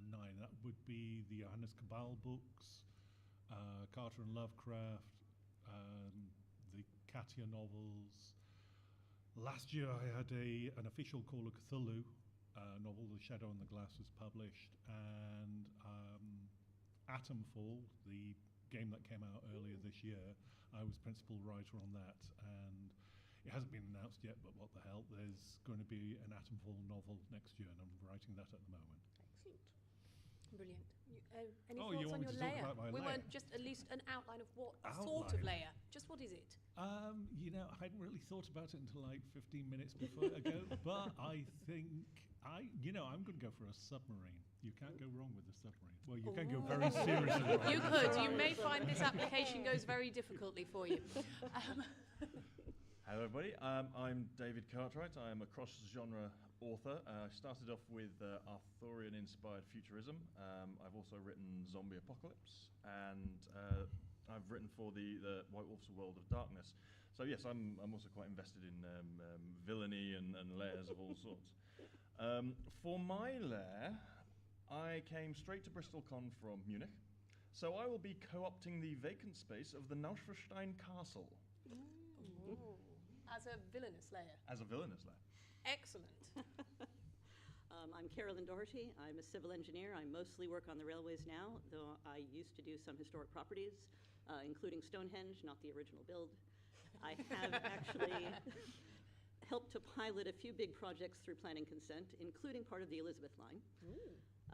And have just recently had a front row seat on a rather expensive planning consent disaster, which I will refer to in vague generalities. And my lair, now that I think about it, actually I'm going to tell two lair stories. So lair number one, I was working in Newcastle, and we were doing some renovations of Newcastle Station, and it turns out that there is a room in the plans of Newcastle Station, under the station, that has no doors or windows, and no one has any idea what that room is. So that's layer number one. Layer number two, a few years ago, I was asked to do some work at Bristol Temple Meads, and the condition that I made was only if I could have my office in the clock tower. So that is my layer, the clock tower at Temple Meads. Excellent. Okay, so obviously there are a number of features we need to consider with this layer design, and what your layer's main traffic is going to be in commercial usage. Okay, is it a commercial or private property in the first instance? And if it is commercial, obviously we will have to consider your accessibility, which for your clock tower is going to be interesting. Okay, so Juliet, would you like to, is this a commercial dungeon? I think it would be basically to stop me in my capacity as wise mage and advisor to anyone who needs advice to being bothered by time wasters. So I don't see myself as a villain necessarily, but basically if you want the benefit of my wisdom, you have to prove you've earned it by conquering the dungeon. So it's going to be accessible. You know, we're going to have ramps, we're going to have level paved surfaces. Good. There will be hazard tape marking the traps. Excellent. But that won't tell you what's underneath the trapdoor. Absolutely. So, Fine. you know, Yes. We will have low-level lighting, does away with the need for infravision. That's quite helpful. Fire doors. Excellent. I was coming to fire regulations on a separate question, but thank you for getting there ahead of me. Fabulous. Yeah. So basically, yes, I think we can make this a fully accessible dungeon while remaining a suitable I'm slightly challenge. concerned at the moment that all of your adaptations appear to be for those with full visual accessibility. Oh, well, we could have braille strips on the wall. Okay, so we potentially have accommodation in that area Yes, as well. I think a lot could be done without necessarily denaturing the potentially lethal hazards. Okay, so your submarine layer, is it a commercial submarine layer? Let me see. Still thinking this through, but no, it is bound to be in private ownership. Okay. For one thing, that allows me to dodge a whole passel of legalities. It does, yes. Yes, always go for, when you're running an evil organisation, always try to privately fund. Don't go public with it. It upsets all sorts of things if you do. But yes, it's private, so it's absolutely privately owned. So we don't need to possibly worry about that. Possibly stolen. Okay. Actually, that go quite well. I've got this enormous oil tanker, and it's really good at forcing nuclear submarines to the surface and swallowing them. And no, just a minute, that's Stromberg. Yes. But yes. Okay, so you're not needing to worry about those sort of regulations. Excellent. I will start from a Bond villanesque template, but use the vacant space as the centre for an anarcho-syndicalist commune based around the eradication of capitalism and the grip it has over politics. So we are saying there will be members of the public in there? It's going to be crowdfunded, yes, Kickstarted. Okay, excellent. So in which case, obviously, we will need to have your accessibility requirements? Well, having taken the tour of Nauschelstein while I was mobility compromised because of an injury to my knee, there are lifts in place to take people with mobility issues. There are also audio tours that will guide you from place to place. Excellent. The public would only be able to visit the rooms that are open now, which is the rooms that Ludwig finished before he bankrupted Bavaria. Okay. Which also gives the location a certain symbology for its new and pseudo-evil purpose. Your knee injury, was that an arrow wound? No, somebody stood on it. Oh my gosh. Oh dear. Okay. Okay. And are we looking at both your layers? Because you're clearly a multi-layer individual, or are we focusing on one? Well, I just mentioned the Newcastle one because it is currently vacant, in case anybody needs an extra layer. Both stations, Bristol Temple Meads is owned by Network Rail, soon to be Great British Railways. So unfortunately, it has to fall within the railway standards. Okay. Those of you who are local and use the train station know that we are actually punching a door through to the other side because there is new development on the other side of the station. And while that was being negotiated, I pitched an idea, which unfortunately was not taken up, but maybe taken up someday, of instead of punching a hole down in the bottom of the station, to put lifts for people to go up and over the roof to get from one side of the station to the other, because it would be a beautiful view from up there. So we could get to my office from that. So we're saying there is a stop as it goes over the top of the roof to get to your layer? Yep. Okay. So does that mean you have public accessibility to this layer? Yeah. People will be able to get from one side of the station to the other. And how will they know they're at the top of the arc and to get off? I'll put up a sign. Jump here. Okay. This way to the villain's lair. Excellent. Right. So I feel that none of these are potentially, unless yours is in a national park as a setting. We don't need to worry about national park regulations. I'm looking at you now and thinking Well, I would want it to be somewhere fairly remote, again, to avoid the time wasters. But I think the considerations, again, if you're excavating an underground lair, you can make sure that the drainage, you've got a foul water system so you're not polluting rivers. Excellent. Yeah, it can all be self-contained. Right. So I think, yes, we can probably manage within a national park. And it'll be subterranean, so it won't... It should. I was going to say, obviously, buildings within national park have to remain within the kind of constraints of what the park allows. So if it's buried underground, then we're not worrying about the external appearances and needing to stay in did character. consider a tower, but have you seen regulations on working at heights? Well, apparently so. Absolutely no. Okay, so obviously we are looking at potentially a number of magical layers. So can you please explain to us whether your magical shielding regulations are fully compliant? I think there is definitely work to be done, because you're going to have fire doors rated for different categories of fireball, dragon breath. This is what I'm concerned about, yes. Yes. But again, these will present a hazard for your brawny adventurer trying to force their way through. So, no, I think these things are all solvable. Okay. Do you have any magical insulation in your submarine, or are you just sailing it around, traumatizing the ocean? Are we going to have mutant fish in your trail behind you? Well, it depends. It depends how laissez-faire I am with the shielding on the reactor, I suppose. I mean, it's a lot of lead, and you could sell that stuff. It's great. Okay. So you're confident that your lead reactor shielding is also going to shield the magic? Well, in as far as you might call nuclear reaction magic, but otherwise I'm not too wildly concerned about magic in this particular situation. Okay, excellent. Anechoic shielding all the rest of it to avoid the attentions of the world's navies, that's a different thing. Okay, so you're not just planning to steal the submarine, but to hide from the regulations? Well, yes. Okay, would you please explain how the castle, especially as you've mentioned several rooms are incomplete, is up to code? Well, it's currently open. The finished rooms are currently open to the public, so we'd be utilising the unused space for the layers operations. The magical defences we would then be relying on would be the protection of the German equivalent of the National Heritage Trust, given this is a site of historic interest, and given that it was used as inspiration for Walt's castle symbol, the magic of the Disney legal department. Amazing. Okay.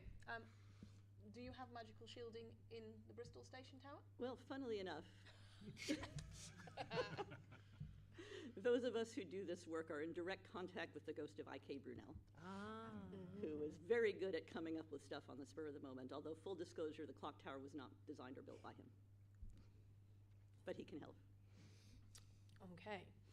Now, obviously, any good layer will produce a certain quantity of waste. So, I mean, obviously, my biggest concern here at present is obviously you're going to have a certain volume of communal waste here. And how do you plan to dispose of the adventurers who are less successful in an environmentally suitable way? Well, obviously the recyclable elements will be separated out, armour, money, things like that.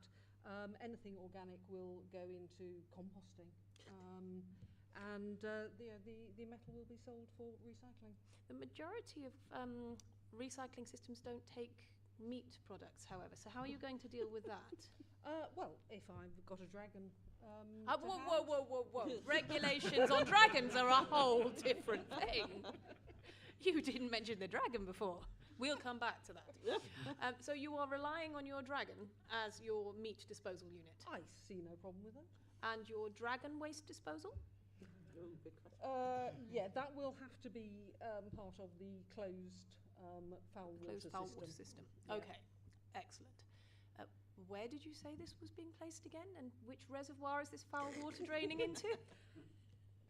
Well, there must be a way of devising a suitably large septic tank that will, over the next century or so, denature the problem. Okay. I am coming back to you. I'm giving you a second for your submarine waste. So your castle waste and your commune waste, without obviously breaching the requirements and regulations of the area. General day-to-day waste will be, of course, handled by the German waste disposal system. Anything dangerous or noxious produced in the labs and experimental areas will, of course, be handled by private firms through crowd-funded donations. And any authoritarian or capitalist secret agents who try to disrupt our operations will be attached to concrete blocks and dropped into the Alpsee, which is just down the road. Large lake, very deep. Do you have any... I mean, have we just discovered that there is a dragon disposal system? What do you have in the Alpsee to eat these bodies you're dropping in there that you're not disclosing to us at this moment in time? Oh, it's a natural water feature. There are lots of fish that will eat them as they slowly decompose over time. So you're not hiding a sea serpent in there? No. Okay. No. Maybe. Would I? Would I? Yes. Any waste issues from your clock tower layer? No, not really. I mean, I'll keep just like Brunel did, I'll have a little furnace up there with DEFRA-approved smoke ventilation things, and any of the coal slag will just go into where we put the coal slag from the tornado, and the other steam engines that come through Bristol Temple Meads. Excellent.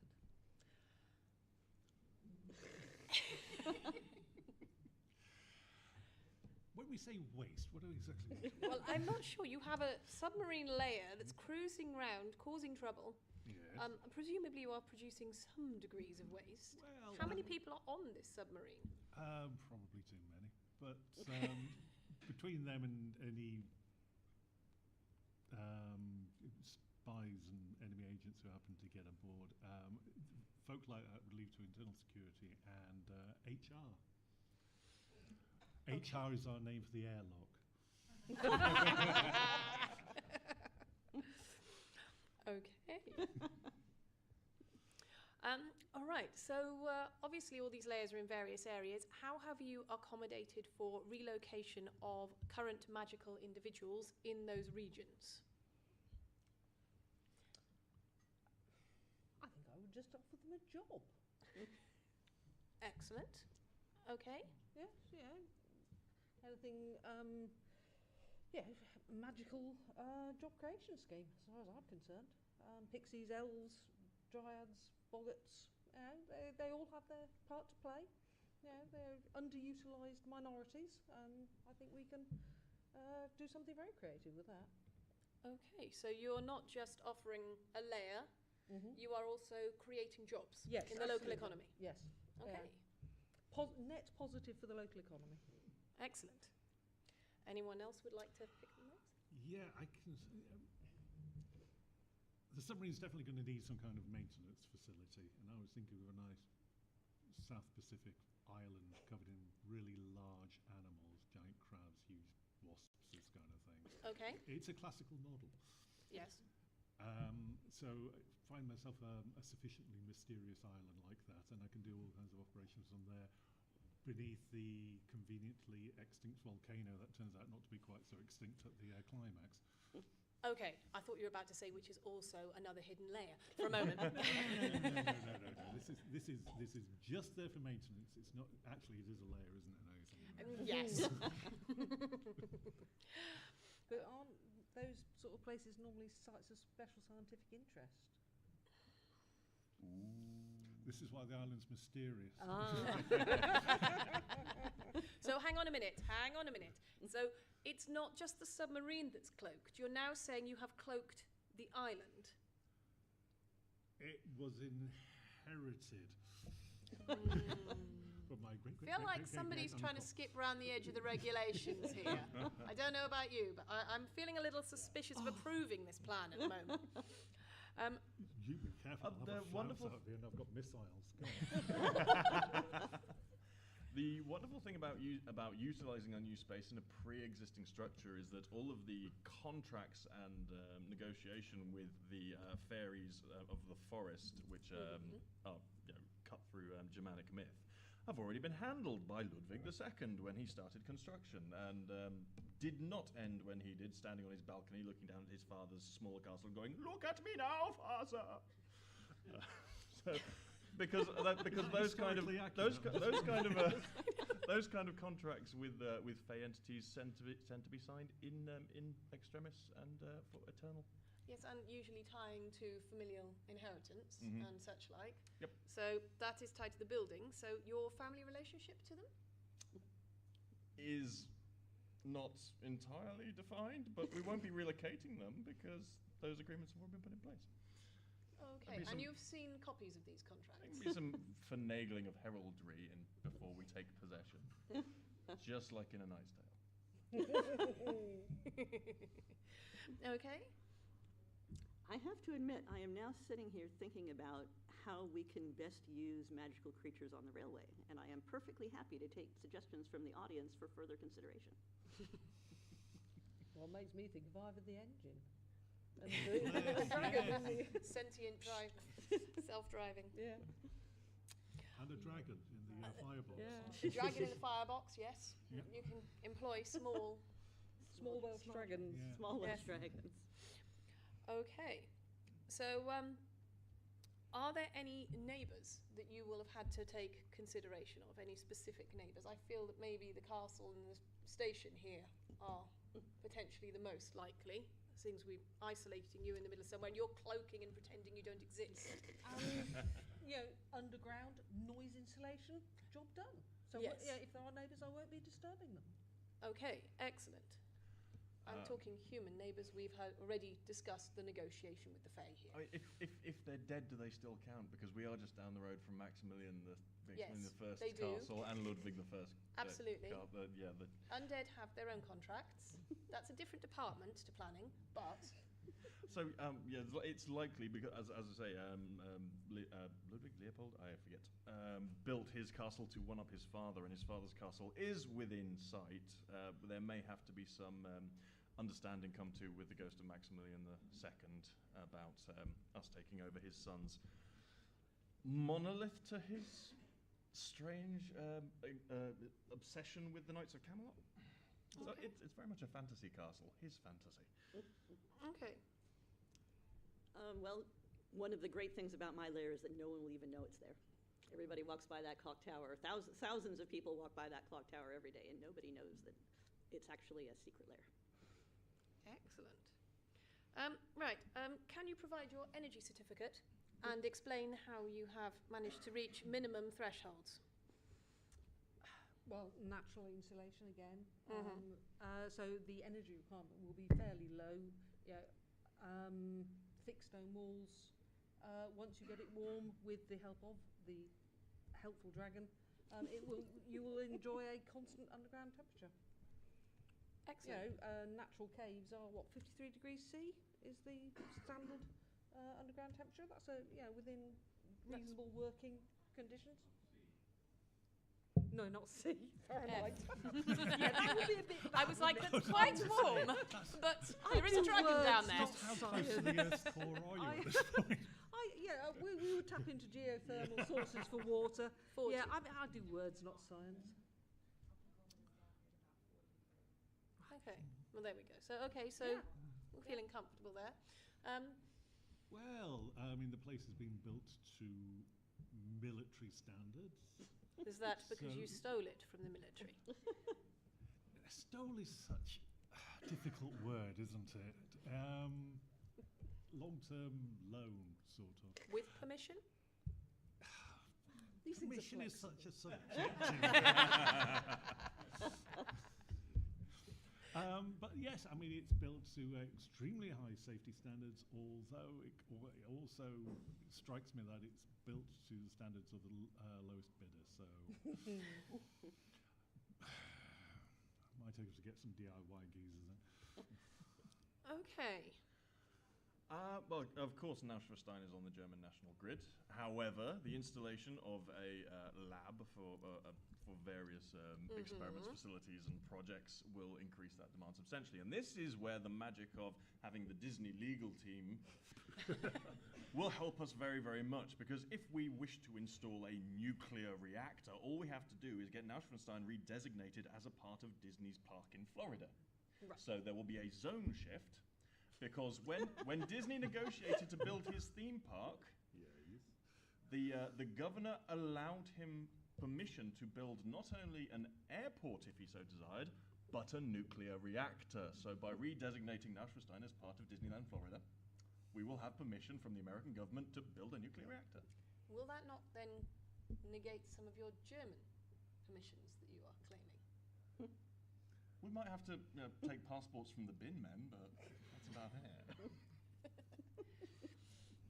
Well, we don't require any special energy requirements. We can get them off the station. Although I am thinking, the Great Western does go into Wales, so maybe there's some negotiation to be done to get us a dragon.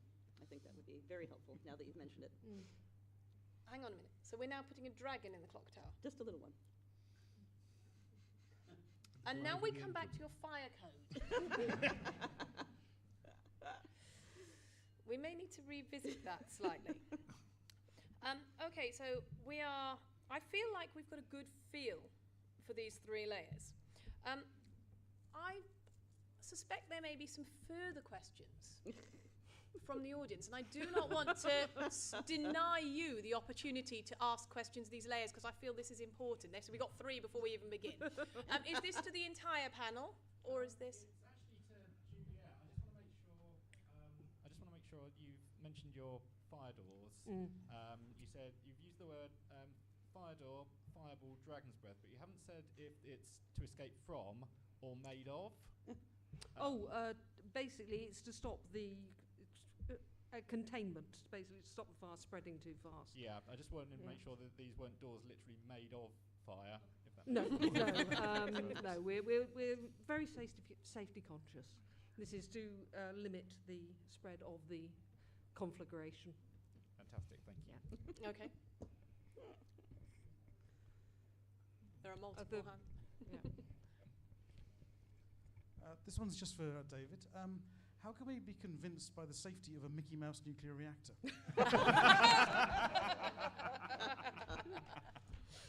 We're going to sublet the construction to the Acme Corporation. There was one here. There was one at the back. Just bear in mind that Mickey's dog, that's short for plutonium. Question for Juliet and Caroline with regards to the dragons. Has there been an ethical treatment assessment done for these creatures? Oh yeah, I mean there would be, dragons are intelligent creatures. There would be fully informed consent. Okay. Well, hopefully we'll find one that likes to live in the clock tower. I think that's quite possible. Although we will have to think about language translation for the Welsh ones. What about the impact on your staff budget, though? Dragons and hordes, that's going to put a crimp on your finances. Yeah. Not if the adventurers don't get to the horde. That's a one-time cost. I'm just wondering about your security systems, because as layers, I'm fairly certain that you might draw the attention of people who feel that they would like your layers rather than you have your layers. That's an excellent question. Can you please explain your security systems? I feel that's very valid. Thank you. Excellent. Dragon. This dragon is multifunctional. Yes. How far down your layer is this dragon? Well, I think a dragon's going to go pretty much where it wants to go. So how far through your layer could individuals accidentally arrive, or opposing potential people after your layer get before? What's the worst case they could get to before they encountered your dragon? Depends on their ingenuity and perseverance, I suppose. So the rest of your staff that you have employed Well- are at danger if your security system it happens to be outside your office door. I think what I would need is, in the same way that there is a service tunnel running between the two tunnels of the Channel Tunnel where the trains go, there would also be service tunnels within the lair. Is this for the dragon or no, for the people? The elves and the Oh, pixies and okay. the gnomes and the boggarts.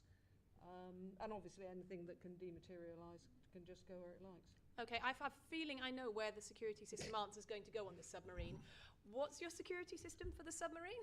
500 metres of cold, cold water. What about when it's up on the beach? Oh, what For you mean in the maintenance. mysterious island? In the Well, mysterious island that you've also cloaked? Yes. Yeah, well, nobody can find the mysterious island. Well, unless you happen to be escaping from the American Civil War and you're in a hot air balloon. But apart from that... Okay, so 500 metres of water. Your security system? Nationalstein does have limited access. Trust me, I walked up that hill. It was not fun. However, I think I would sublet a security review to the people who installed security on the Residence, which was a wonderful museum. They have a room full of religious reliquaries, Okay. including So not the Louvre then? Not the Louvre, no. But there is one in that room that purports to have pieces of the crown of thorns and the cross. Okay.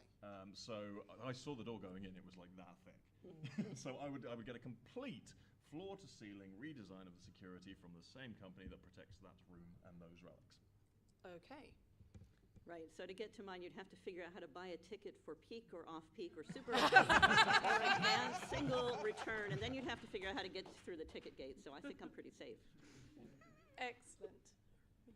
Going back to Juliet's one, you were talking about having a service tunnel. I think you probably have two service tunnels, one of which has the dragon in, so it can get from one end to the other, and that is what is behind the fire doors. Could be.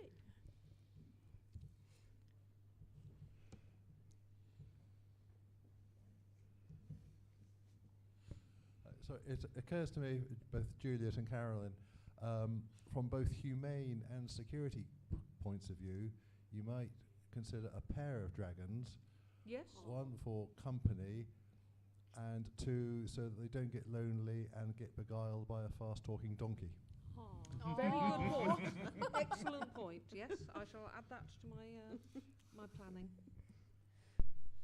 You've got room in your clock tower for two small dragons? Well, they can live up on top of the clock tower. Whoa, whoa, whoa, whoa, whoa, whoa. Visibility. So you are now going very public with your office. Well, people will just think it's a Welsh flag. It won't be a big deal. Okay. Can double as a weather vane. Or really big. Oh, double as a weather vane, yes. Any further questions? Okay.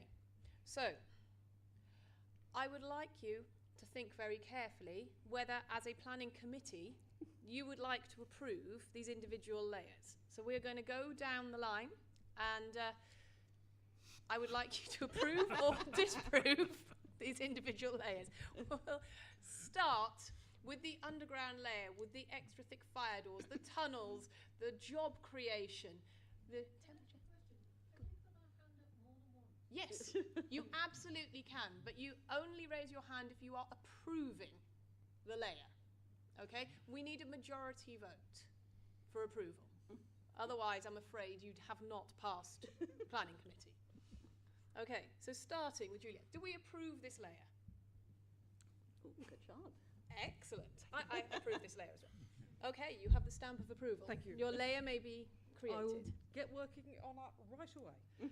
Okay, we're going to mix it up. Do we approve the castle?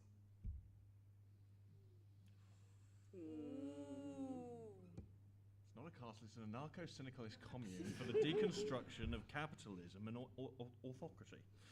Okay, With we've the got reactor. over half. Do we reckon we're pretty close? I haven't done a head count how many people we've got. Oh, I think, well, we're just about there. Okay, you've scraped approval.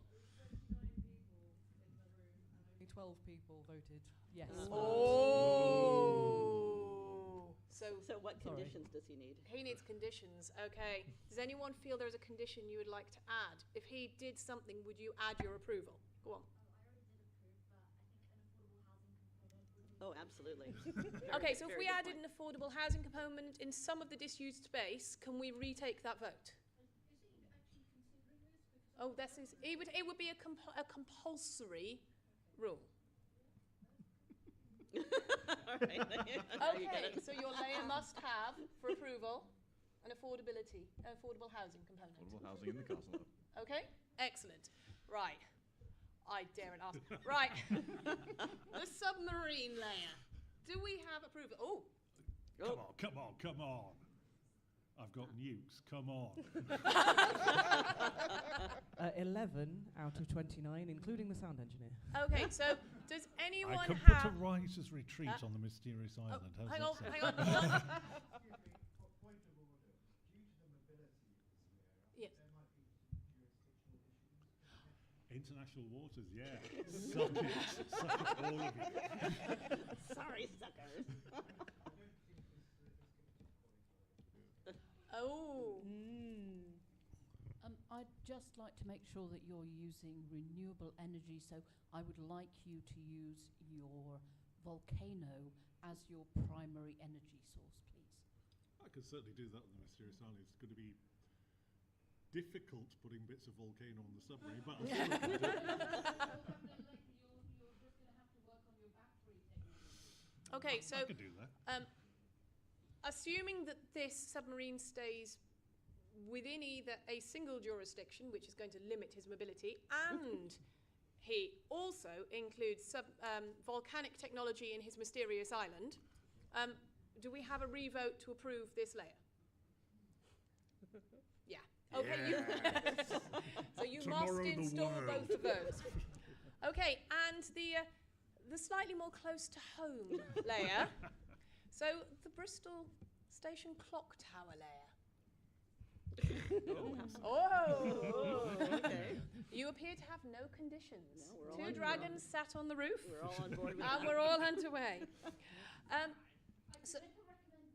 Oh, excellent. Please do. I recommend that you have good wooden bookcases all around the inner walls.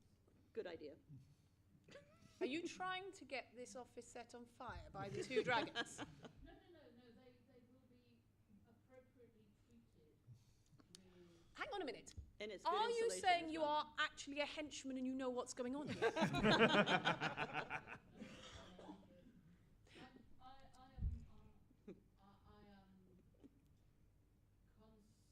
its options as a holiday cottage. I like it. Secret henchman plant Yeah. No, in the I'm planning liking it. committee. There is no reason why I can't list it on Airbnb when I'm not there. Okay. I'm so Mr. Trick. What kind of mastermind arch villain am I when I didn't just load as a committee with my people? God, why didn't I think of that? Okay, so I'm going to give these guys one more chance. Can you please just give them a clap, because they had short notice on what they had to do here, and I think they've done brilliantly. Well, that was more fun than I expected. And one last thing, please, last thing. Where can we get anything you've done, written, and all the rest of it? Please, can we go along, start at that end? I'm aware the dealer room is now closed, so it'll be where they can get it outside of Bristol. Go. But for the memorial of my works, look around you. Excellent. So Camelot 2050 Trilogy and Rendered Flesh are available online at all good book retailers, but look out in the near future for Riding the E-Rail, which will be my sci-fi adventure. Ooh. Okay. All my stuff's available here, there, and everywhere. Jonas Cabal, Carter and Lovecraft. The Call of Cthulhu, I've got the Atomfall coming out next year, and we've also got a Atomfall comic strip turning up in the Judge Dredd magazine next year. So fun. there's that. Your first portal call for my current books, the Green Man series, and indeed much of my backlist should be the Wizard's Tower Press website, where they will list all sorts of purchase links. You can find your preferred retailer there. I think you may actually have possibly 5 minutes before the dealer room closes. So I am going to say, I know that Juliet's books are all the way down the table, just inside the door. Go in, turn left. They're all down there. Go get them. They're brilliant. Mine are in there too. I took over a table this morning, and David Green has been sitting on that table pretty much all day in there. So there is a table of my books in there. So yeah, because indie author doesn't have books on a publisher's table, so we just commandeered one. So mine are also in there. But yeah, you've got 5 minutes, I think, probably, before that shuts. So go and buy books now.